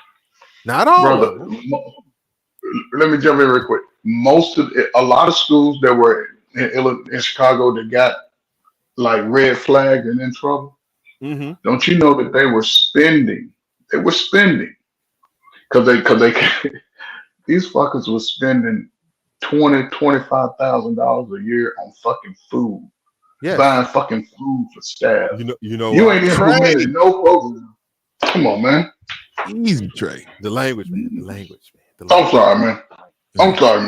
Come on, man. You spending that much money on food, knowing that you can use other resources. Because I'm telling you, these kids, and Brother Clarence, listen, I hope and pray that you continue to find an avenue to get your program into these younger folk, because they're waiting on somebody to come in there. Yeah, they're waiting to come into somebody in there. Did you ever see Animal Farm? Yeah, I saw the cartoon Animal Farm. Go watch the cartoon Animal Farm. That is your public education system. Go watch it. It's a short movie. It's not that long. It's about an hour long. I remember seeing it when I was a youngster, and I saw it earlier. It's called Animal Farm. It's called Animal Farm. It's called Animal Farm. Can we find that on YouTube? Yeah, you probably can. Okay. Matter of fact, if you do a search on YouTube right now and go watch Animal Farm, it's probably on there. It's not that long. But the teachers and what year did that come out? What year? Oh, Lord, man. That thing was probably about like 1950s or 60s. Oh, wow. That goes back. It's an old cartoon. Yeah, that goes way back. Yes. But the whole thing is about the dangers of communism and socialism. That's what the dangers of it about. Yeah, I read the book too in there. I read the book. But when you see it in black it's color. But when you see it in action, it makes more sense to you. It makes more sense. And what you have if you can watch that and then tell me, man, that wasn't the same thing as a school district, you will see that that's the same thing as a school district. You will see it. And that's why people say that a lot of the school district now are pushing a socialist agenda and all this other stuff. Go watch that movie. You will see it. That's one of anytime someone wants to talk about the dangers of communism and the dangers of socialism, and people go like, oh no, socialism is great, all this called communism is great, and blah blah blah blah blah blah. Just take your time and go watch that movie. Right? Just watch it. It's so easy a kid can understand it. I showed it to my kids when they were little. And my kids, when they saw it, they were mad. They were mad. Well, why did they kill that other pig like that? I thought they were all supposed to be friends. I thought they were all supposed to be helping each other. Blah, blah, blah, blah. Watch it. And the reason why I'm saying it is because it gives you the lowdown of exactly what happens. The people that are supposed to be in charge, the people that are supposed to be the caretakers of everything that you have for your children in an educated in an educated setting to get the best out of them, to allow them to grow to their full potential. That's what it's supposed to be. Yes, we know they've changed certain things. They changed certain things now, and it's kind of more along the lines of putting them into the slave-drawn workforce for the most part in most educational systems outside of private. But that's what public education was technically supposed to be growing on first, and it's not. It's not. And so that's why you have exactly what you have now. Programs like yours, programs that are that would have been a great asset to the kids of that area where you were working, to the neighborhoods and the communities that need those type of situations and those type of resources, because they couldn't fully control it. They don't pour into it. And now you have an issue. Like, if I was to ask you the question right now, who's in charge of the program since you retired? I couldn't tell you, but they do have other programs that they start to implement, and then they started, because this was back when right before Chicago was trying to bid for the Olympics, before Obama and all of that. So I got in at a good time and got out at a good time. But they have other programs that are now in more schools, maybe about 60 schools, grammar school, because they don't have middle school. They just got K through 8th grade. So the 6th, 7th, and 8th grades get the programs, and the high schoolers, 9th and 10th graders. And then there's an advanced program for seniors. So they're there. They just don't get a lot of the publicity. Some of them have even, I think they have one in California too, Brooklyn. I'm not sure what part, but they're in DC and a few other larger cities. What would the name of the program be, Trey? What will be a program that you can look at now is called BAM, Becoming a Man. BAM, BAM? Yeah, Becoming a Man. That's an acronym. Oh, okay. So you can look at that. I think they're in California. I'm not sure. The colors are black and white. I know the founder. I work with him. I know some guys that may travel out that way. I just gotta, but you just gotta, like I said, it seems difficult, but go to talk to a principal, talk to assistant principal, ask them to have a sit down meeting, come in with your program and your portfolio all together, things you're going to be covering, what the process is. And how you're going to implement it, and you make sure you get there as a copy. Make sure it say copy all over it, watermark it everywhere, copy everything, because they'll take that shit. Now, if they ask you for a hard copy, no, don't give it to them, because now they're looking to take it and sort of use it and change this shit up. But yeah, I would, because I went to the school district. It's like, well, you got to go get sponsored by a school. So then when I started making the beat, and I think it was probably after like the 10th school, somebody said, okay, because they was in desperate need. I don't know. I assumed that. But shit, man, I mean, I was younger. I wouldn't do that now. I'm like, nah, I can't go back out there. But it's still, and the government is, states and city governments are giving funds to those things, but you have to know when they start giving it out. And but they expect the politics, because now they want to see your numbers. They want to see all this extra shit. So, it can be done. It's just be put in the work. So, and you got to have background checks. So, make sure everybody has a background. You just got everything is messed up now. But the money's there. People just. Oh, the money is always there. Okay. It's always there. All right, y'all. We got to start wrapping up, man. 4 hours. We got to start wrapping up. Let's get some last remarks from everybody, and then you guys can enjoy the rest of your Sunday. Thank you for stopping by. All right, let's start with Trey, then Anthony, then Vaughn, and then I'll close the show up. Well, Vaughn, Brother Penn, let me say this. I appreciate the fact that you have these intriguing topics that keeps me on my toes and allows me to sort of just give my anecdotal viewpoint. And I only come to help, like you say, to complete the circle. I just want to complete the circle. Yes, sir. And just try to move the needle, man. So, I believe, I was on this is the quick. I was on the phone yesterday, a young guy, he's like, man, you should be a preacher. I said, no, man. That would restrict me what I'm about. So, I just appreciate these spaces. And, man, listen, man, the work is never done for us, man. We understand that.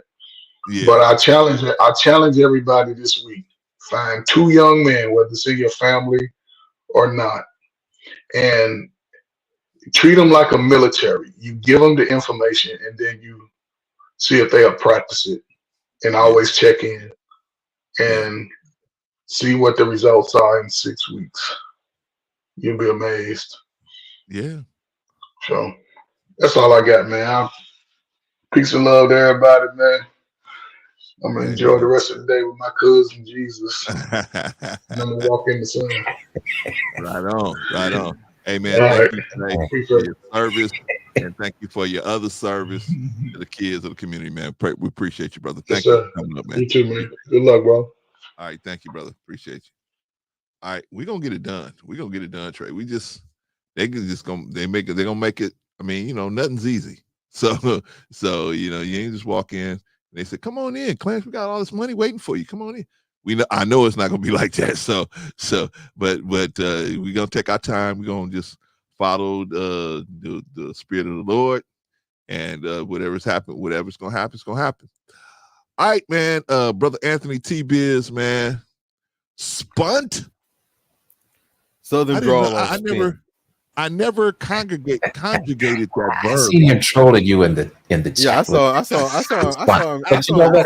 Listen, I don't have a problem with Spunt. You see what I'm saying? Because I'm apt to say doesn't it? See? So I can say doesn't it? You see, so. See, I didn't know Anthony, man. Anna's on a whole nother level, man. When you can conjugate verbs like that. That's all, but we know we from the same place. Just got it like that. Yeah, we all speak the same language. So when he say Spunt, listen, I'm all with it. I know. Yeah. That's I'm like, you don't know Spunt? What's wrong with you, Clarence? Yeah, exactly. And then I'm trying to figure out, brother Clarence, why are you trolling? Why are you trolling the guest? I saw it. I said I'll address him at the end in regards to that. You know who's really good at that? Patrice, man. Patrice will jack a word up, man. Patrice will jack a word up, and I'll get her to chat, right? The deal is, she know though. She know. Yeah, she know. See, you done spunt all your money. You done spunt all your money, man. God, see, now I learned a new word. You don't know what that really means? What? You gone far and beyond what you should have done. Yeah. That's the vernacular for it. So when you spend something, that means you had it and now you do not. But when you spunt something, you had it and you went far beyond what you had. So now you're in a deficit. Then went on and spun. I gotta give it to you, bro. I gotta give it to you, bro. Spin does make it sound a lot better than spunt makes it sound bad. Yeah, you really did something bad. Right? Yeah, you did something. Yes, exactly. All right, Ant, man. What's your last word, man? What you got to say about this situation? Well, I would say, based on the stuff that I was saying before, man, and I'm not going to drag it out any longer. But to Trey's what Trey was saying a few minutes ago, I do give him credence, and I do give him a congratulations on his retirement. And also a salute, a big salute for actually putting in the work and making the difference. Most people can't say that. So in between, and whenever he passes away from this mortal coil, and hopefully it is no time soon, right? But that dash for him is going to be great. There's going to be a lot of people in that dash that will give him props for helping and saving lives. So hey, you know, I give him his accolades, and I give him the honor that's due to him at this point in time, because not many men are willing to take on that responsibility. It's not. But when you talk about, I will say this: when you talk about those programs, it would, in today's day and age, it is almost better to get with brothers of like mind and start something yourself. Get the grants, because even with grants, you, for a grant proposal, you'll have to get the numbers, the data, the work, and everything else. And preferably you would have somebody like a Trey on your side that can show where the programs worked and how it worked and what you're looking to do. And you have that plan presented. Get the grants, or even if you have to take out and get something like a small business loan or something, but I would either LLC, something like that, put it in as a nonprofit and have someone like a Trey being a consultant on it and putting in the work to get these things established, and then work with credible people in the community,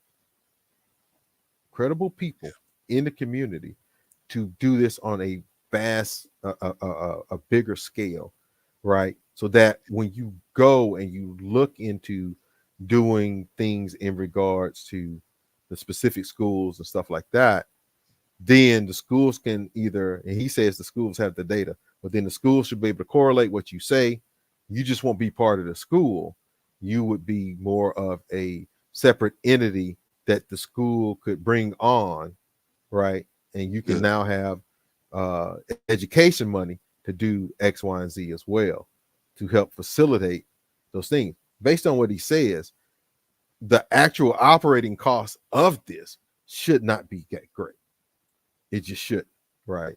If you went out and spent maybe $60,000 to $70,000 a year, and that's including and that's you keeping the books yourself, you're not dependent on school districts and all this other stuff, but you should be able to cause a big dent in a lot of things that's going on. And then as you try to incorporate this through all of the school districts and stuff that you have, you can then, you know, proceed to move forward, knowing that you are going to have opposition, because the one thing that the enemy doesn't want you to do is to free people from bondage. He don't. So anyone that is looking to do that and keep that in mind, then, you know, hey, you can hit me up and everything else. I'll help you to roll with it and get it started, man. Because you don't, it's not that you have to start big all the time. It's just you just have to start. You just have to start where you are.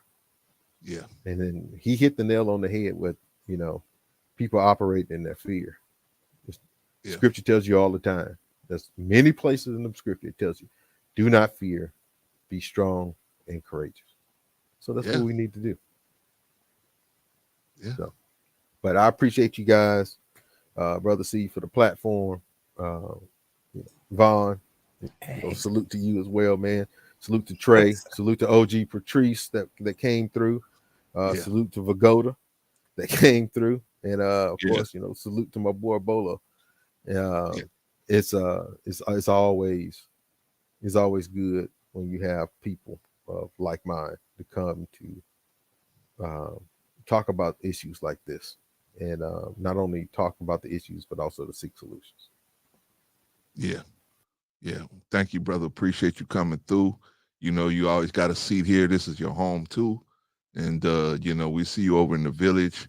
When's the next time we can catch somebody on the village, man? You or Bolo? When's the next time? We normally do morning reads, 6 a.m. Central, 7 a.m. Eastern. Sometimes we run. If you don't see us on there exactly at 6, just wait a few minutes. It'll be between 6 and 6:15 as we move things around because of, you know, we're moving. Sometimes we're both moving for work.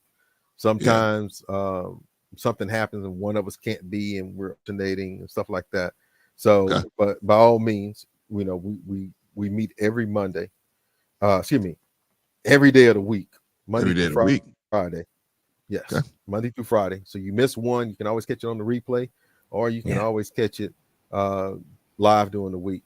On Thursdays, I have a show, Redeeming the Time. Right. And Bolo has the show, the main show on Friday right now, which is the Testimony Friday show, where we all get together and we give testimonies about the things that God has done in our lives. And also you ask the questions that you need answers to or want answers to, or things that you just thought about right off clip. So but that show can go short or it can go super long. So either which way it rolls. And God willing, once everything calms down and things get changed about, then I believe Bolo's bringing back the Wednesday show. The Wisdom Wednesday show. Yeah. So, but that's where we're at. Thank you, my brother. Appreciate you coming through. And I'm gonna keep you to your word, man. If you can help me, I'm gonna come knocking. Right? Hey, do it. I will do what I can. All Send right. that email over, man, and I'll hit you up. Appreciate you, brother. Thank you, brother. All right, that's brother Anthony T. Biz from the Village, man. I'm gonna bring him down. Thank you, sir. All right, another good dude. I got blessed, man, being over here, man, because there's so many good people come through, right? And you know, Anthony's from the Village, Polo's at the Village, Lyrics at the Village, Lady Navoa, Scorch, a lot of people, a lot of good people over there at the Village, man. So I'm check the Village out. Over there all the time. Who? Me, I'm over there too all the time. Wait a minute, what you talking about, Vaughn? You mean you go over to the Village? Man, I'm there pretty much every Friday night.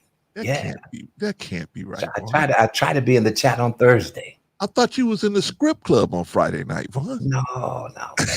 I've been delivered. I've been delivered. You out there talking about the Lord on Friday night? You know, it's funny you should say that, Brother Clarence. And I want to give my closing remarks, but I want to share this with you. Okay. You know, this is a little bit about how my Sunday started. Okay. You know, and you know, usually I get up early on Sunday, and you know, I'm gonna, you know, I can't get around like I used to, but you know, I go to virtual church, so correct. You know, right. So you know, I get on the YouTuber, and you know, now you gotta peruse. And so I got to perusing, and you know, I said I don't want to listen to Bishop so and so. I ain't into him. You see what I'm saying? And then I would keep on perusing, and I'd say, now Elder so and so, he's biased and blah blah blah. You know, so I'm kind of figuring out who I want to look at, right? Right. And so as I perused, because you know you got to peruse now, right? And I ran across this thing that said the Black Tape Projects. The Black Tape Projects. Yeah, the Black Tape Project. And it had something to do with the some type of modeling anyway. So I said, what are they talking about, this black tape?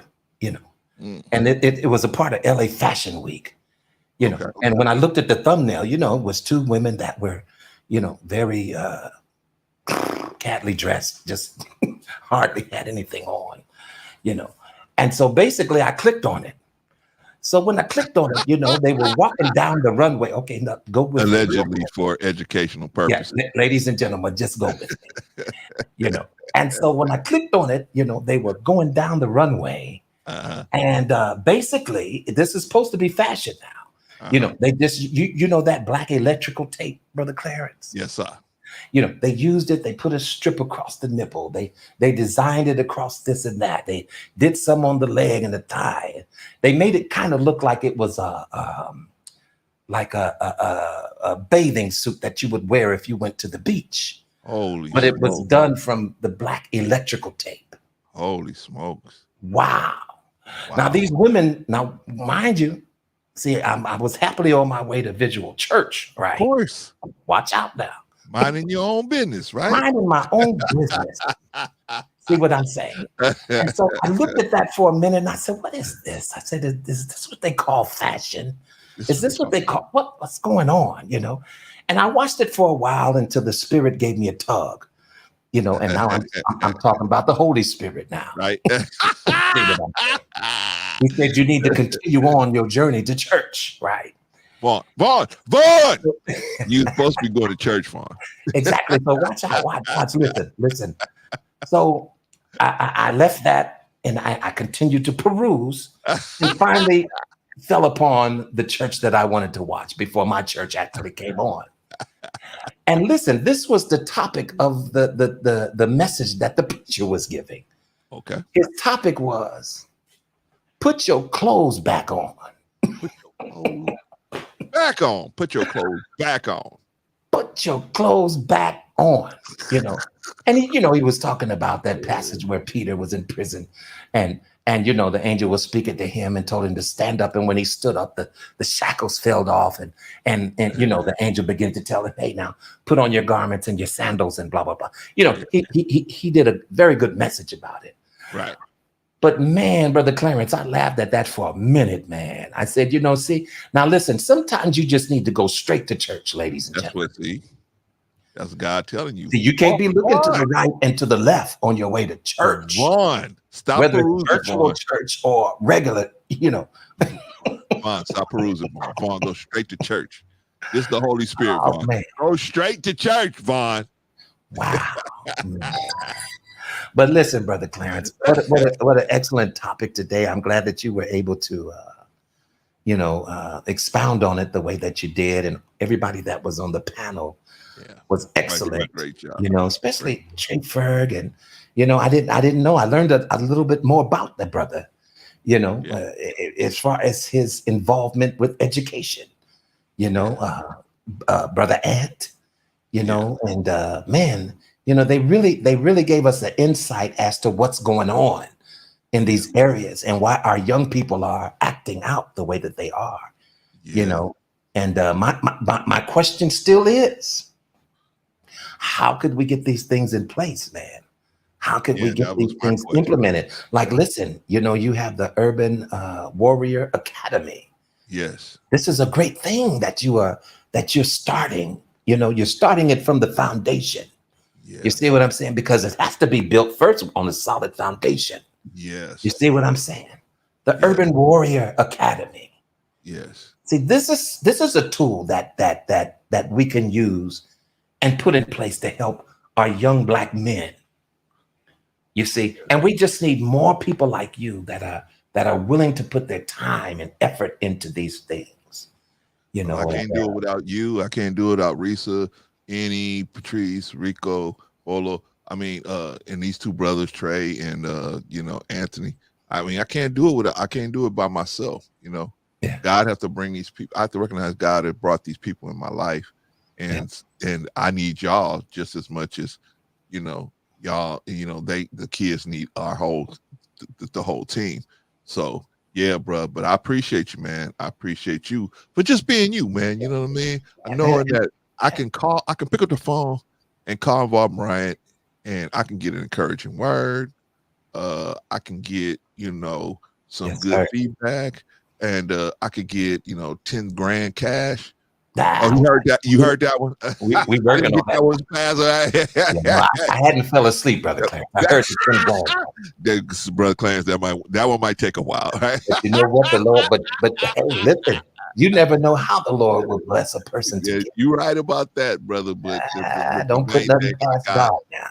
From you is your love and support and respect.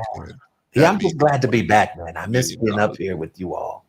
You know, I feel a lot better, and I'm just glad to be back up and be a part of everything. And it's good to hear your voice at the normal frequency that it normally is. So that's good. Yeah, you know, I was a little bit down there, health wise for a minute, and a lot of pain. You know, sometimes it's very hard to articulate what you want to say when you're in pain. Yes, and I believe it. Yeah, sometimes curse words, man. Come on. You know, I just try to be as real as I can. Sometimes Yeah, you need to just sat down, like the old people say, sat down. Sat down. With all that noise, my wife would do that to me sometimes. I come in, hey man, what's that smell, man? Somebody burning something, right? My son might burn something on the stove. Hey, who's burning? My wife be like, sit down, man. You relax. Well, I guess those are my closing remarks, man. I just wanted to, just thank you again, for having me up because, I do appreciate the time that I'm allotted when I do get up to share. And man, great show. Another great show today, man. And that's it.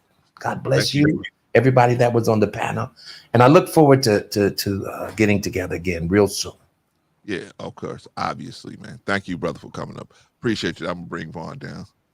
I don't know why Vaughn always act like he brand new. Thank you for letting me go. This your home, man. You built this house. You put some bricks in here too. So, what am I gonna do? Stop you from coming through? Clarence, I gotta come through. I gotta use the telephone. Nah, Vaughn, nah, the telephone just for me. Nah, man, telephone for all of us.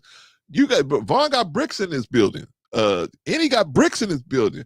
Risa got bricks in this building, right? Rico got bricks here. Patrice got bricks here. Even Bolo got some bricks here, man. We got these people got bricks here that they built this house. You know what I mean? So, but I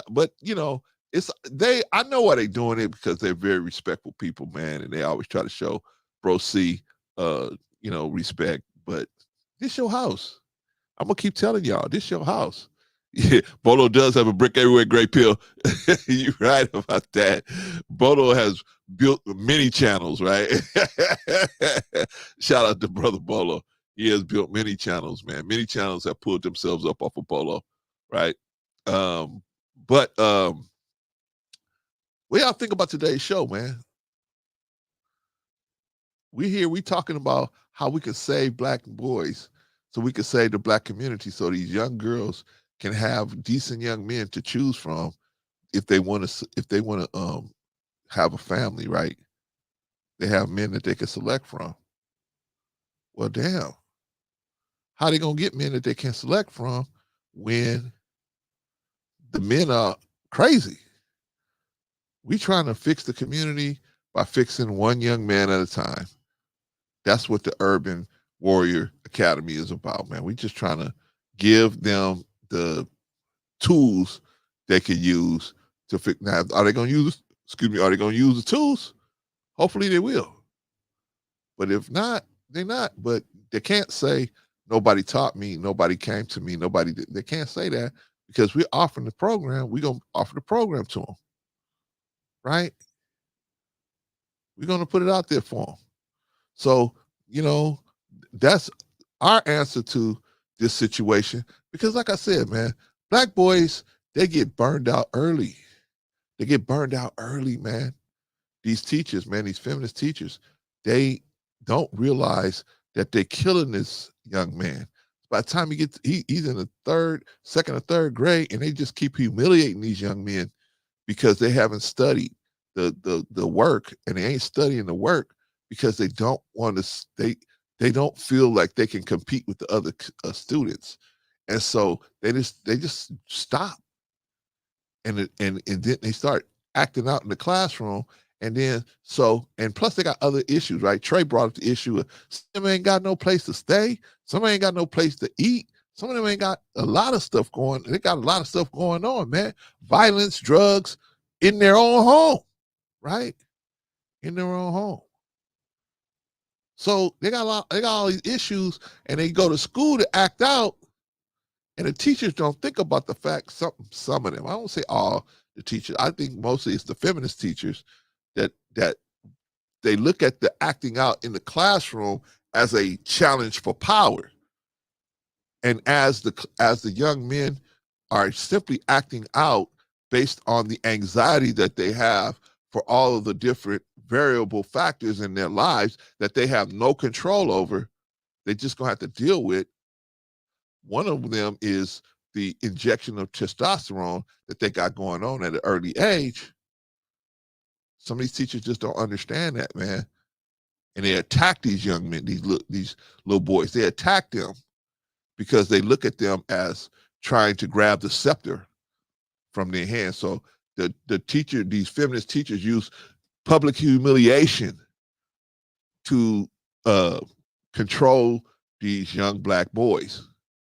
And after getting humiliated so many times, the young black boys get a disdain for school at all, because the classroom represents a zone of vulnerability for them. It represents a zone of vulnerability. It's a place where they can't defend themselves, right? They can't defend themselves against a grown woman who been to college and got a college degree, maybe even a master's degree. How can they go? How are they going to defend themselves psychologically? They can't. The teacher just proceeds to humiliate them. And so the other ones that look like that little boy say, man, I'm not going to, they either get fear or they get the resistance grows in them. And one day they act out. One day they do, a lot of these kids acting out, man, for a lot of different reasons. Some of them being sexually abused and they acting out, but the teacher don't look at it that. The teacher don't see maybe there's something behind this acting out, because they have these biases against young black boys. They just a problem anyway. There ain't nothing you could do. They got low IQs. That's why they acting out, because they got low IQs, and they think they can run this classroom or take it away from me, take control of the classroom away from me. Oh, you really think you're gonna do that, young boy? Okay, watch this. I'm finna humiliate you into the ground. I'm gonna show you that you're not taking nothing from me. That's the position a lot of our young men and young black men are in. The question is, what are we going to do about it, y'all? Family, what are we going to do about it? You know what most people are going to do about it? Nothing. Most people ain't going to do nothing about it. We got our girls. I showed you guys the stat earlier. 81% of women will report to have had some type of sexual misconduct happen to them, either in the form of an ARP or some other type of sexual misconduct. 81%. Why? Because our young men ain't learning about respecting boundaries. We got a class. We got a module called "No Means No." No means no. Well, we break down how we as men are supposed to respect those boundaries. If a woman says no, that's it. It's just like if you in the police station and you say, they talk to them, and then you say, I want a lawyer. That's it. They can't talk to you no more. They can't ask you no more questions. They can't do nothing. They got to leave you there and get a lawyer in there for you. That's your right to have a lawyer, right? Well, it's the woman's right, even if she's with it, and then all of a sudden something comes over her and says, nah, I better not do this. You have to respect that. Who is teaching these young men this? Man, you got Fresh and Fit out here saying, man, run through as many women as you can. You got other guys like Kevin Samuel saying, hey, man, you got to go upside the woman's head. If you make enough money, you should go upside your woman. You should be able to go upside her head. If she don't please you, if she don't do what you want. What kind of message is that sending to our young men? What kind of messages is that sending to our young men? It's okay to beat up on our women? Is it? Family, if you don't support nobody, support us. We out here, we trying. We trying to do something. Me and my team, we trying to do something. Get our young men straight. I got a granddaughter, man. I don't want my granddaughter to be abused. No kind of way. But it's going to be slim. It's slim pickings for good men. It's slim pickings. Good men think they're good just because they're making money. That makes them good. I'm a good catch because I make $100,000 a year. That don't make you a good person. That don't mean you're a good person. It doesn't. Just because you make $100,000 a year, or 200,000, or 400,000, most likely the more money you make in America, the more you're gonna have a sense of entitlement, and you think that you can do whatever you want to do. You can hurt other people, and it's okay because you got money. For the most part, I'm not saying there ain't no good dudes out there that's making money. There are, but they cannot outweigh the men that are not good that's making money, in my opinion. Come on, y'all. They say to us, oh man, black fathers are the most involved. Come on, man. That's the ones that are involved. But it's way more fathers, black fathers, that are not involved. And we got to get them back into it. Great people say, but they high value, bro. See? No, just because you make money don't mean you high value, brother. It really doesn't. Right? Look at Bill Gates. He just got a divorce a couple years ago, right? But he was a high value man, right? What about the brother that was running Amazon? He got a divorce, right? But that don't mean you. So if they were such high value men, the women wouldn't have never left them, right? Right? I mean, we just being logical about it, right? If they were so high value, the woman would have said, you know what? I don't care what he's doing. They would have been following the Kevin Samuels situation. I don't care what he's doing. I'm going to just stay and stick with it. No, but when these women start getting the rumblings of some funny stuff going on, they realize they live with the guy. They know if the guy's high value or not, right? And they're the ones that left, right? they out of there, right? This what do they call it? This Jeffrey Epstein situation might start coming up. Man, Bill Gates' wife said, "That's it. I'm out of here." If that stuff hit the fan, I'm out of here. I want to be gone, long gone when that comes up, right? Marcus said that the ex-wife just wanted to take Bill Gates' money, knowing majority of these rich women are rich through divorce. No, I think it was that Jeffrey Epstein situation was haunting them. Like they didn't know if that was gonna hit the fan, right? And so I think that was just the last straw of the wife. You know, they had an agreement where he could go and be with his little girlfriend every summer, right? Talk about Bill Gates. He could go be with his little girlfriend for the summer. The wife was like, okay. But y'all got to be careful, man. When your wife says, oh, I don't mind if you have a girlfriend, that means if she hope you don't mind that she got a boyfriend.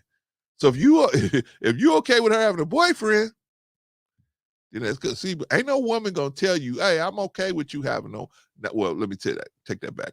Most women are not gonna tell you, I'm okay with you having a girlfriend unless they got a boyfriend, right? They got a boyfriend, yeah, bombs away. Hey, knock yourself out, dude.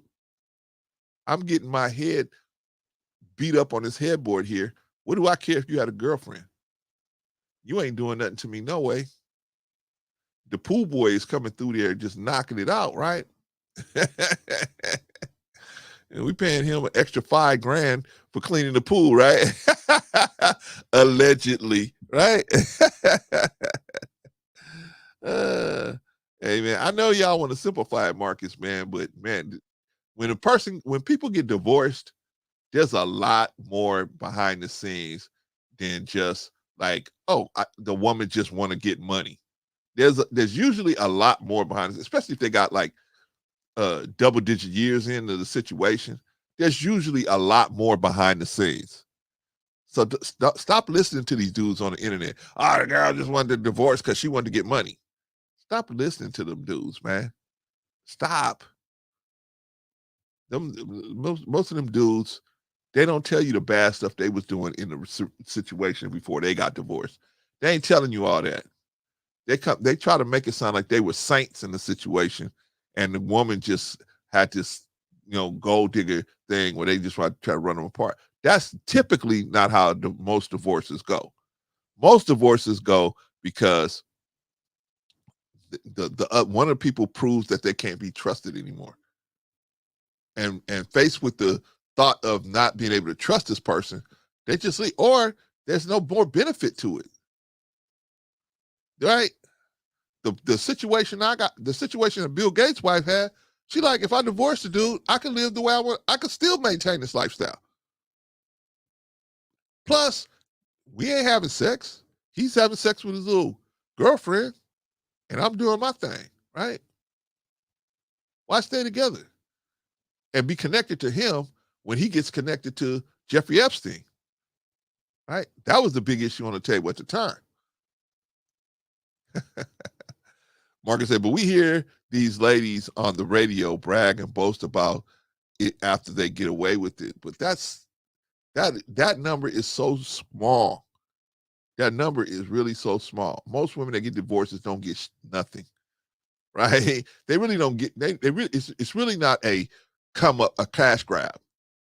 The average woman that gets divorced, it ain't no. They don't really get nothing. You know what I mean? They just tired of whatever's going on in the situation, and they just want out of it. Even if it doesn't make sense, even if they just say, I'm tired, they do a Tia Mowry, I'm tired, right? I've been with my high school sweetheart, and now I realize I'm a woman, and I want some more sexual experiences, right? I'm tired of listening to my girlfriends talk about, oh my God, this dude came over my house last night, man. All my neighbors left notes on my door. Please don't have this man come over your house no more. You making too much noise, right? Whatever reason they get out of it. Most women get out of it because the trust is a trust issue that has been damaged. That's really what most women divorce for. Mark said, which it is why the main benefit of divorce is money. No, the main benefit of divorce is peace of mind for most people. Most women, I'm telling you, Marcus, most women don't come up. Yeah, the super rich women, of course they're going to come up because the man is super rich. But most women ain't married to super rich dudes. Most women are married to a regular cat. He got a little retirement, may have a piece of property or something. That's it. It ain't no super huge come up. Marcus said, then by that logic, the whole case of Bill Gates' situation is a small exception to the rule. It's not an exception to the rule as far as women, somebody getting divorced, or as far as having what do you call that, a trust issue breakdown. But my point is, most divorces, by the time the woman decides to divorce you, it's been some things that happen in the background, and they just tired, man. They just tired of dealing with it, right? Hey, I don't know an exception to what rule, Marcus, because divorce is just bad on everybody, man. I don't think nobody wins. These women that run around and talk about, yeah, I divorce men and I take all their money, they don't even typically win, but they don't find out until they get older. You tell a man you had 3 or 4 divorces, man gonna be like, well, we can go out, but I ain't marrying you. Marcus said, where the court system benefit and is capitalistic and it's already gonna be a process to incentivize, you don't think that it goes both ways? What I'm saying to you, Marcus, is, number one, if you can prove that the court system benefits women, show me the benefit that they get out of it. Show me the benefit that they get, that men are excluded from having that same benefit. I don't understand. I don't think that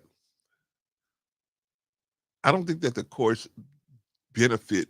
Well, let me talk about California. I don't think the courts benefit one parent over the other. As far as they just gonna take the kid and give it straight to the female. My son was in a situation like that, and that didn't happen like that. We had to get joint custody in the beginning, and then my son was able to document some of the dumb stuff that the baby's mother was doing, and he got full temporary custody. We still got full temporary custody because I told him, man, you got to write all this stuff down. She don't come on her appointments. She don't call. She don't do whatever you want. If you be like her, then they're going to say, well, damn, what's the difference between you and her? Nothing. You ain't documenting. You coming here talking. She coming here talking. They look at y'all as the same. But the one that documents everything, the one that's more organized, they're going to say that was the real parent right there. Mark said, but if by definition, then majority of those divorces are initiated by these people, whether it's alimony, child support, welfare, or Marcus, prove that the majority of divorces are initiated by women. You cannot prove that. All you doing is using a survey from 6 or 7 years ago. There is no state that keeps record of by gender who initiated the divorce. And if there is, show it to me. You have no factual proof that women initiate divorces. Now, I will agree with you. I would think that the majority of the divorces are, and I agree with in theory, that women initiate more divorces than men. I feel that way, but I can't prove it. Because there is no state that says, okay, we're going to keep track of who started this divorce by gender. What state does that? If nobody's keeping track of that information, then how do you know who's doing the most? By which state and in which state? You don't know. Therefore, that's people using that study information as facts. That's not facts. That's just a study, in my opinion. Now, do women get divorced for alimony and child support? Yeah, they do. Of course. Why? It's your child. Of course you should take care of it, right? I mean, if you don't pay your child support, that means I, as a taxpayer, got to pay it in WIC, SNAP, and all these other benefits, right? I, as a taxpayer, going to have to pay for it. Why should I pay for your children? They're your children. Why should that cost fall on me as a taxpayer? I know a lot of these guys say, I'm not going to pay child support. I don't want to pay my child support. Okay, then what you're saying is you want me to pay it. Because either you're going to pay it or I'm going to pay it as a taxpayer, right? By definition, right?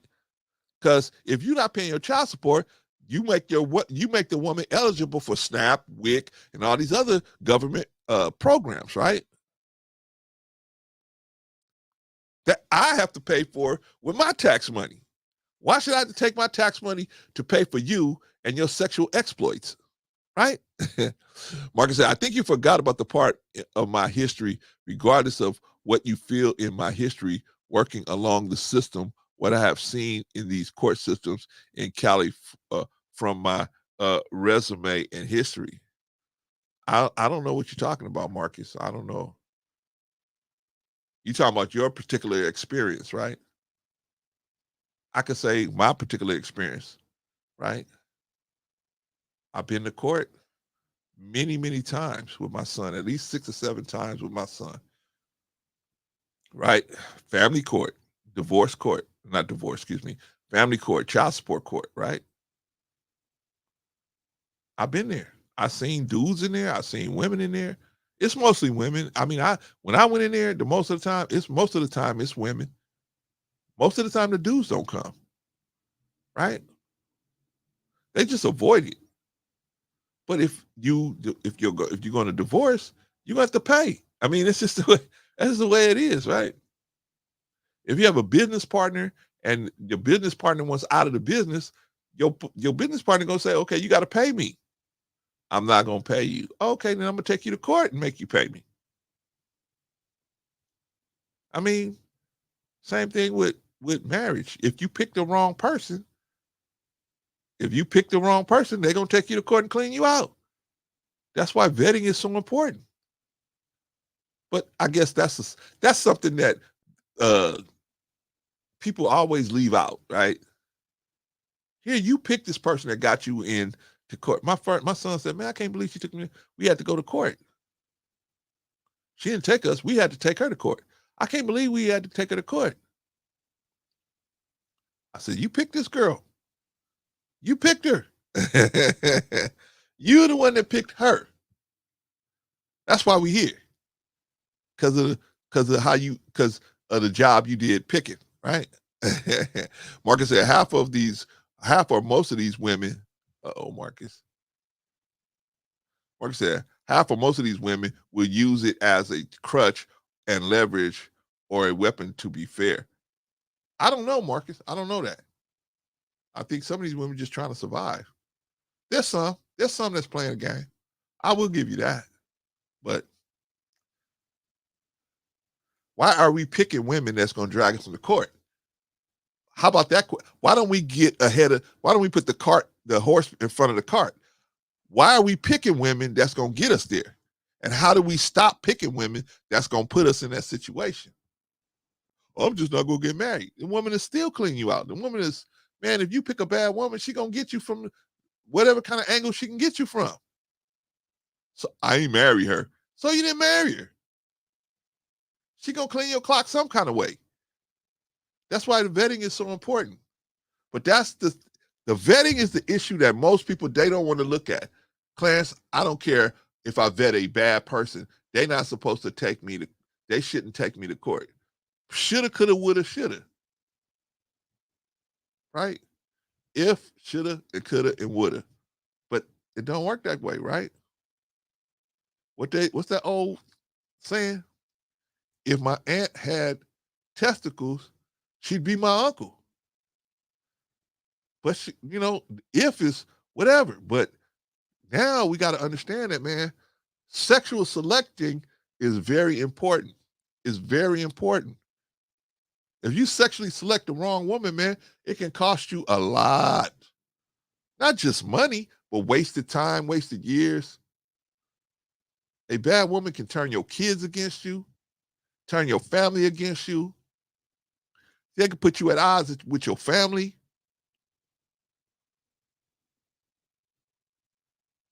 Anybody you give that much control to that's not in it to win it. So it all boils back down to sexually selecting. That's what it all boils back down to, vetting somebody. That's what it boils down to. If you pick the wrong person, well, Clarence, I picked a good woman. Did you? Or did you pick somebody that was hiding something and your eyes, because they were so proficient sexually, you didn't want to address it? But that's a whole nother conversation.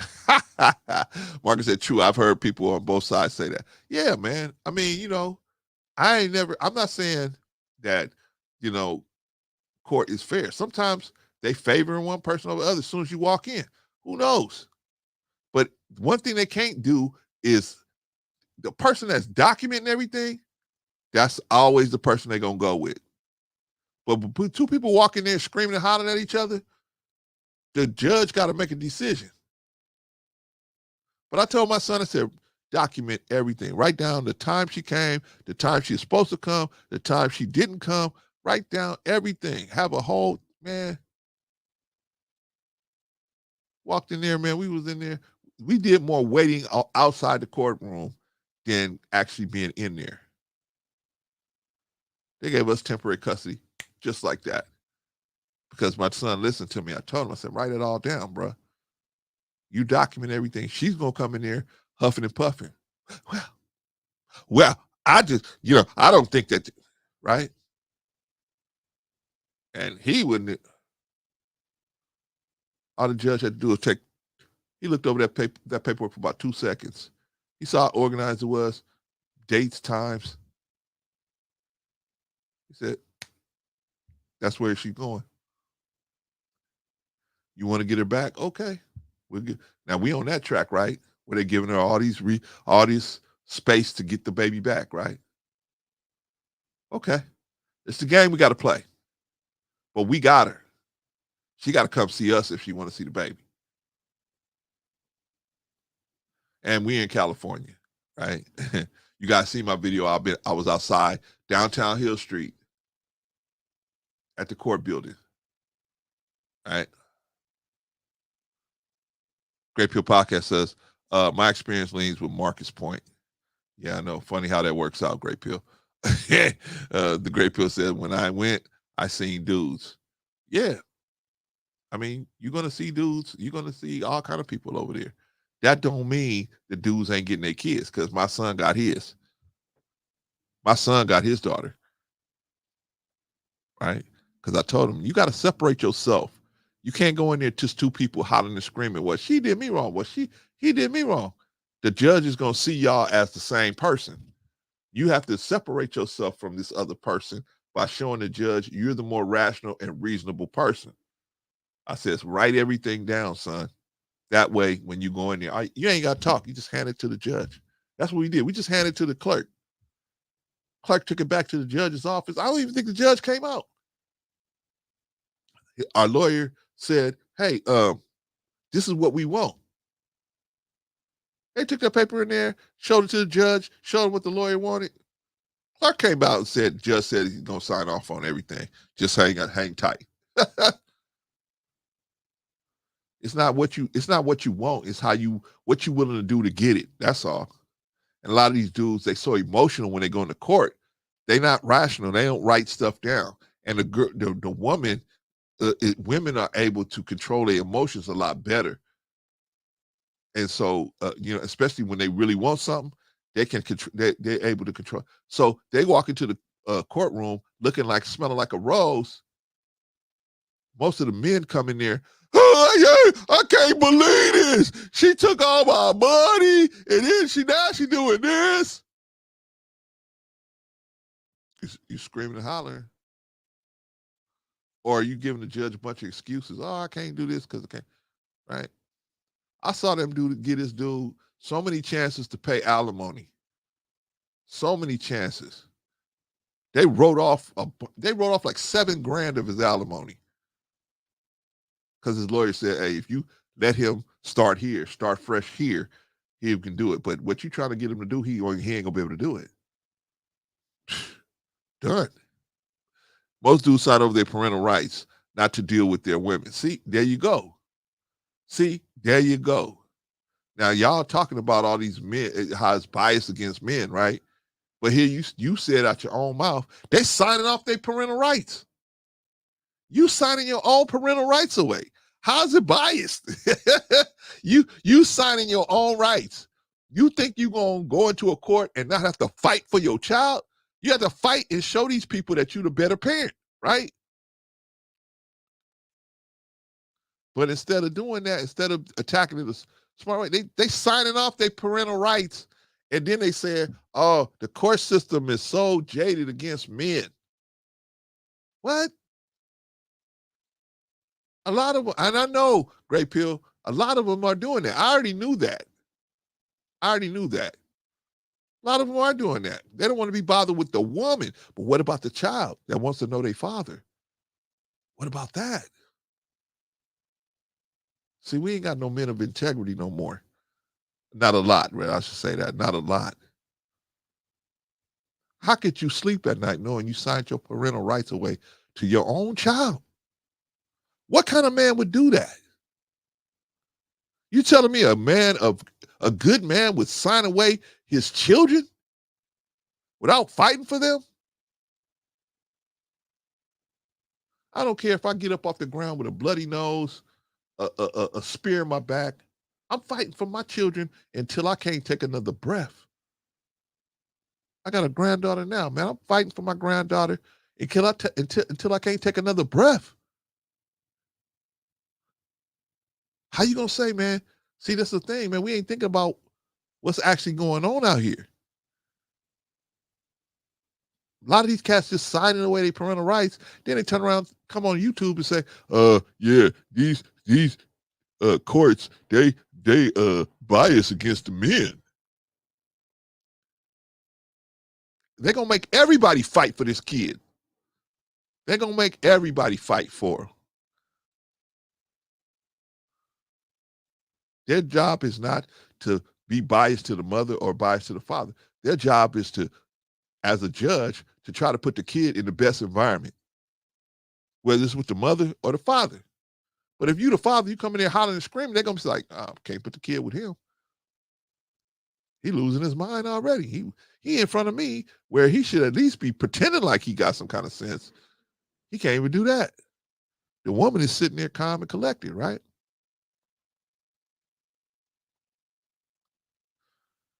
Anyway, Marcus said, with these family law, child support, small claims to criminal court, and sometimes the lawyer can come in and represent them as well as defendant prosecuting law along with a judge. Yeah, man. I mean, it's just how you present yourself. If you present yourself like you're a crazy person, they're not going to work with you like that. They're not. I told my son, man, you got to put on some decent clothes, go in there. You can't go in there with, my son got all these tattoos and all that. I said, hey, man, you can't go in there gangster down like that. You got to go in there looking like you got some sense in your head. You got to go in there looking like, and so that's what he did. My son didn't have to argue for my granddaughter. All we did was hand him the paperwork. This show at this time, she didn't come. She said she was coming. She didn't come. She said she wanted to have her these 2 days. She didn't even take her to do nothing on this day. She just stayed in front of the house, visited with her for about 10 minutes, and then gave her back. Didn't even come on the other day. We had it all written down. Had it all on the paper, had a chart of the time she spent, the time that she said she was coming, and the time that she didn't come, right? Had it all on the chart. Here you go, Judge.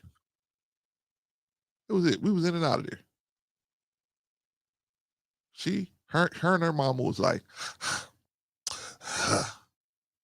right? And they still giving her time to get her act together. Because we only got temporary full custody. We trying to get full custody. Like, she done. But it's a process. It's a process. It don't happen right away unless you just sign over your rights. If you sign off your rights, yeah, of course it's going to be like, bam. You think you signing off your rights, you ain't going to have to pay nothing. Oh, boy. Mark said, true, the Great Pill Podcast. Oh, okay, you talked to Great Pill. Shout out to the Dimes.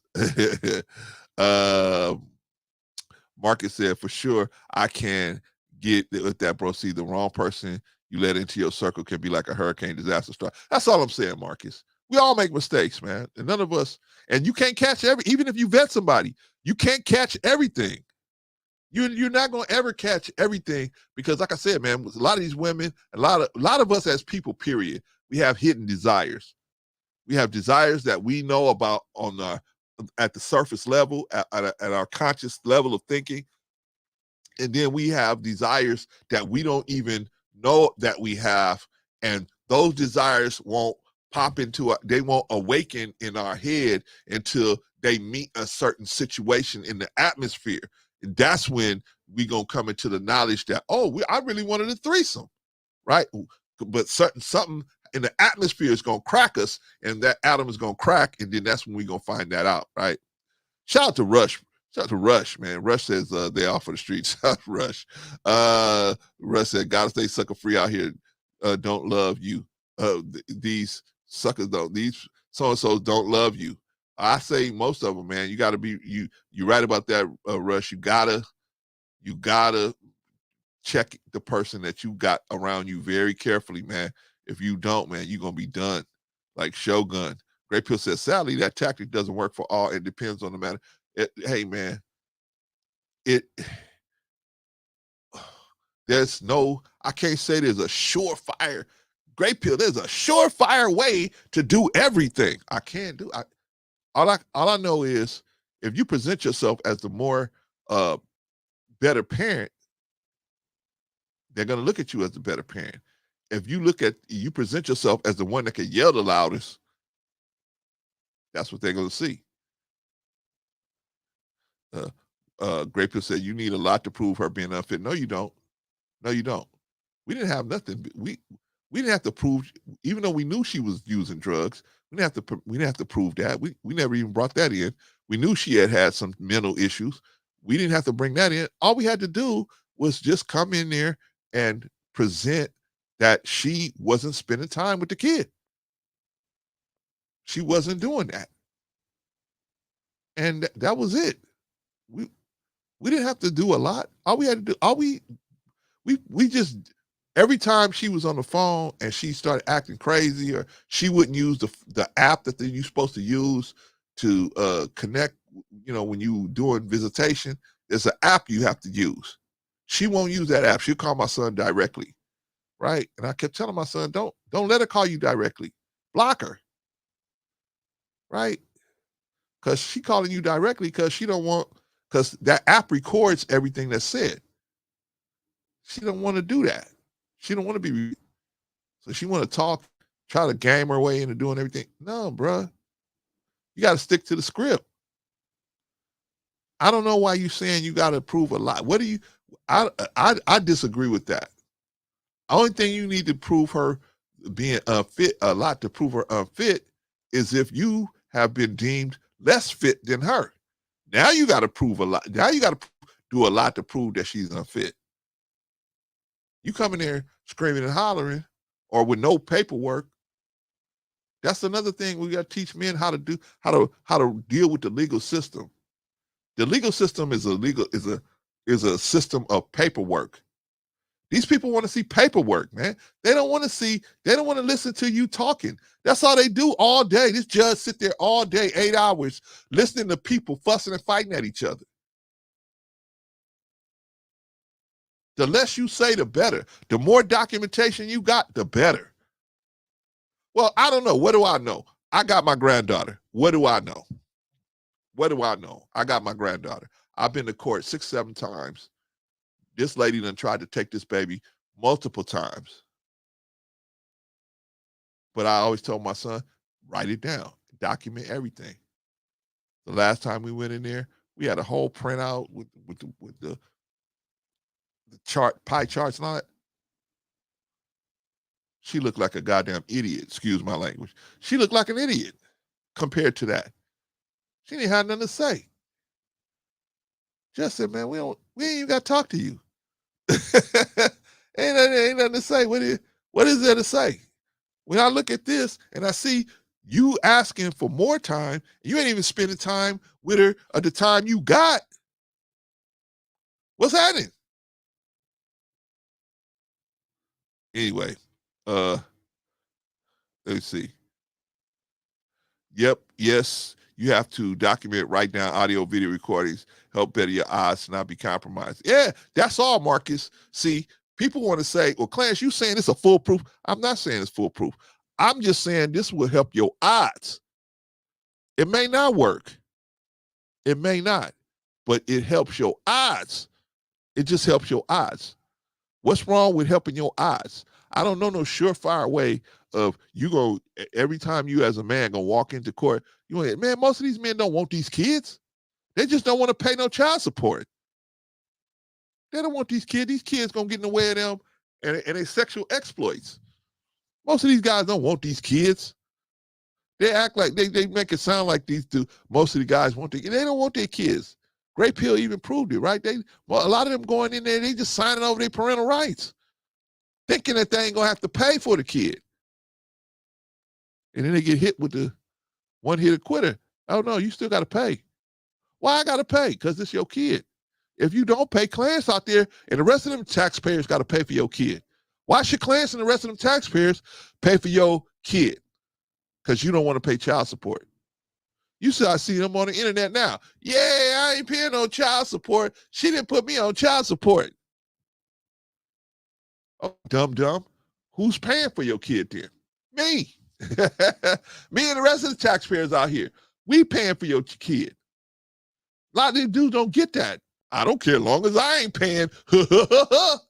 Right? I'm smart enough not to pay child support. Yeah, but I don't mind helping your child, but I shouldn't have to. You should be helping your child. It's your child. Especially those of y'all that got 2, 3, 4, 5, 6, 7 kids out there.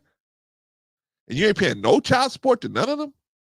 And they're getting SNAP, WIC, and all these other public housing, they're getting all this stuff that me as a taxpayer, I'm paying for it. I shouldn't have to pay for nobody else's kids because I never made nobody pay for mine. Like I said, but that's what it does, though. It can help or raise the chance certain things are in place to have the woman's side to not have mea culpa, avoid accountability. I don't know, man. I mean, maybe so, Marcus. But if you just play your cards right, you just be a stand-up dude, you can usually get around a lot of that stuff. I've seen her cases dropping off kids back in the day to the fire department, or maybe a woman giving up kids to another family, or the father, now he's a single parent. That's typically not what happens, right? Some of these women, they love these kids, man. They're not gonna let them go, even if they're gonna live in a dilapidated state. They're gonna keep their kids, right? Typically, they don't drop them off to the fathers. A lot of times, the father don't want the kids. That's what I don't understand, man. People try to make it sound like all these fathers are out there trying to get their kids. That's a very small percentage of guys that are out there in child support court trying to get the kid, get the kid. They trying to reduce the money. That's what they trying to do. They don't want the kid. Russ said the courts do favor women a lot more than men. Prove it. I keep saying this. Prove it. Give me some numbers from the courts that prove that women get more they get favored than men. Prove it. None of y'all can prove it because no court keeps track of who gets more benefits by gender. None of these courts keep that. If there's a state out there that does, I don't know it. But y'all keep saying that. Women get treated better than men. Maybe that's your perspective, but from what I've seen, I've been in court. What I've seen is typically whoever pushes the best program gets the more favoritism. I saw a dude get $7,000 dropped off of his back child alimony. $7,000. He just said, I can't pay it. Him and his lawyer. His lawyer worked it out for him. But I thought the women, they get favored. I thought the judge was going to say, nah, you paying this $7,000, baby. You paying it. Judge just scratched it off. He said, Judge, can I start right now? Yeah. Russ said, the court show no men love. I said, man, see, y'all keep saying that, but y'all can't prove it. You ain't have no facts to prove it. You don't have no facts to prove it. Oh, I got facts, Clarence. My cousin, ex-boyfriend, girlfriend, brother, sister, brother-in-law, he was in court and this happened to him. Right? That's your facts. Your personal experience. No, son, we need some more things going on than just your personal experience to say this is a fact. This is a fact, Clarence. The courts don't show men no love. That ain't no fact, Rush. And I know that a lot of men get done dirty, but I think they have a hand in how they get done. It ain't just, oh, you walked in, you got a penis. Oh, well, we gonna just give everything to the female. It's not like that. I know they try to make it sound like that, but it's not like that. But if you can prove it, but you can say, Clarence, I have the breakdown state by state by gender, who gets the better benefits. I got it right here. You ain't never gonna have that because no court keeps that record. No court keeps a record of who initiated divorce by gender, who got the most benefit by gender, who got the kids by gender. They don't keep no statistic like that. But that's just me. Russ says she's calm and collected because she ain't got to pay for a lawyer. Now, I will give you that. I will give you that. A lot of times she don't have to pay for a lawyer. But when we know how the system is set up for the underdog, right? Underdog coming in, which is usually the woman, allegedly, is coming in. They usually gonna try to work something out without having her have to get a lawyer, so she don't have to pay for a lawyer, right? We know this, and they usually do that. It's the same thing for the men, right? That I told you about, old boy. He got $7 grand knocked off of his back alimony. He wasn't no female. Marcus said, usually I've heard of a woman crying and hollering hyena, and in the course when men are few in between that act like that unless they're already convicted for a serious case. I'm not saying all men go in there and holler and scream. I'm just saying they don't operate with the mentality of a person that actually wants to get the kid. They don't operate with that mentality. Most of them operate with the mentality, I'm trying to reduce this payment, right? I'm trying to pay my rent. I'm trying to pay my car note. I'm trying to pay all these things. And now you want me to pay $1,200 in child support every month. I can't do it. I'm going to just be living just to pay her. That's the way most guys think about it. They don't think about getting the kid until they figure out, okay, my child support ain't gonna go down. Let me just get the kid with me, and I could save money by I wouldn't have to spend all that money out to the kid. I would have some form of control. That's when they start thinking about, hey, let me get the kid here. Graper said facts, have it all written down, time, date, and all, right? What? Great Pill, all you gotta do is send it to me. You got facts? What facts?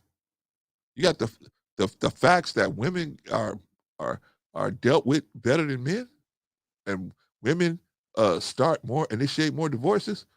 I'm all ears, bro. Send me the facts. Send me the facts. All right. Great Pill said I have full. Okay, good for you, Great Pill. That's what I'm saying, man. All these people are already talking about men don't get full custody. Man, you got full custody. My son got full custody. That's 2 men right there. The Great People Podcast, true. You can't catch everything. You can't catch everything. No, vetting just like when you buy a car, you buy a used car, right? You can't catch everything, right? You can do the Carfax, make sure it ain't had too many accidents or nothing like that. But you can't catch everything, right? It just gives you better odds, right? Man, they all for the streets. Stop giving away false hope. I ain't giving away no false hope, Rush. I'm telling you, stop dealing with women that are out of your league. When I say out of your league, they just bad people. Why deal with women like that just because they got a sexy body? Only a crazy person is willing to pay Russian roulette with that. I see it. But hey, man, shout out to all the brothers that say, no, Clarence, she got a banging body. I worry about her, later. All right. I ain't giving nobody false hope. Whether you're gonna get married or not, you should leave bad people alone. You just leave them alone.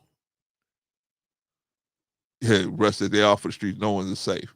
You got to make your own safety, man. You got to make your own zone of protection by making her go get tested for venereal diseases and testing her to see if she wants to put herself under your authority. If not, why mess with her? Oh, but Clarence, she got a banging body, man. I'm just gonna hit it and quit. I'm just gonna hit it and leave. Okay. Okay. You willing to take that risk? Go ahead. Let's see. Bro, that means she's unfit. Yeah, that's what I'm saying, man. You don't want to be with nobody that's unfit. What if you impregnate this woman? Now you got a problem. You got to try to co-parent with somebody who doesn't think like you, doesn't respect your authority, doesn't respect you as a man, doesn't respect your discipline style. It's all bad. They think they can do it all by themselves. They just need your money. Right? Grape said your son got part-time custody and the child lives with him, which is a good thing. I have full. She had to beg me for the time she spent. No, we got temporary full custody.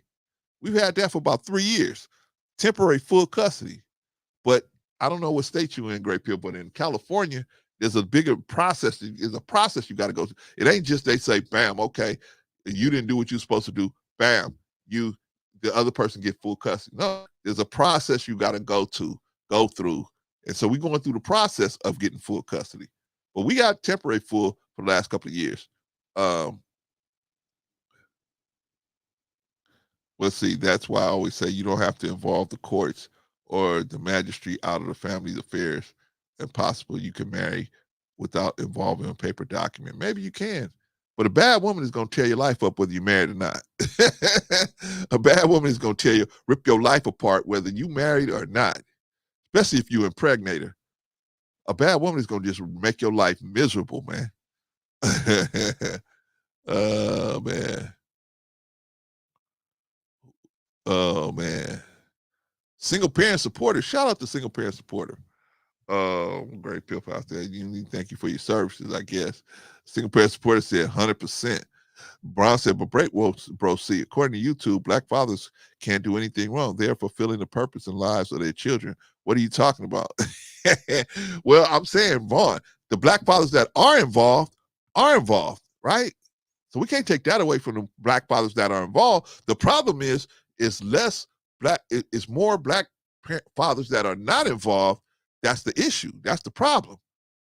But everybody wants to lump all black men in together. Okay, so we're going to take this number of black men that are involved with their children, and we're going to superimpose it on all black men and say all black men in general are more involved in their children. Well, we see the obvious. We saw today. We see it's obvious that that the majority of black men that are impregnating women are not sticking around for whatever reason, right? So if that's the case, okay, if you're not sticking around, at least you spend time with your children. But that's not the case. At least you should pay your child support so the taxpayer like me don't have to pay so I don't have to pay your child support in the form of SNCC, SNAP, and WIC, and all these other government programs, right? I don't have to pay your child support. Then you get mad because when the state catch up to you, they want you to reimburse the state back for that money, right? Like, what? I thought it was just free, right? No, it ain't free, fool. Why you think they're collecting state taxes? Why you think they're collecting federal taxes? These are programs that we have to pay for in case fathers that don't want to get involved. Now, I'm not talking about fathers that are in prison or that have, lost their life or something like that. That's what these programs were actually for, right? These programs were actually for white women that lost husbands during the Korean and Vietnam wars. That's what these programs. That's why Eisenhower did this, to protect white women, because the white women kept leaning on the churches, and the churches were like, we can't help them. It needs to be a government program to help them. But the white community was able to use shame on white women that were getting welfare and slowly get them off of it, while black women were slowly being brought onto it, and there was no shame to shame them off of it if they could get off of it. The white woman was told, continue, go look for a husband, right? Get yourself together, use this program, get yourself together, and go find another husband. Black women were told totally different, right? They got caught up in the feminism and they said, hey, you don't need no man. Government can take care of you, right? You don't need no man. Government can, Then when it got to the point where females were getting equality in job placement, you really don't need no man. I can make my own money. I don't need no man. But a lot of our sisters don't realize that you do need a man whenever you have a child. You need a man around. A decent man. Let me back that up. A decent man. You need a decent man around your children. Don't just, any man just won't do. But Clarence, I love this man. I know he got problems, but I love him. Okay, you love him, but don't let him around your children. You cannot let indecent men around your children. You just cannot.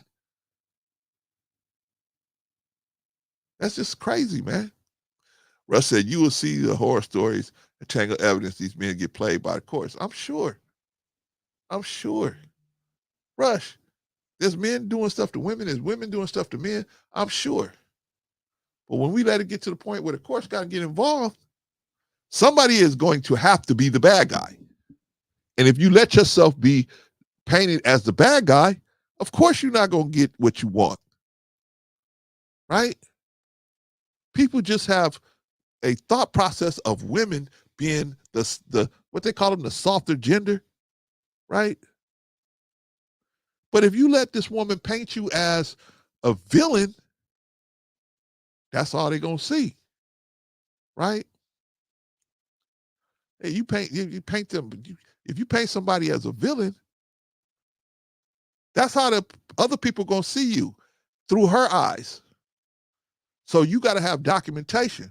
Oh no, hold on. When she say all this stuff, like my son, when a girl saying all this stuff, go, oh no. Here we go. We got the documents that prove that happened like this. We got the what do you call that? We got the what you call it? Voice mail of her saying all this stuff, threatening. That's why I'm gonna dig into it. My son, I told my son, I said, man, we got to go back to court. We got to make it so that she don't have no right to no days. She got to call us to make sure, because she threatened my son. She threatened to take baby. I said, no, you got to tell the court that. We had to go back to court and tell them that she threatened us to do that, right? So that's when they took her days away. They just took them away. She had Saturday and Sunday, every other Saturday and Sunday. She wasn't even coming on Sunday. She would come on Saturday sometimes, spend about 15 minutes with the baby, but she would take her to like McDonald's or whatever, just take her close. But I said, no, we got to have it so that everything she do is supervised, because she done took the baby already. She had taken the whole reason why we in court, because she took the baby and kept her for 3 months. We hadn't been to court. We had a gentleman's agreement that everybody's going to get their week. And it was going good until her and her mama decided that because my son wouldn't let the baby go with them on a holiday that she wanted, which wasn't her day, it was my son's day, but she wanted that holiday. And my son said, no, I don't have to give you my holiday. I don't have to give you that day. I already got plans. Her and her mama got so mad, they kept the baby. We went to the police. The police said, you got any paperwork? We said, no. They said, we can't help you. You're going to have to go to court and get some paperwork. That's how we even got into this situation. Anyway, single parent supporter says, a decent man provides so much more than financial support. Agreed, single parent. Agreed. Our community puts far too much value on money when it comes to relationship. It's important, but not the one. See, single parents, I have this argument with Rico a lot, right? Rico says, well, they got to pay. And I agree, they got to pay. But sometimes a brother can't pay. And what he can do is be in a kid's life. He can be there, right? He can walk them to school. He can walk them home. Whatever, right? Whatever time he can spend with these kids. That means a lot. You know what I mean? When a kid, especially in lower grades, they got their father coming and walking them to school and from school, man, they feel like $1 million. Well, maybe the guy can't hold a job down. Maybe that ain't his strong suit. But loving his kids is a strong suit. Right? Black fathers, man, they provide a lot for us. They give our children protection. They give our children a sense of safety. Ain't nobody gonna hurt me when my daddy walking down the street with me. Ain't nobody would even think of doing something like that. I ain't got to worry about the chomos. I ain't got to worry about the pedos. I ain't got to worry about nobody because my daddy is walking with me. All this stuff is important to children. And those are the people that get the most of the impact on these disagreements. The men gets caught up in, oh, well, it's not fair to me because the women get more biased. They get caught on that. Sometimes the women get caught on the money. I want more money. But the disconnect that comes from when a family disembarks from itself or implodes like that is the children. They pay the highest price. But a lot of our brothers don't see that. Vaughn said, it takes more than love to raise a child. I agree, Vaughn. But sometimes that's all our black men got. Sometimes they got such a bad record, man. By the time they wake up and realize, man, I want to do more for my family, they already got a whole bunch of nonsense on their record, and it's difficult for them to get a job that is going to allow them to actually contribute constructively, right? But they can give the time. They got the time to give, right? They can give the love and support. If that's what they got to give, that's what they got to give. Let's take it, y'all. Let's take it. Single parent said their childhood flies by, and that quality time is crucial to their development. This is what we was talking about all day, single parents. We were talking about this all day. What is the issue? Why are our black, especially our young black men, young black boys, why are they acting out in the classroom so much? Right? Because of the anxiety of all of the different variables that they got going on in their life. Some of them going home to violence, some of them going home to drug abuse, some of them going home to sexual exploits, some of them going home to molestation, some of them going home to all kind of different stuff, right? But a lot of times these teachers can't see it. And I'm not saying they perfect. The teacher's supposed to be perfect. But they should have some understanding. That's why when I was coming up, shout out to Mr. Valerie. Mr. Valerie, my fifth grade teacher, he lived right down the street. Right? If I was really acting up in class, I knew he would just walk down to my house and knock on the door, and my father would invite him in, and they sit down. And if they're talking too long, I was in trouble. The threat of that. Plus, I liked Mr. Valerie. He was a cool dude, man. We would see Mr. Valerie riding his little moped all through the neighborhood, right? Mr. Valerie was a fat dude, man, but he would ride his little moped. He would ride his moped all through the neighborhood, man. So everybody knew Mr. Valerie. Everybody knew Miss Peoples, right? Her and her husband had a house in my neighborhood. I mean, a lot of our teachers, we knew them, right? I'm talking about the ones that look like us, right? Mr. Valerie, I was in his class, man. Mr. Valerie, he would see a group of us standing around. He would stop his moped and just talk to us, right? Shout out to Mr. Valerie. One time he told us about a story about his brother. When him and his brother, I think he was like 2 years older than his brother, and his brother had gotten, I don't know, either bit by a snake or alligator or something, and he couldn't walk. And he had to carry his brother all the way home from the swamp. He came up in Louisiana. He had to carry his brother all the way home from the swamp. Right? They had to do emergency surgery on him, but he's alive. He was alive at that time, right? But Mr. Valerie used to tell us funny stories like that all the time. He used to say, you never know what you could do. You never know what you could do until it's in front of you. He said it was either carry my brother or leave him there to get eaten up. He said I had to put him on my shoulders and carry him.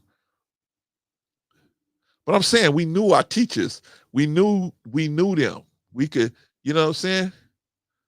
That was back in the day, man. Like I said, Mr. Valerie lived right down the street. He could come right to my house, go right up to talk to my father. My father would be like, oh, you want to Clarence teachers? Oh, come on in. Have a seat. We want to hear this, right?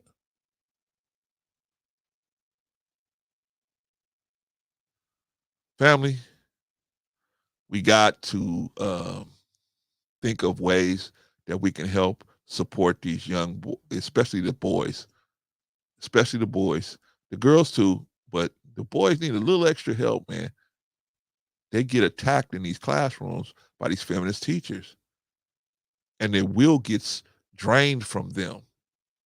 And at a certain point, they feel like they can't take it no more, and they want to strike back. And so they do something stupid, like acting out in the classroom or attacking somebody or bullying somebody. When in actuality, they're just looking to be accepted, and they're looking for somebody who will take the time to work with them. Most of them. Some of them ain't no good. I will give you that. Some of them ain't no good, man. Some of them are beyond helping. But the problem is we don't know which ones. So we got to help them all. And the one that don't want no help, the one that's been pretending the whole time, they've been pretending the whole time, right? We can't do that. Our job is just to put the net out there, right? Pull them in, clean them off, help them get right. Anyway, family, we're going to close up shop. 5 hours. I thought we stopped it at 3. Oh, Clarence, you kept long stroking. That's why. You kept long stroking with Marcus and Great Pill. Oh, okay. Okay. And then Rush got into it too. Oh, okay. All right. Ay. All right, y'all. What do I think about today's show? Did we hit the nail on the head? Maybe we have to look at it more. Like, how can we, like I said, we're trying to do the urban warrior academy, right? We want to make our young men certified warriors, meaning that they have a knowledge of how to deal with police interactions, how to deal with money, how to deal with relationships, how to deal with no means no, how to deal with women's boundaries, respecting women. We got to give them this information so they don't go out here and embarrass themselves and put themselves in bad situations, because the school system is not going to teach them this stuff. The school system is not going to teach them this stuff. They're going to make them barely coherent and send them out there and say, go be successful, right? Single parents said they unfortunately lose their love of learning. I advocate for homeschooling whenever possible. Yeah, if you got a competent person that can homeschool them, sure. There's nothing wrong with that. I don't see nothing wrong with that. You're right about that, single parents. But if you're going to send them to public school, you got to know that they're going to deal with these feminist teachers that are going to put pins in their heads, going to attack them, right? They're going to attack young black boys because young black boys start showing masculinity very, very early. Young white men, I don't think they start showing masculinity. I just think they show mischievousness, right? When white young boys do something, they say they mischievous. When a young black boy do something, he bad. He's just bad, right? So there's a little bias there, right? Family, we got to get together. We got to do something. Support us if you can, right? You ain't got to donate no money. Maybe you could donate some dojo mats or some school supplies or whatever, right? I just told y'all I'm about to put the video up. When I got a storage unit, I put the first mat in there so that we can do our stuff on our own, man. If we have to do a class, right? We do the classroom part and then we do the dojo part. I think it's a great program because most people ain't doing that. They either do a classroom issue and then they do this, but we gonna mix it up. We're gonna give them half classroom, half street survival. Our young men today are faced with so many different, what set you from, homie? What set you from? Right? They dealing with a lot of extra stuff out here. You know what I mean? It was easier back in the day, man. Right? You could just say, hey man, I hoop. I ain't into all that. Right? And most of the time, they'll say, oh man, this dude hoop, man. Forget him. He ain't. You know what I mean? I got lucky.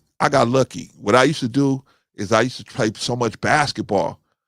I get off after school playing basketball, on the weekends playing basketball, right? So I used to go to this park, man, that was known for drug dealing, right? But they was the only people that was wanting to play. So I had to play with the drug dealers, right? So I end up building a rapport with the drug dealers, right? And I would fuss at them, hey man, come on, man, damn, we you know what I'm saying? We hooping. They'd be like, hold on, man, let me handle this real quick, right? Now, normally they would get mad at somebody, but they knew me. They would just be like, okay, Clarence, I'm coming, right? You know what I'm saying? And we used to sit and talk, and the drug dealers and the gangbangers, we was all playing basketball together. So sometimes they would sit down and talk to me and say, Clarence, man, look, man, I don't want you involved in this. Plus, your dad is gonna kill you and me. Right? So they said, man, we don't want, you know what I'm saying? You, whatever you see going on here, man, you keep going to school. Right? So we had these conversations, right? So one time I was walking through the park. I used to cut through the park to go home. I'm cutting through the park, me and another cat, and some of the newbies, they came down to try to, mess with us. Right? I used to, go to a school that one of the colors was red, right? So I had a jacket from the basketball team that was red, right? So dude ran up on me. What's up with all that dead? You trying to disrespect everybody up in here? Right? So they started getting into it. Now the dude that was with me was getting real nervous. I was looking at the dude like, what you talking about? I always cut through here, right? But these dudes was obviously new.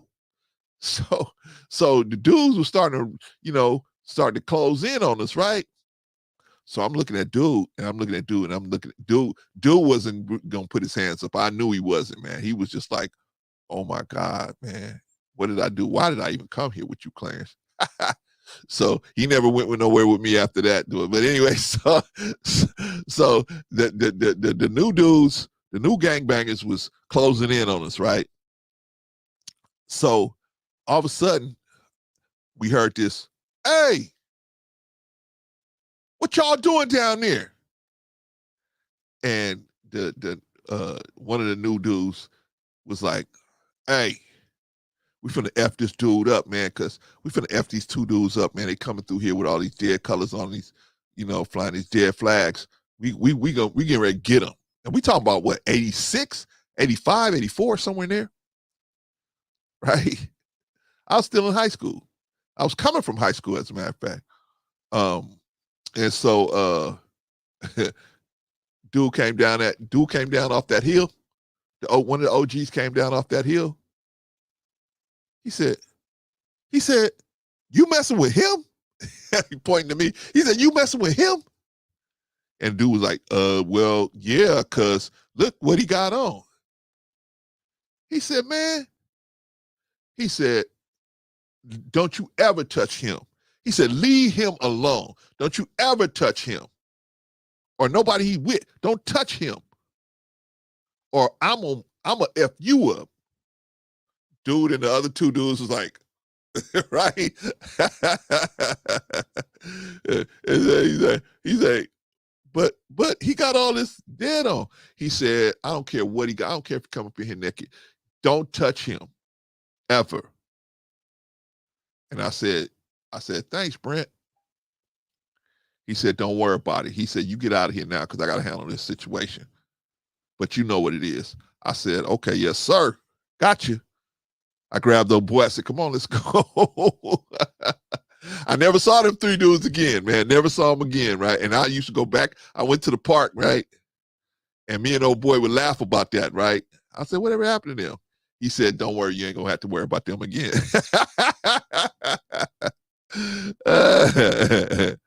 But what's the point, man? We knew everybody in the neighborhood, man. We knew everybody in the neighborhood, everybody, and people it was a different time.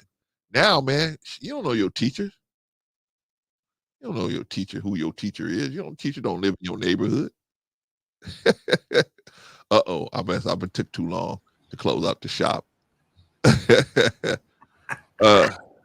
What happened, man? What chat comments are gone? What you guys talking about? Oh, wait, what happened? Am I on here? What happened? I thought I got off earlier. I thought you got off earlier, Vaughn. What you doing back here? Brother Clarence? You mean you still been talking? I have no idea what happened. I've still been talking. How did I end back up on the stream?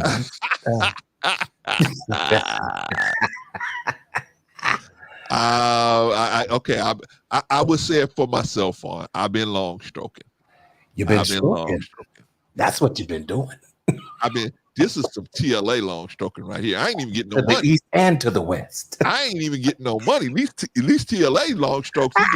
He get super chats. I ain't even getting no money. Yeah. Oh, Sister Annie said all the comments in the live chat are gone. I can see I can see the whole chat right here. But I won't stream it. Maybe the YouTube version is something's probably going on. Yeah, I don't know, something's going on. Man, you know, I told you, man, y'all know that they do me dirty a lot.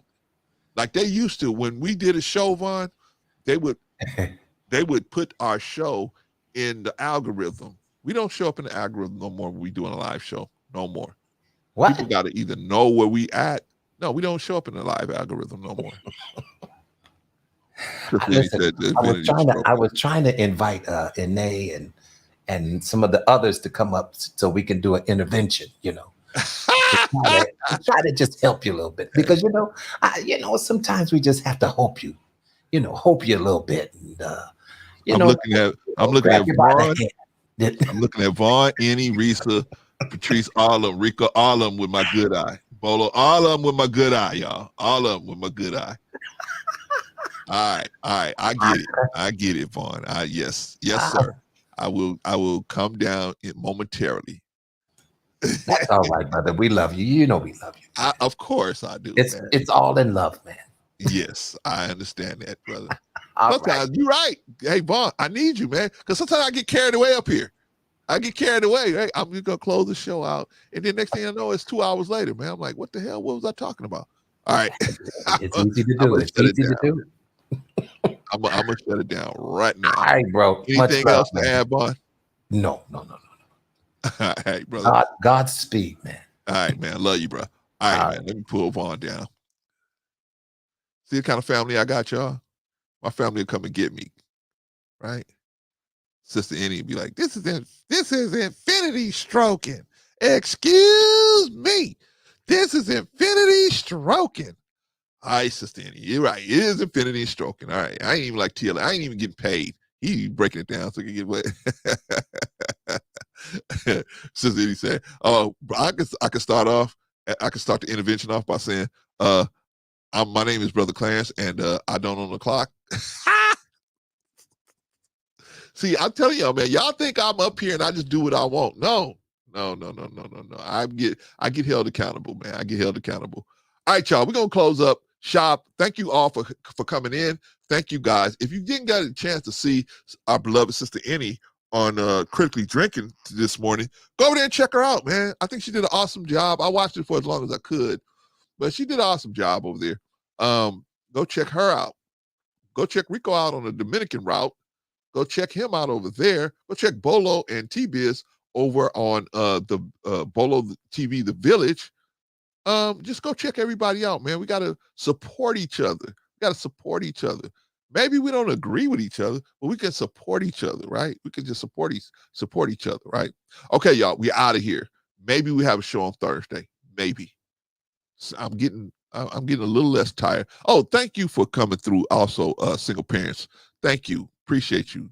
Hopefully you'll come back. You know, we always have discussions like this. So hopefully you'll come back, single parents. Okay, y'all. We might be back on Thursday, right? Might be back on Thursday, but we definitely be back on Sunday. I think Saturday I'm going to visit my father-in-law, so I won't be here on Saturday. But Sunday, most definitely. Oh no, I won't be here on Sunday. No, I met a brother this week that I invited to the mosque. I invited that brother to the mosque, so I have to take him to the mosque next Sunday. So I won't be here on Sunday. So Thursday may be the day. All right, y'all. Please like, subscribe, share if you can. And, let's just continue the conversation until we build something that we can actually give to our young men so that they can turn this thing around. All right, y'all. I see y'all next time. Peace.